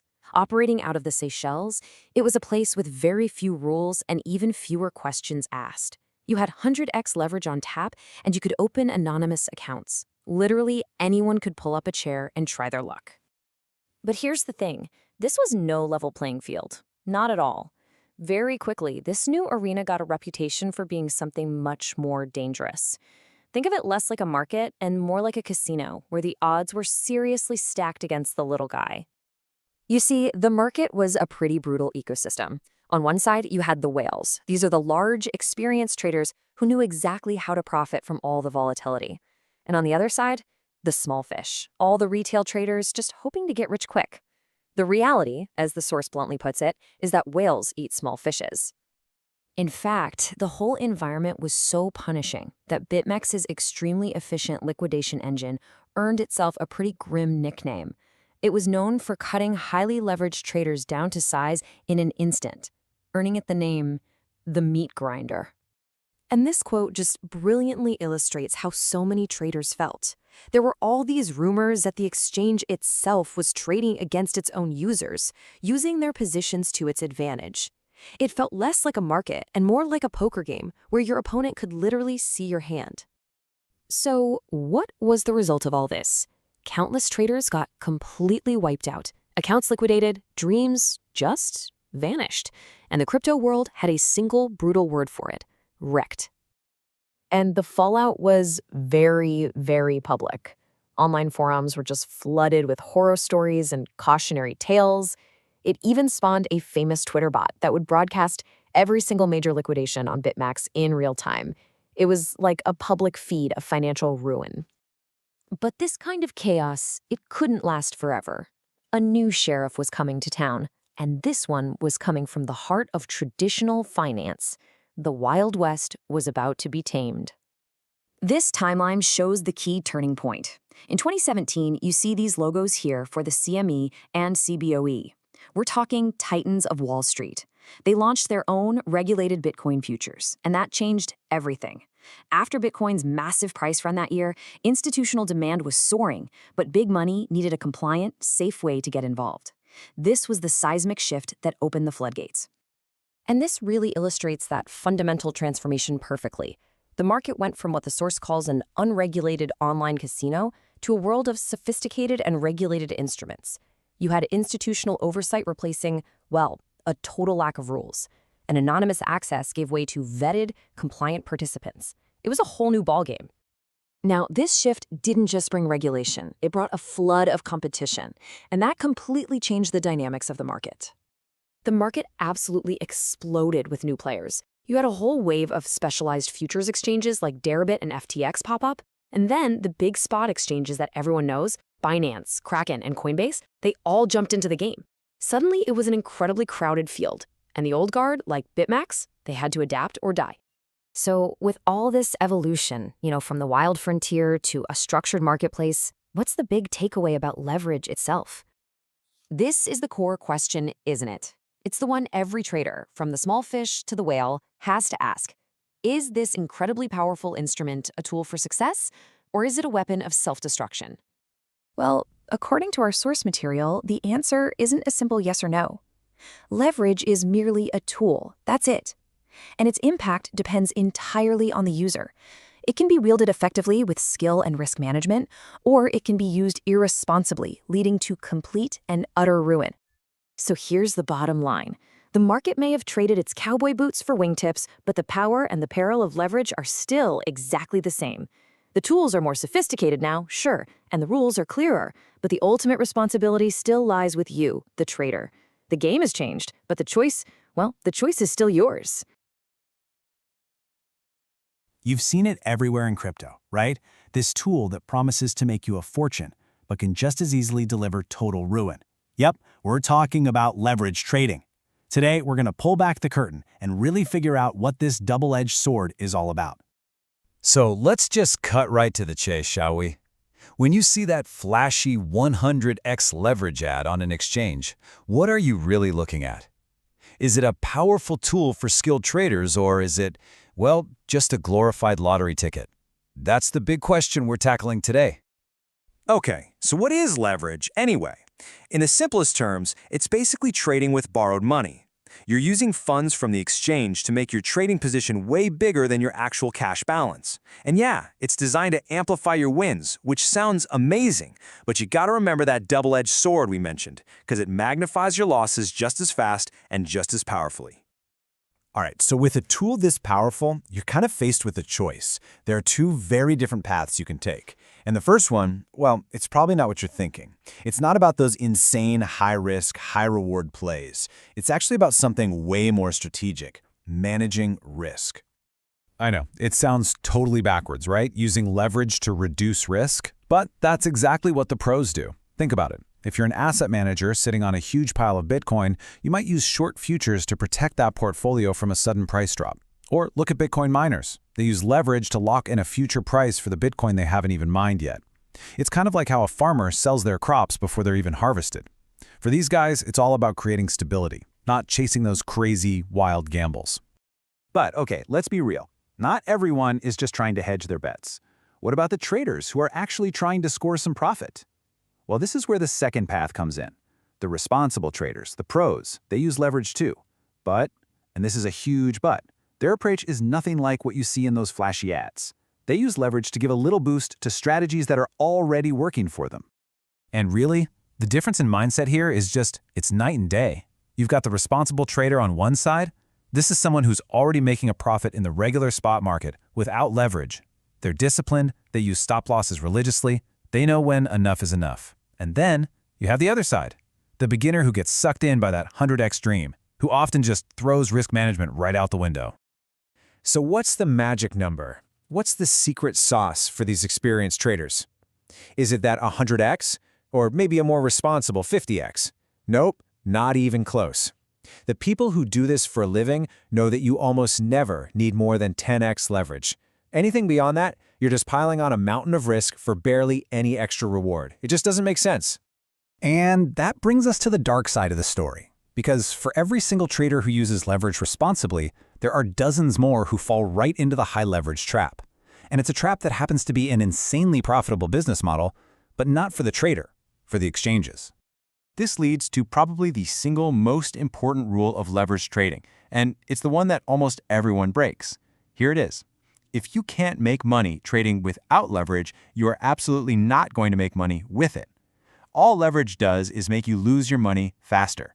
It's like strapping a rocket engine to a car that you don't even have a driver's license for. What do you think is going to happen? So how does this trap actually work? Well, it's pretty simple, really. First, the exchange dangles that big, shiny 100x carrot in front of you. A new trader, seeing those potential returns, takes the bait. They open up this massive position with just a tiny amount of their own money. But here's the catch. In a market as volatile as crypto, even a tiny price flicker in the wrong direction is enough to wipe them out. The exchange's system automatically closes their position. That's called liquidation. And poof, their deposit is gone. And what happens to that money, that liquidated position? Oh, it doesn't just vanish into thin air. The source material we're looking at puts it so perfectly, if a little brutally, that trader's loss becomes food for the exchange liquidation engines. Think about that. Your loss is literally their profit. It's fuel for their machine. Okay, so we've established that beginners are getting lured in by 100x, and the smart, disciplined traders are sticking to under 10x. But what about the really big fish? You know, the institutions, the hedge funds, the folks managing literal billions of dollars. What do you think they're using? Just take a guess. With all their supercomputers, their PhDs, all their resources, how much leverage do you think these billion-dollar firms really need to get an edge? Get ready for this, because the answer is probably going to blow your mind. It's almost none. Seriously. If you look at the major regulated exchanges, the places where the pros actually play, the numbers don't lie. On Bakkt, you're looking at an implied leverage of about 2.7x. And on the CME, the Chicago Mercantile Exchange, one of the biggest in the world, it's even lower. We're talking 2x leverage. Let that sink in for a second.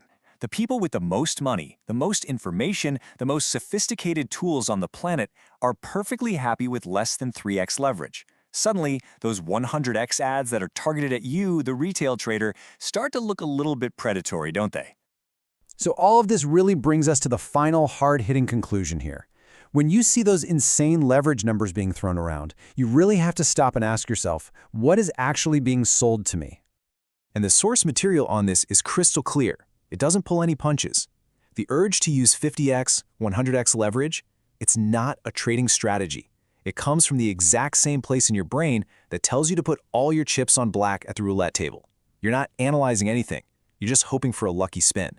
Let's call it what it is. It's not trading, it's pure gambling. And we need to be really clear about who actually wins at this game. For the person clicking the buttons, it's almost always a losing bet in the long run. But for the house, for the exchanges that collect the cash from every single one of those liquidations, well, for them, this type of gambling is an absolutely fantastic business. So, there you have it. You've seen the two faces of leverage. On one hand, it's a disciplined tool for pros to manage risk and be more efficient with their capital. And on the other, it's a high-stakes casino game designed to separate you from your money. Now that you know how the people managing billions actually use it, the only question left is, which path are you going to choose? So, have you ever stopped and wondered, how do these crypto exchanges actually make their money? Well, today, we're going to pull back that curtain. And trust me, the answer is way more interesting than you might think. Now, if you're thinking, oh, it's just trading fees, right? I mean, you're not wrong, but that's just the tip of the iceberg. The real story is a whole lot juicier. Yeah, the real story, the one that's actually driving billions in revenue and creating these insane market swings, it's not about the trades that win. It's all about the trades that lose. Okay, so let's start with what everybody knows, right? Commissions. This is the simple, public-facing business model that, we all get. Think about it. At its core, an exchange is just a super sophisticated middleman. It's this engine that's constantly matching buyers with sellers, and for that service, it takes a tiny little slice of the pie. It's a classic volume game. The more people trade, the more money the exchange makes. Simple enough. But here's the thing, just matching trades, that's only half the story. To really get the full picture, we have to look at this other role they play, one that's way more important and, honestly, mostly hidden from view. They're the solvency safeguard for the entire system. See, the exchange has one job above all others: protect the system. They absolutely cannot let one person's huge catastrophic loss blow up and bankrupt everybody else. So how do they do it? They have this tool called the liquidation engine. It's basically an automated kill switch that force closes your trade if you start losing too much money. Okay, let's break that down.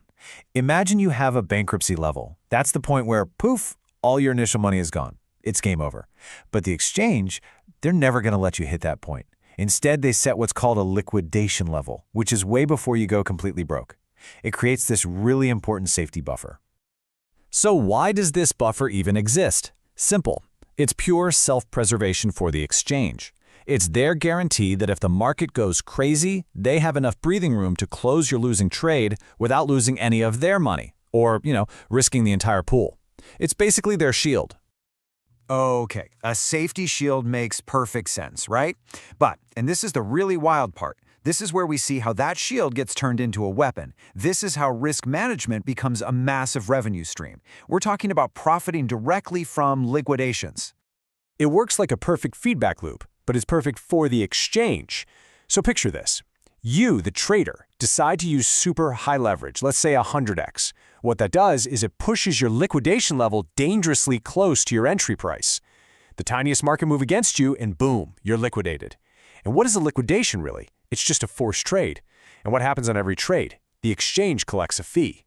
The source material we're looking at puts it so perfectly. It literally says higher leverage means more liquidations, which means more trades, which means more trading fees for the exchange. It's that simple. It's a direct line. The more risk a trader takes on, the more profit the exchange makes. But wait, it doesn't stop there. That's not the only way they make money off this.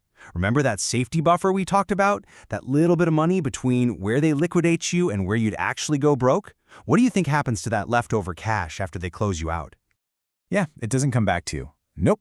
That leftover margin gets immediately swept into something called the exchange's insurance pool. And this is a massive fund, like a rainy day fund, that they use to cover any losses that are so insane even their liquidation engine can't stop them. It's their way of preventing something called socialized losses. And just to give you an idea of the scale we're talking about, BitMEX, for example, their insurance fund grew to over 37,000 Bitcoin. And where did every single one of those coins come from? One place, the leftover margin from traders who got wiped out. So this whole system doesn't just affect one trader or even just the exchange's bank account. No, this spills out into the entire market. It creates this huge ripple effect. A single liquidation can literally trigger an avalanche. This is the classic domino effect. It starts with just a little dip in the price, just enough to knock over the first domino, the people with the highest leverage. Their liquidations are forced sell orders, which of course pushes the price down even more. And that lower price? Well, that's enough to knock over the next set of dominoes. And it just keeps going. A cascade. That right there is a liquidation cascade. It's what causes those insane, violent price swings that seem to pop up out of thin air. Now, for most people, this is absolutely devastating. But for some, for the really big, sophisticated players, the whales who can see these events coming, this chaos is a golden opportunity. All right, so let's step back for a second and look at the whole picture. We have this whole ecosystem. Who are the real winners and losers here? When you look at this system of high leverage and forced liquidations, who's it really built for? It's pretty clear, isn't it? The winners are, first, the exchange. They're raking in fees and beefing up their insurance fund. And second, the whales, who just feast on all that volatility. And the loser? Well, that's almost always the retail trader who got tempted by that high leverage. When you boil it all down, the conclusion from the source is pretty stark. Using high leverage, we're talking anything over 10x, is basically a losing game for just about everyone involved. Everyone, that is, except for one entity, the exchange itself. So there you have it. It's a system with very clear incentives and honestly pretty predictable outcomes, which really only leaves one last really important question for you. Now that you see who the game is designed for, how are you going to play? Let's talk about leverage in crypto. It's this powerful tool that can absolutely supercharge your profits, but it can also wipe you out in a heartbeat. So how do you handle this double-edged sword without getting burned? Well, we're going to break it all down. Let's just cut right to the chase with a quote from our source material. Some leveraged exchanges make it all too easy for beginners to get wrecked. And in case you don't know, wrecked is crypto slang for wrecked. And yeah, it means exactly what you think it means, a complete and total financial disaster. And that really brings us to this fundamental choice you have to make. When you step into this arena, are you acting like a gambler at a casino, or are you a strategist with a plan? This whole explainer is your guide to becoming that strategist. Okay, before you even think about placing a single leverage trade, you need a pre-flate checklist. Seriously. But instead of checking plain engines, you're checking yourself and your capital. This checklist boils down to 3 absolutely critical questions. Number 1, do I actually have a real trading strategy? 2, do I have a money plan? And the most important one, the one you have to be brutally honest about, can I afford to lose every single penny of this? So what even is a trading strategy? Look, it's got to be more than just a gut feeling. It's a concrete plan. Maybe it's based on price action, maybe you're a whiz at reading charts. The point is, you need a system, and you have to have the discipline to stick to it. All right, now for your money plan. And this is so crucial. The funds you trade with, they have to be completely separate from your long-term hold'll portfolio. This is your risk capital. It's the money you can genuinely, comfortably afford to lose without wrecking your life. Okay, so once you've done that honest self-assessment, it's time to choose your arena. Where are you actually going to be doing this trading? You've basically got 2 main options here, centralized and decentralized exchanges. Centralized platforms are what most people are used to. They're fast, they offer crazy high leverage, and they've got tons of liquidity because millions of people are all trading in one place. But here's the trade-off. You're trusting them with your funds. On the other hand, you've got decentralized exchanges, or DEXs, and they bring a whole different set of pros and cons to the table. So diving a little deeper into DEXs, they're built on smart contracts. And that's really cool because it means you never give up custody of your keys. But, that tech has its limits, at least for now. Liquidity can be a big challenge since it's not all pooled together. The functionality can be a bit less sophisticated too, because every single action has to happen on-chain. Now, future upgrades to blockchains like Ethereum could totally change the game here. But for now, you're making a trade-off between having total control and getting top-tier performance. You've checked yourself, you've picked your platform. Now for the most important part of all, the strategist rulebook. These are the rules that will stop you from just gambling your money away. You're going to see some exchanges offering you 100x leverage, maybe even more. Let me be clear, this is a trap. It's the siren song of getting absolutely wrecked. It leaves you with practically zero margin for error. A tiny little market move against you and poof, your position is liquidated. It's gone. A strategist, though, a strategist knows their limits. The source material is really clear on this. You should never go above 15x leverage. And listen, this isn't about limiting your wins. It's about making sure you survive to trade another day. So here's the bottom line. High leverage is just dangerous. It completely eliminates your room for error, meaning you can lose everything in an instant. It is just not a smart way to trade, especially when you're starting out. So let's zoom out for a second and look at the bigger picture. Why does your personal responsibility matter to the entire market? Well, because leverage is supposed to be a professional tool, not a casino toy. See, when a ton of casino traders flood the market using extreme leverage, it just fuels those insane price swings we see all the time. Those mass liquidations create these huge cascades that just ripple through the entire market. A market with more responsible, strategic traders, it would probably be a much, much calmer place. And the really crucial point here is that this isn't just about leverage. Irresponsible trading is going to wreck you, period. It doesn't matter if it's 100x leverage on Bitcoin or if you're just going all in on some random altcoin. The real enemy here is a lack of strategy and a lack of risk management. And that brings us right to the core idea of this entire explainer. Leverage isn't inherently good or bad. It's just a powerful tool. And the outcome? It depends completely on the person using it and how disciplined they are. So we end with a question for you. When you step into the market, which path are you going to take? The casino or the strategist? The choice is all yours.